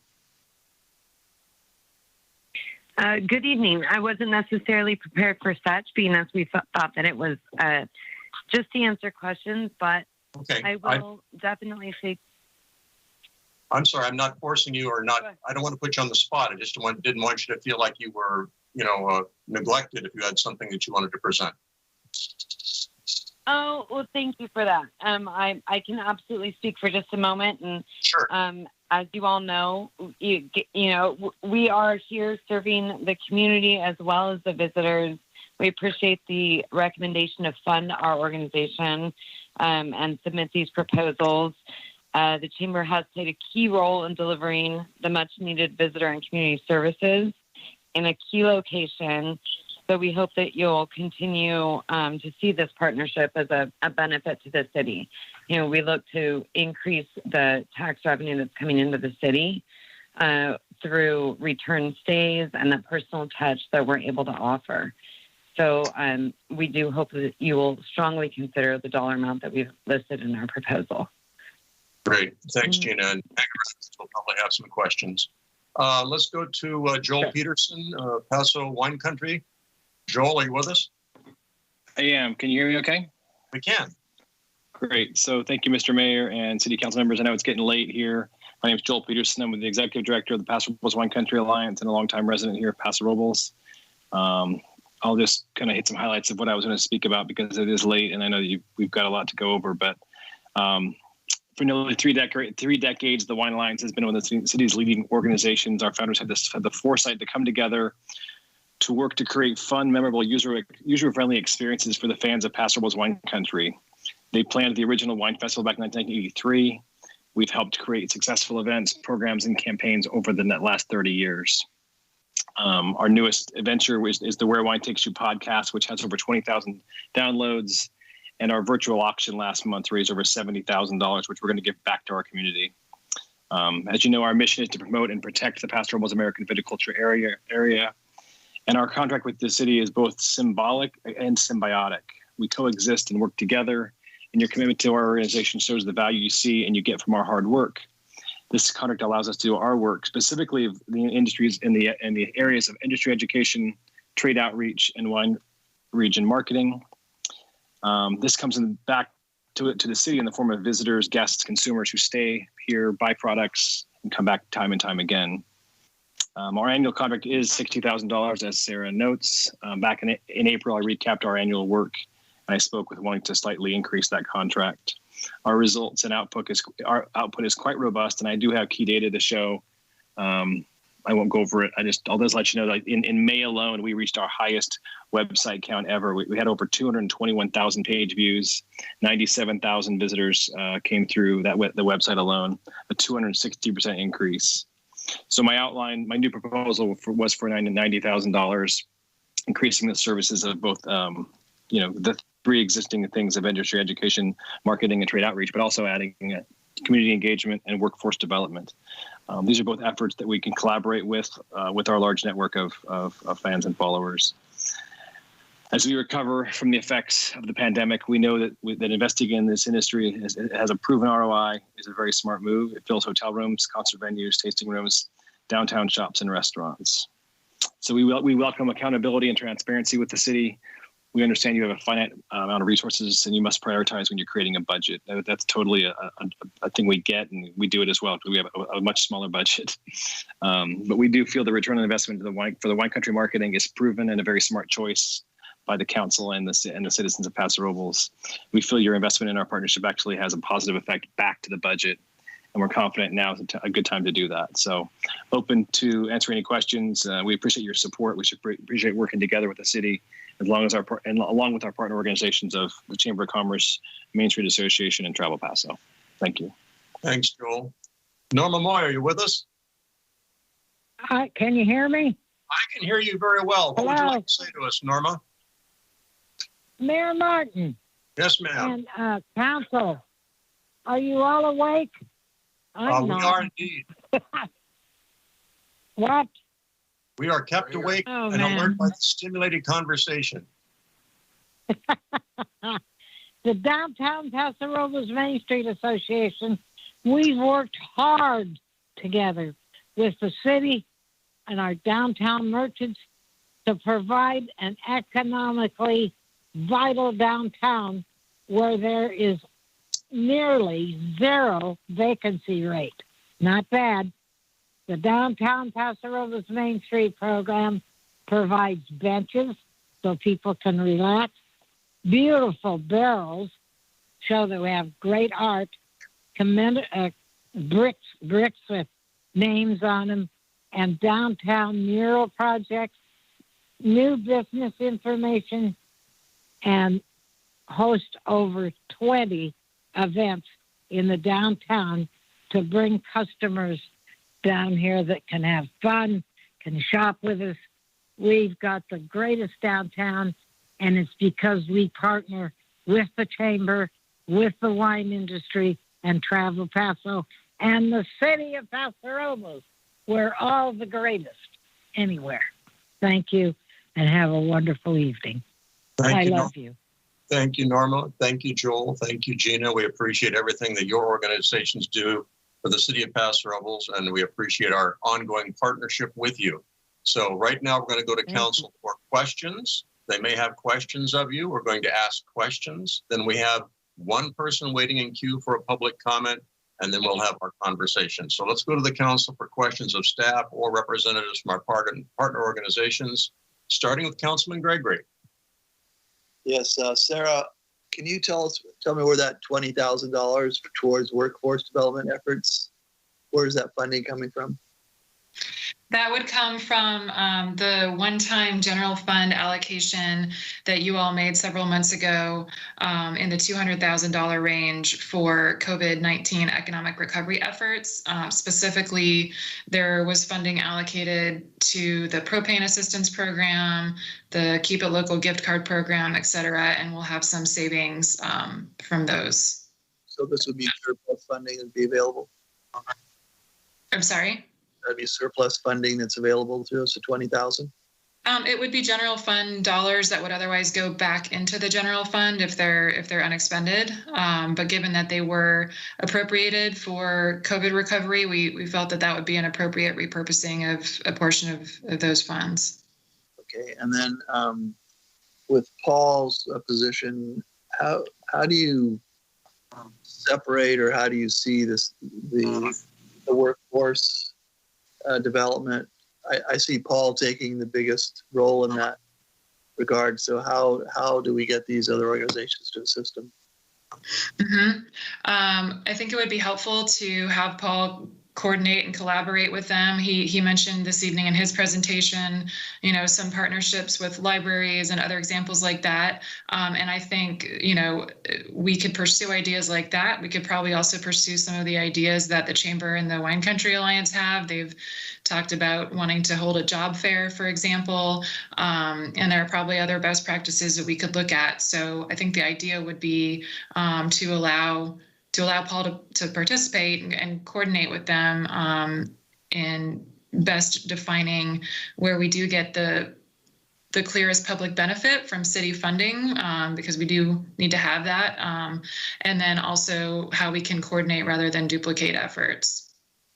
Yeah, so one of the questions I had is, I'd like to take a look at this we have our Main Street and our Chamber and Wine Alliance groups on an annual budget. The additional funding, my recommendation or my question is, why can't we treat it like a business would when we have our economic development guy in Paul, and he comes up and develops projects for expenditures for the best buck for the community, and he comes back to the city council to make suggestions.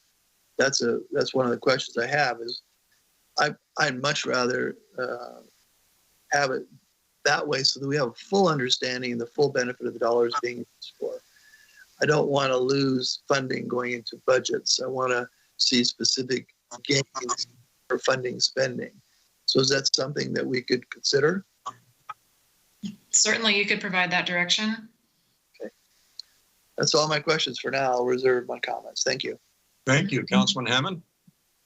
No real major questions other than the fact that, maybe Sarah, you can answer. We're expected to receive federal COVID funds, directly to the city. None of this is accounted for in this budget, is there, at this point? Yeah, Mr. Hammond, I'll actually jump in and answer that question. All of the stimulus funding has been excluded from the budget. It's staff's anticipation that on July 8th, we'll have our first discussion on what the use of the funds can be allowed for, and then get preliminary direction on what council and community think the use of the funds should be used for. So expect that on the first meeting in July. And what is the anticipated amount of that amount coming from that relief? It's in the neighborhood of $6 million. That's what I heard. Yeah. In two tranches, $3 million this coming fiscal year, and then the $3 million in the following fiscal year. Oh, okay. All right. Okay, that's all I have, Mr. Mayor. Thank you. Thank you. Mr. Strong? I don't really have any additional questions at this point. I'll have comments later. Thank you. Ms. Garcia? No questions, sir. Thank you very much. I have no questions at this time, and unless there's something else from the council, we're going to go to public comment. I have one person waiting in line to comment. Mr. Mark Samso, with us? Yes, Mr. Mayor, I am. Thank you. Welcome. Thank you very much. I appreciate you guys making some time for me tonight.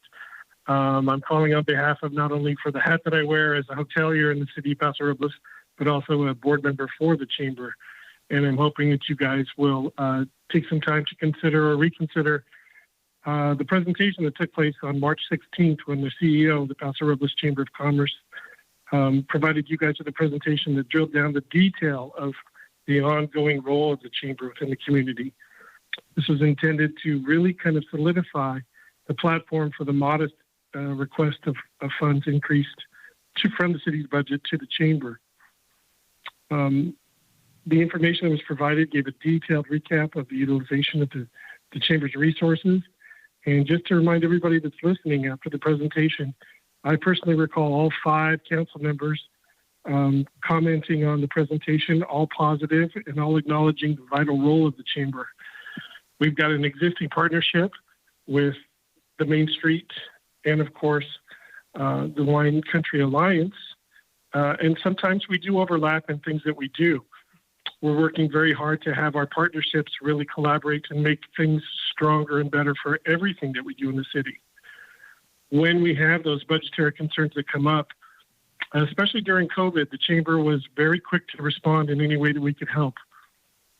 And we did. We became a liaison for not only health department code enforcements, so that it became a much more, affable way of communicating to all of our business members, all of our partners, and everybody else who was in the community that was all struggling together.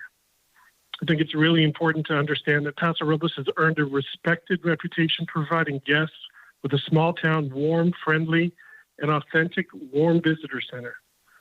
It's evident each time a guest walks into the visitor center, they're provided with the insightful visitor information. And of course, our staff provides the cool inside tips that always offers the best of what Paso has to offer. The delivery of this kind of desired information comes, of course, with cost. Ongoing training, collateral materials, and visitor information community engagements. In addition to the high level of guest services provided by the Paso Robles Chamber of Commerce Visitor Center, it also serves as a key resource for helping community organizations promote their respective events and activities. The delivery of the community service also has a cost, as the staff sells tickets, handles RSVPs, and is in constant communication with the event organizers to learn more details about the events and activities. The services provided helps all community-based events. The city's investment in the Paso Robles Chamber of Commerce Visitor Center benefits from a strong return of investment from the services that we provide at the center. Guests who have a positive encounter with the services staff are more apt to return, and not only that, but also encourage others to visit Paso. These visitors contribute to the city general fund. Can you summarize, sir? I see that's 3 minutes. Yes, Could sir. you summarize those, please? Yes, sir. Yes, I am. I'm just saying that we're trying to do the best we can to make Paso stronger every day, and I appreciate you guys considering the really small increase to helping us do everything we can so we can continue to advocate on behalf of the city and make Paso really, really strong. Thank you. Very good. Thank you for commenting tonight. And thank you for waiting so long. I know it's a long wait. I appreciate it. Okay, so I have no one else online to do public comment. Has anybody else snuck in that I'm not aware of here? No, sir. Okay, so I'm going to close public comment, bring it back to the council, start off with conversation, and hopefully we arrive at a good decision here tonight, starting with Mr. Gregory. Thank you, Mayor Martin.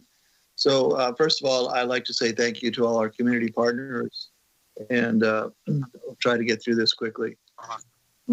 I am in favor of sustaining their level of contribution from the city at this point. I'm not in favor of giving anybody any extra money for their budgets, unless there's specific programs that are managed by our economic development man, Mr. Paul Sloan, and to specific projects specifically. To me, it's too easy for the budgets not to be understood.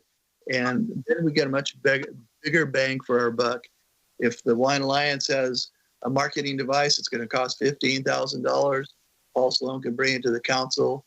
We can set aside a certain amount of budgeting money for $50,000 a year or whatever for marketing. And each item that we come from either the chamber or the Wine Alliance or Main Street, they can come and ask us. I am in favor of just keeping it the way it is on recommendations, even on the $20,000 towards workforce development. Our primary source for workforce development is not only the chamber, but it sits squarely in Mr. Sloan's lap. He's out there working hard at doing this. That's what he's getting paid to do. The community organizations can be supported through special projects like a kiosk or a marketing program, and let him bring it to us as a specific cost and not just rolled into a year-end budget for these different groups. That's my opinion. I want to do this economically correct. We have huge expenses coming at us from homelessness. The COVID money is going to get sucked up into, my belief, into a lot of the homelessness and other issues that we're going to be facing as we recover from COVID. I appreciate everybody's contribution to supporting the community and the business, but we need to stay very, very fiscally responsible and allow for these different groups to ask for funding with specific projects in mind. And I mean specific. It's a lot easier for me to say, let's spend $10,000 on this. Let's spend $15,000 on this. And I want to see specific results. We don't have the money to just increase people's funding by 50% or 20% or 15%. I think we continue to support our groups as we have in the past with the CPI.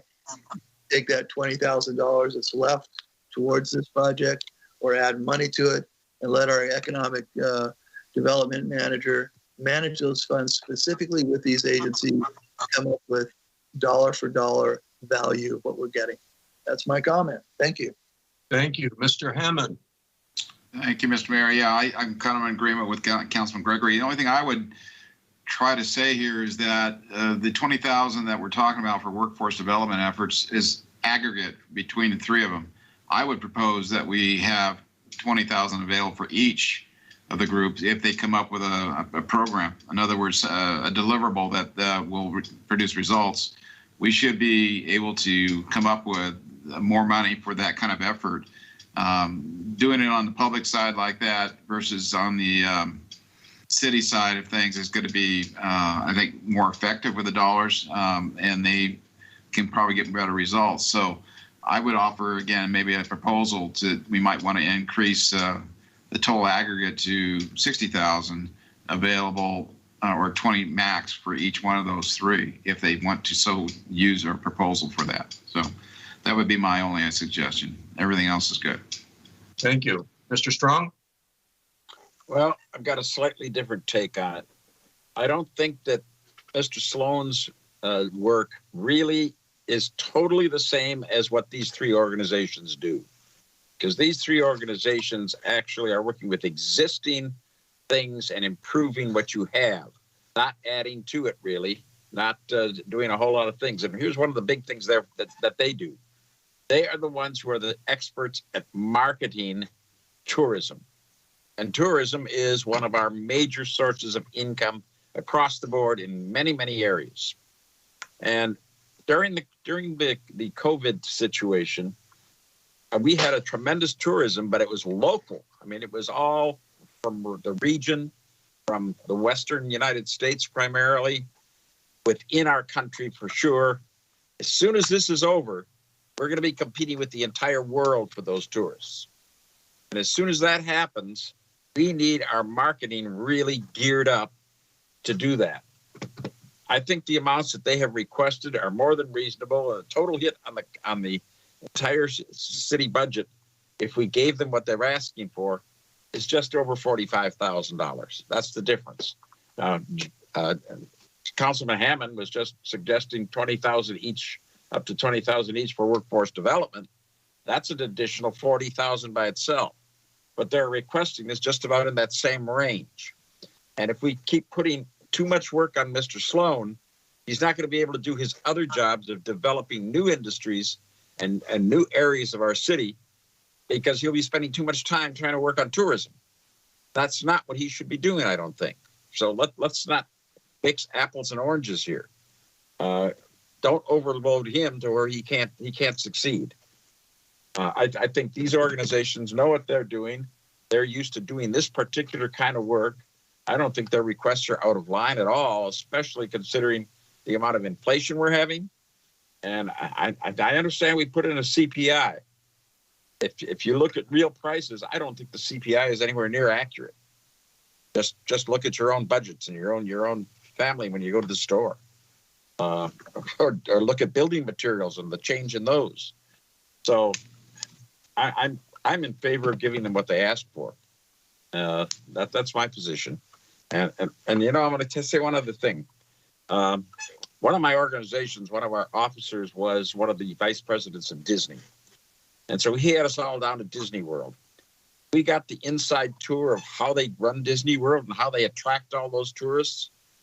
And they have a marketing system that includes workforce development like crazy. In fact, they are so jealous of their workforce development system, they would not let us take any of the physical materials off of their premises that they use for that, because they do extensive daily training of their existing employees so that they are at peak performance, and everybody, the right hand always knows what the left hand's doing, and the messages are all cohesive. And if that's what our organizations are trying to do and working together for that reason, they need the money to do this effectively. And that's just my position. Thank you. Thank you. Councilwoman Garcia. Yes, sir. Thank you. You know, when all this COVID hit, I mean, not only did all three of these organizations, or even Travel Pass, all four of these community, they stepped up and they helped us get the word out and take care of everybody. And looking at their reports here and detailed of everything, I agree that this, what they're asking is acceptable. And I really like the way they've got it all set up on their financial report. This is what we asked them to do, to come to us with a report and how they're going to spend it and what they're going to do. And I think they've done that very well. So I agree with what they're asking. Thank you, sir. Thank you. So for my comments, I've been thinking about an awful lot, and a couple of points keep emerging in my mind. I think goes without saying we have come through unusual times over the last year. If we look back a year and a half and thought when we were sitting in council chambers at that time that we would be spending money in the amounts that we have on things that we have over the last year just to get us through this year, we probably would have had some misgivings about that. But unusual times called for unusual strategies. We spent the money we had to spend to make sure that we kept functioning, that our businesses kept functioning, and that we'd make it through this pandemic, realizing that when we got to the other end, we were going to have to figure out how to make ends meet again. But unusual times drive unusual strategies. And certainly that's been the case, not just for the city, but also for the Chamber, for the Wine Country Alliance, for Main Street, for all of our partners. So, you know, one of the things that we kept saying all the way through this is we're in this together. We're in this together. And we have been in it together. And that's the reason we're going to come out of it so strongly. The $20,000 on the staff report, which is proposed as being allocated towards workforce development efforts, comes from a bucket of money that we set aside for anti-COVID efforts through the last year that didn't get spent. Money that wouldn't have been allocated but for COVID. But that money was there, and we were going to use it if necessary to make ends meet and to get through this last year. So I think it's an appropriate use of that money to help the organizations that helped us through that period of time. I think one of the strengths of the city of Paso Robles, and we've all said this in the past, is in our synergy, is in the creativity and the energy that our businesses and our organizations, and yes, our city employees and all of our citizens come up with when we work together. When we come up with ideas and strategies that we wouldn't have thought of if it was just left up to us. And I think that that's one of the advantages that we have with these organizations is that when we do fund them, we invest in the synergy of those organizations. I think that we're in a transitional time here. If you remember the budget discussions we had recently, we talked about going to 2-year contract cycles for these organizations so as to synchronize with the city's budgeting process. I think that's going to result in different thinking processes on the part of the city and on the part of these organizations on how money in the future will be allocated and spent. I think looking at a 2-year horizon rather than a 1-year horizon is going to make a big difference. And I think getting from here to there is very important. So I look at the recommendations that we have tonight, the requests we have from our organizations. Main Street's looking pretty healthy on that graph. The Chamber is looking for more money. Wine Country is looking for more money. And we're looking at a staff recommendation of $20,000 to be split somehow towards workforce development efforts. And I think what I would feel comfortable with in light of all the things that I've said is that we take that $20,000, we allocate $10,000 towards the Chamber, $10,000 toward the Wine Country Alliance. We count on their synergy and best efforts to get us through this next year as we anticipate a 2-year budget cycle. And we focus on workforce development as a COVID recovery strategy. So I would be amenable to splitting the $20,000 between those two organizations. So back to the top of the list, Mr. Gregory. So I have a unique alternative. Let's give them each $95,000 a year for the next 2 years. They get the equal amount of money. They can all do what they say they can do and produce a recovery for the COVID. That way, you have a fixed amount of money, $285,000 a year. Everybody gets what they want, and let them do their jobs the way Flip said. Okay. That's my recommendation. It's easy. Okay. Thank you. John? Well, again, I like to see deliverable results for additional money. It's all well and good to give them the full amount, which I think they can earn. However, again, if we hold them to their base amount, and then if they propose a particular program that's going to be, showing results, then it's certainly worthy. That's why I said it's better money spent on their side than on our side. I personally think, again, coming back and giving $20,000 available for each one of these groups, if they want to use it or could propose to bring a program, it should be available for them. You see what I'm saying? I don't know if Main Street's going to have an impact on something like that, but certainly the chamber, no question about that. And I think Wine Country would certainly be able to bring up programs that would be worthy of the amount. But I mean, it's not something we're going to automatically give to them on Councilman Gregory's recommendation there. I think, again, they need to earn it, and they need to show something that they're going to produce a product for. And, of course, given their base budget, but this would be something else that they could go for if they feel like they can do it. So that would be my proposal again, just to, add a little more to that side of that line. So, John, could I ask then, in your proposal, 20,000 apiece, that would be sort of a bank account that they would have to apply for with specific programs? Exactly, Mr. Mayor. Yeah, it's not something that's given to them. It's something they can apply for. And if we feel like the proposal is worthy, let's move forward and let them do it on, their nickel, basically, to produce it. And that's why I'm saying you give them some funds to produce a product. I think it would be better money spent in their hands to do it versus a city effort. And that, private versus public, that's what I was trying to get at earlier. Good. Steve, I would agree with that, Steve. Okay, thank you. Mr. Strong. Yes, actually, I would agree more with what Councilman Gregory proposed. And here's the reason.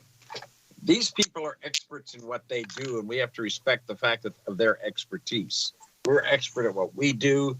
Mr. Sloan is expert at what he does, but they're all slightly different.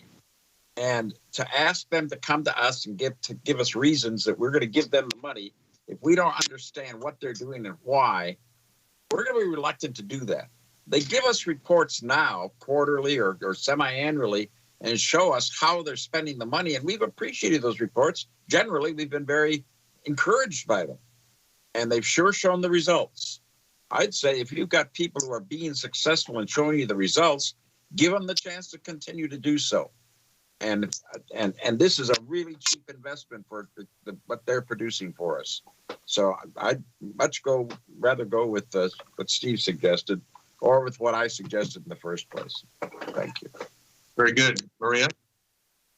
Well, I just feel that it would be easier for them to be able to budget it out if they already had it. I mean, they're going to know that we are expecting something from them for the extra 20, but I think they need to have it so that they can actually budget out for it. Being a nonprofit, I get that they want to place an event or do an event, they're going to have to budget out for that. So I feel they should get it up front and just make a plan to how are you going to use it. Very good. Okay, I think we've all stated our positions, and for others, I would entertain a motion on one of these solutions.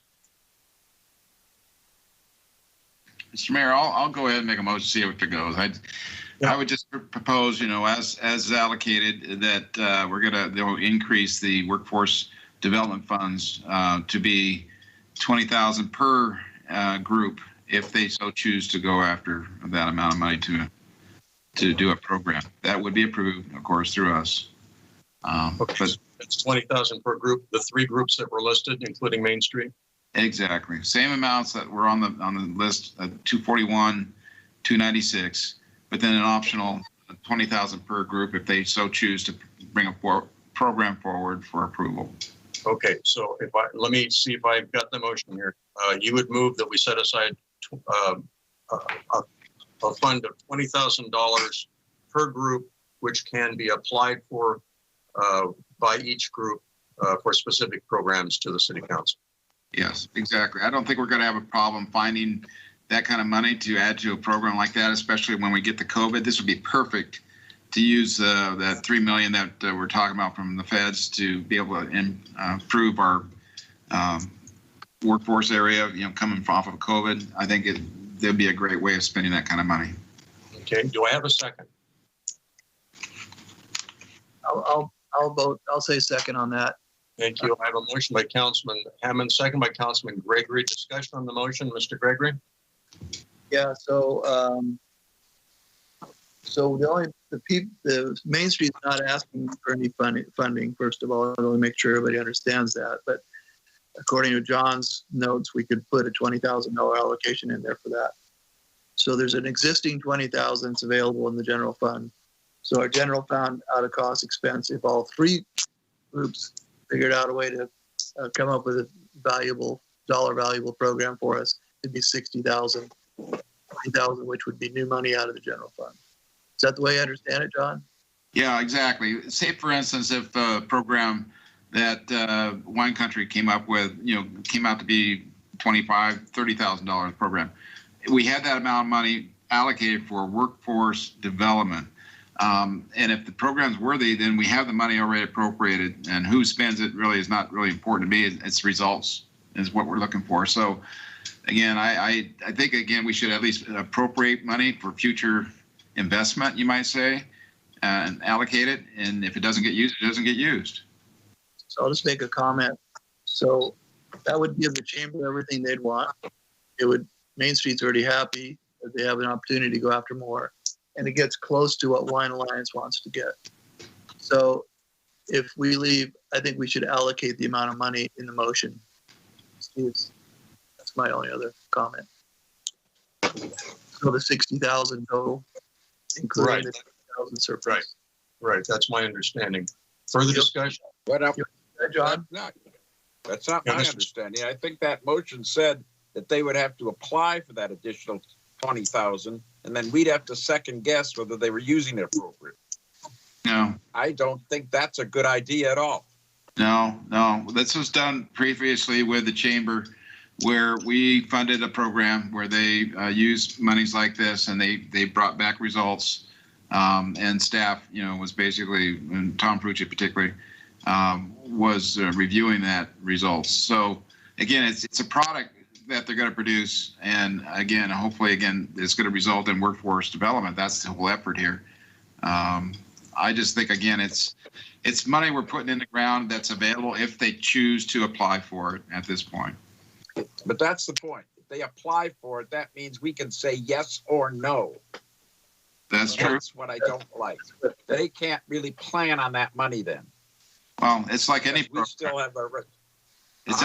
If we don't feel like it's going to bring results, and they can't prove that it's going to be results, I say we won't spend the money for it. So right, and so we're going to be second guessing their ability to do the job they think they can do.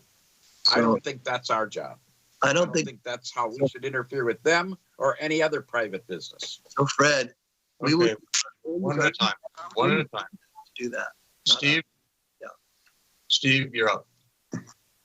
The staff will bring it. Paul can bring it back to us, make the presentation to us.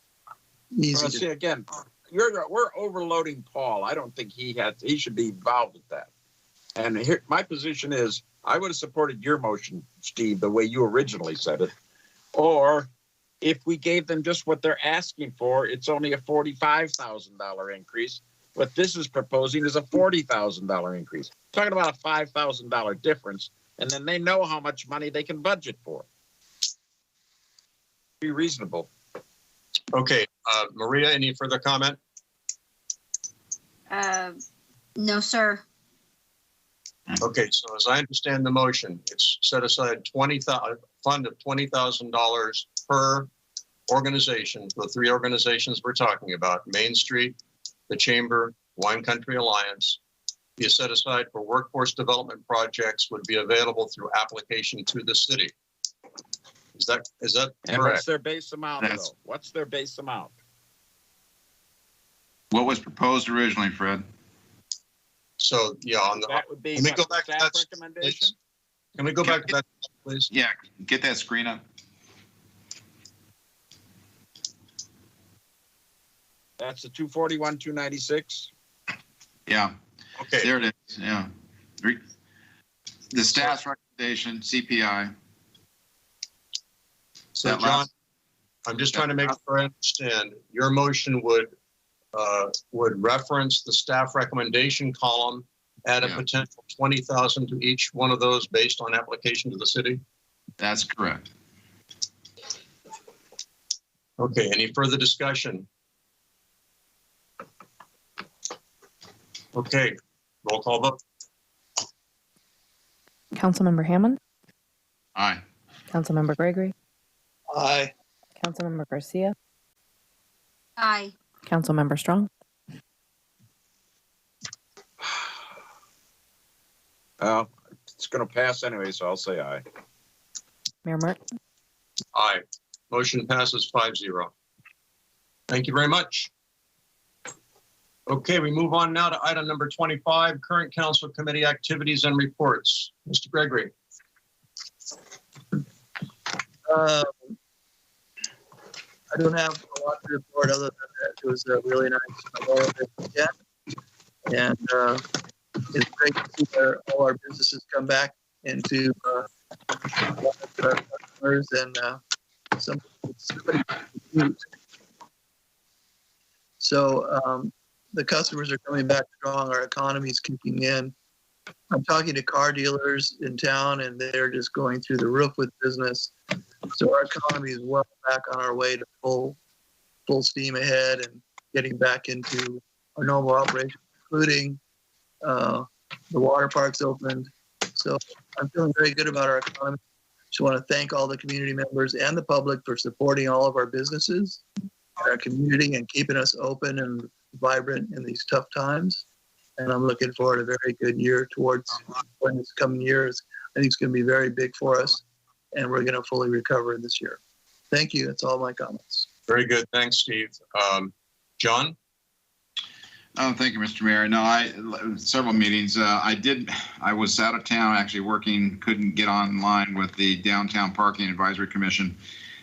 This next week, we're having another meeting, I believe, coming up, and that's where they're going to be considering the parklets, where all these recommendations that commission is doing will be coming back to us for further review anyway. So they're working through it. Also had a meeting with APCD and NACI Project Commission. Nothing really to report on that. I did want to say something about the riverbed, though. I know you're getting probably the same kind of emails as I, but colleagues, we got to understand that this fire season is real, and I am really getting concerned that our laws that we have posted are not being followed, and we're going to end up having another wildland fire. We're going to take out some houses, maybe get some people killed because of our lack of enforcement. And this is, again, I don't care what Boise said on some sort of a, case law, decision. It's us in our area that we need to take care of. And again, you got the state telling us we can't go down there with wildlife and, endangered non-existent species and wildlife that aren't there. It's just ridiculous how other agencies are prohibiting us to take care of our own backyard. And again, these people are there illegally. I feel, again, and I'm coming back to it again, that if we had a place designated for them to be, like the Borky Flat, and I'm not meaning a place where we give all kinds of services. I'm just saying a designated area where they have to be, that when the CAT team goes through there, say, pick up your belongings and get over to that location, we're not going to bother you anymore. That kind of enforcement, and I'm got to disagree with Ty. I don't think we have to be, with a lot of people down there every day. I think, again, just running through, tell them that you're here illegally and you need to move. That's where you go. And again, this is, I think, where we need to have some sort of direction that we can come up and talk about again to develop some sort of a place. Because again, this is not only just during the fire season, but then, you have the the water, if we get a high rain and we got floods coming, we have issues during the winter as well. And so like I said, I don't know what we can do to agendize something like this, but I'm sick and tired of it personally. And I'm really starting to see a lot of them come up into our downtown area. It's not healthy to see, shopping baskets full of their material. I don't know if you saw the email where somebody did a sexual assault, on somebody at night there. It's just, it's getting to the point where I don't want to turn my head. I think we need to give direction to staff. And Ty said that he'll do whatever we ask, but on the other hand, it's one of those things where we got to have the no tolerance policy, so to speak, and show it and enforce it. I think that's about all I have to say, Mr. Mayor. Thanks, John. Would you recommend agendizing a focused discussion on this to identify options? I think if nothing else, to let our Roblins know that we're very concerned and we're trying to do everything legally and respectfully that we can do with these people. Okay. Yeah. And we're not the only city. I mean, there's everybody is having the same problem as far as councils go.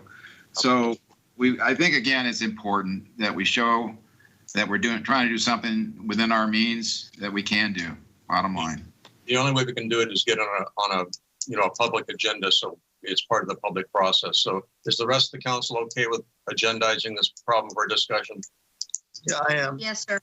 Okay, so I think staff hears that. What else you got, John?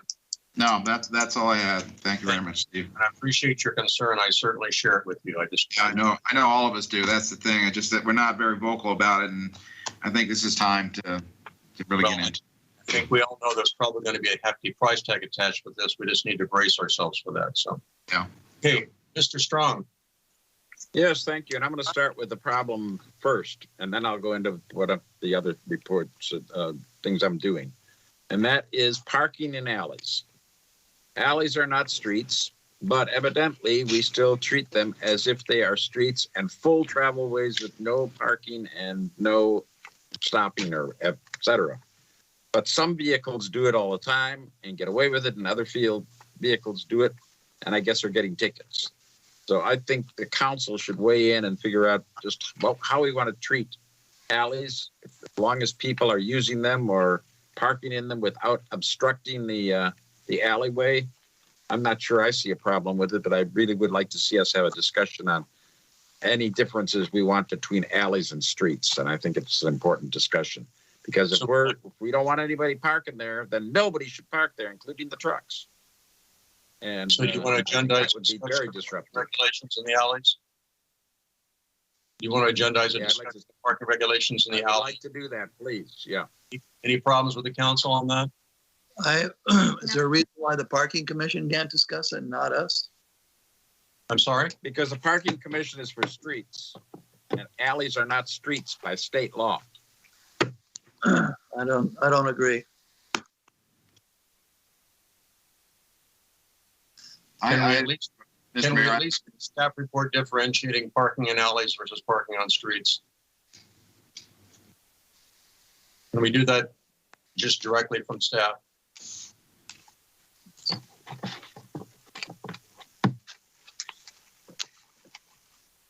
Who are you asking?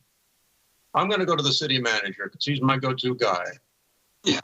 So, Mr. Mayor, are you asking if we can stop enforcing vehicle code requirements parking in alleys? I'm hearing, and Mr. Strong will correct me if I'm wrong, I'm hearing confusion about whether or not our current parking regulations address vehicles that are parked in alleys which are not obstructing traffic. It seems to me that's a pretty simple question that can be answered by staff. I can jump in here. Thank you. Yep, you bet. So this is Ty Lewis, your police chief. The current municipal code prohibits parking in alleyways. The primary focus is to make sure that they're free for emergency traffic, such as you know, they're very narrow. They are designed to facilitate fire trucks, police cars, ambulances, and other traffic. So currently there are prohibitions in the municipal code from allowing parking there. We do enforce them as we have time or as we get complaints. And if you have a more specific question, I'm happy to answer that. Okay, so the answer to the question is parking is prohibited. Now, does the council want to discuss changing that? Well, the only thing I can think of is then I don't know why those trucks are stopping and parking there for a half hour, an hour at a time while they load and unload. Chief? And they block the entire thing. Okay. There are times when, as we know, we have a bustling downtown that vehicles do stop. We don't have people that are positioned in the alleys all the time. We do address them as we have availability. We're not targeting people in particular. I think in this particular case, you might be referring to citation that was issued recently in Main Street. And we do issue citations to people in various alleyways throughout the city. Okay, so this is not on the agenda. We've asked staff a question. Okay. Staff says it's not. You answered it. Excuse me. Staff says it's not legal to park in the alleyway. If the council would like to agendize a discussion on changing that, this would be the time to suggest it. I'd like to change possibly modifications. Okay, one at a Slight time, please. One at a time. Mr. Strong, you brought it up. Go ahead. I'm just suggesting that we might have a discussion on slight modifications to it. Thank you, Mr. Gregory. I think it's inappropriate for the city council to dictate what's legally right. I mean, we have a law, we should live by it. It's unfortunate, sometimes people get tickets. But it's our law. It is not our It's not law. a state law, it's our Okay. law. Whoa. One person at a time. Mr. Gregory.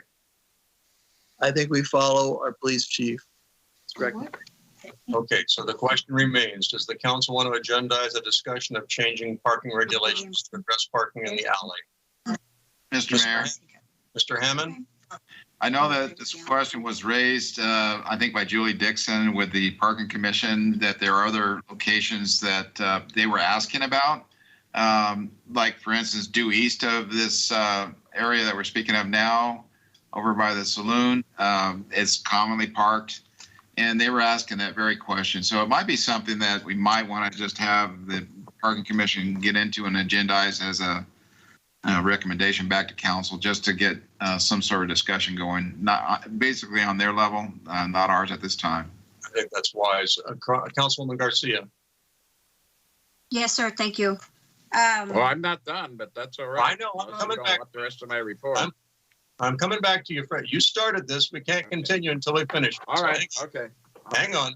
Go ahead, Maria. So are we talking about the parking? The parking, please. Okay, I don't have anything to say on it, sir. I just think that it should be up to the parking. Thank you. So, Fred, before we continue with your report, I want to resolve this. I recommend that we send it to the Parking Commission for discussion. Mr. Hammond, I believe you agree with that? Absolutely. That's their purview at this point in time. And again, it was actually brought up already from their meetings. So, gotcha. Mr. I'll Gregory. go along with it. Steve? I just want to say one thing. Senior parking permits, you're getting into the same bag of worms. Sorry.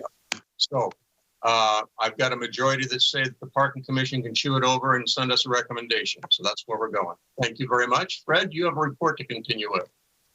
Yeah, I do. Go ahead. And we had a slow cog meeting on Wednesday. And at that meeting, we went over all kinds of things that are coming up very soon, including a lot of our stuff coming up in the future. Some of our projects are making it, some aren't, but they discuss heavily the pending transportation legislation in both Sacramento and Washington, D.C., and that this could drastically change the budget available, and that would include ours. However, some of this depends upon our status as an urban area, which we've also been discussing, because the federal government was proposing some changes that would have downgraded our status. And so they would have special rules for that. And I sent a memo to a number of our staff today from the league, I keep saying the League of Cities. That's what it's been for years, decades. But now it's called Cal Cities, on the regulations that are coming out and what we have to do as in our size cities in order to get our share of that money. Which is there. It's significant. So I'm hoping that we can proceed and do that. Then today we had a meeting of the Cal Cities Housing, Community, and Economic Development Legislative Committee. And we wound up spending the entire 3 hours almost on ACA 7, which I mentioned briefly earlier. which is a proposed constitutional amendment, which would provide that local ordinances, resolutions, etc., supersede state law or state resolutions completely. And the one thing that came out was it doesn't mean that you don't have to apply. You don't have to comply with federal laws. They would still apply. That even where state laws are just enacted to enforce federal laws, if they're different from the federal law, that portion wouldn't apply if a city wished to make its own ordinance or its own resolution. That is going back to a subcommittee to look at it and make recommendations for amendments, because as was pointed out, this means a city could, in its general plan, say, this neighborhood is only for Hispanics, this neighborhood is only for Chinese, this is only, et cetera. I mean, it could be a violation of all kinds of things that generally we agree on. But if an individual city did that or said, we're not going to comply with arena allocation because we don't have the room, so we're only going to build this many, and they make it a local ordinance, would supersede the arena requirement. That would then force possibly those allocations to go into a city who didn't have an ordinance. And so there were a lot of problems with this that'll be looked over by the board of directors and by a subcommittee on this and come back to us later. So that's where we are on that one. And tomorrow I will have a meeting with the Revenue and Taxation Policy Committee, and it will be looking at many of these same things, but not that particular item. But there's a lot of legislation pending, and right now the governor's May revise is pending, and there is a lot of money in there for us if we want to go after specific things. So we may want to do a big budget revision ourselves, possibly after the first quarter of this next year. But meanwhile, we'll see what goes on, and then I've got all kinds of meetings coming up next week. I'll report on the next council meeting. Thank you. Thank you. Councilwoman Garcia. Yes, sir. Thank you. I attended the CAPSLO Zoom meeting, and they were reporting on their numbers picking up on their Head Start programs as people are going back to work and as things are opening up. Head Start, migrant workers, the different programs that they help and provide. They also help ECHO that we heard of report today. So it was good to hear everything's going good through the CAPSLO budget and programs. I also attended a bike day. So I rode my bike to Winifred Pfeiffer and took some pictures with some students there. That was pretty fun. I also attended the Chamber of Commerce mixer that they had at the Ravine Water Park. It was a good attendance, and they were showing the new addition to the water park. That's all I have to report, but I did want to just say that I am also frustrated, like Mr. Hammond is, with the riverbed situation. And as he's speaking about how we're moving, how, we're trying to get them out of the riverbed. And I know that we should be, and that's all great. But, they start moving it into the community. And I have also gotten, a lot of businesses that are downtown have spoken about them just kind of walking around downtown, and also at the Walmart parking lot, and how they're just hanging around down there. We're starting to see more paraphernalia and needles in the Walmart parking lot that they bring to us at in the pharmacy when they're found. So it's getting bad, and I'm just really concerned for our community. And I'm right there with Mr. Hammond. I know we need to do something. I don't know what, but we need to do something. It's getting bad. I mean, I think they're going to change our hours at the store, and I'm going to have to start working from 9 to 9, and it gets pretty dark. And I sometimes, I have somebody that walks me to my car. That's how bad it's getting in the Walmart parking lot. Okay, that's all I have, sir. Thank you. Well, before I get into my little report, I have to brag on my older daughter. The reason that I wasn't at the last council meeting was my elder daughter, a product of Paso Robles Joint Union School District, graduated from Southwestern University at the top of her economics class, Phi Beta Kappa, and summa cum laude. So I'm very proud of her, and she should be very embarrassed to know that I said that, which is part of my job as a father, to embarrass my children. My activities since returning include attending the Mayor's and Council Roundtable put on by Cal Cities. I attended 2 meetings of the Homeless Service Oversight Committee group. They're working on, guess what, human encampments and getting people into housing around the county. The initial meeting of the Supplemental Sales Tax Committee. I attended the officer memorial for Luca Benedetti, the San Luis Obispo officer who tragically lost his life protecting others in that community. I also attended our monthly San Luis Obispo County Mayor's meeting. I attended a meeting of the Mayor's Paso Diversity Panel, and I want to announce that they will be staging the first Juneteenth celebration. That'll be June 19th at Sherwood Park. It'll be from 1 to 4. They're calling it Paso Jubilee. There's going to be entertainment. There's going to be food. There's going to be lots of fun stuff for the entire family, and it's completely free. So we hope everybody will take the opportunity to show up for that. Attended the regular meeting between our Paso Robles School District, discussed the desire of the school district to add another school resource officer. There are already 2 in place. Those are working out very well, and they'll be talking to us later about the possibility of adding a 3rd one for the Paso Robles School District. I attended the San Luis Obispo County Advisory Commission, the Central Coast Electeds Roundtable. Attended a Zoom meeting with behavioral health professionals in the county of San Luis Obispo who are working to expand mental health facilities and services to address some of the problems that we discussed earlier this evening. I was online for a meeting with the REACH organization as they presented the future of space and how it affects the Central Coast. That ties in with our economic development efforts and some of the things that we can do with our airport. We need to be reaching out to these folks and tying in with their goals and objectives as they use Vandenberg as an economic development leverage tool for the entire region in the future. Today I was online with the Visit SoCal Advisory Board. They report that tourism is coming back very strongly in our area, and they have high hopes that some of the airlines, if not most of the airlines that we lost flights because of the pandemic, will be returning as that pressure continues to increase. And I was on the Sound Off program to talk about city issues. I got a couple of calls. One was about the Motel 6 situation. There apparently are some rough spots down there.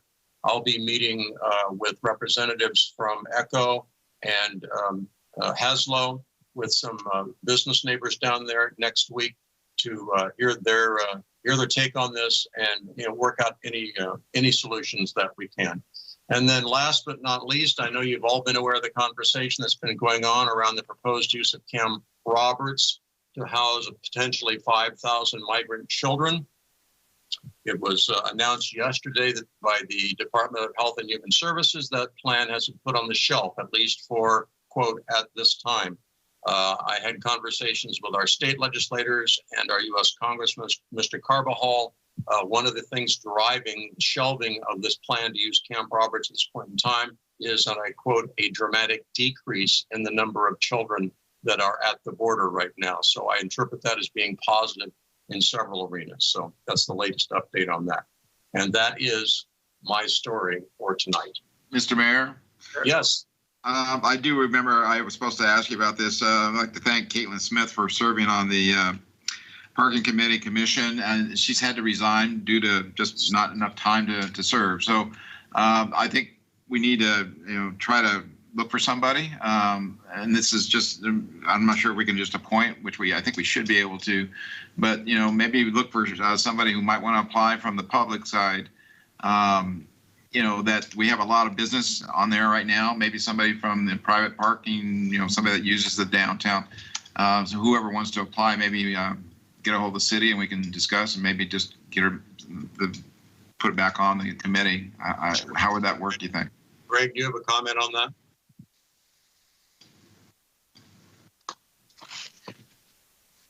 I'm Mayor sorry. Martin. Yeah, Greg or Sarah?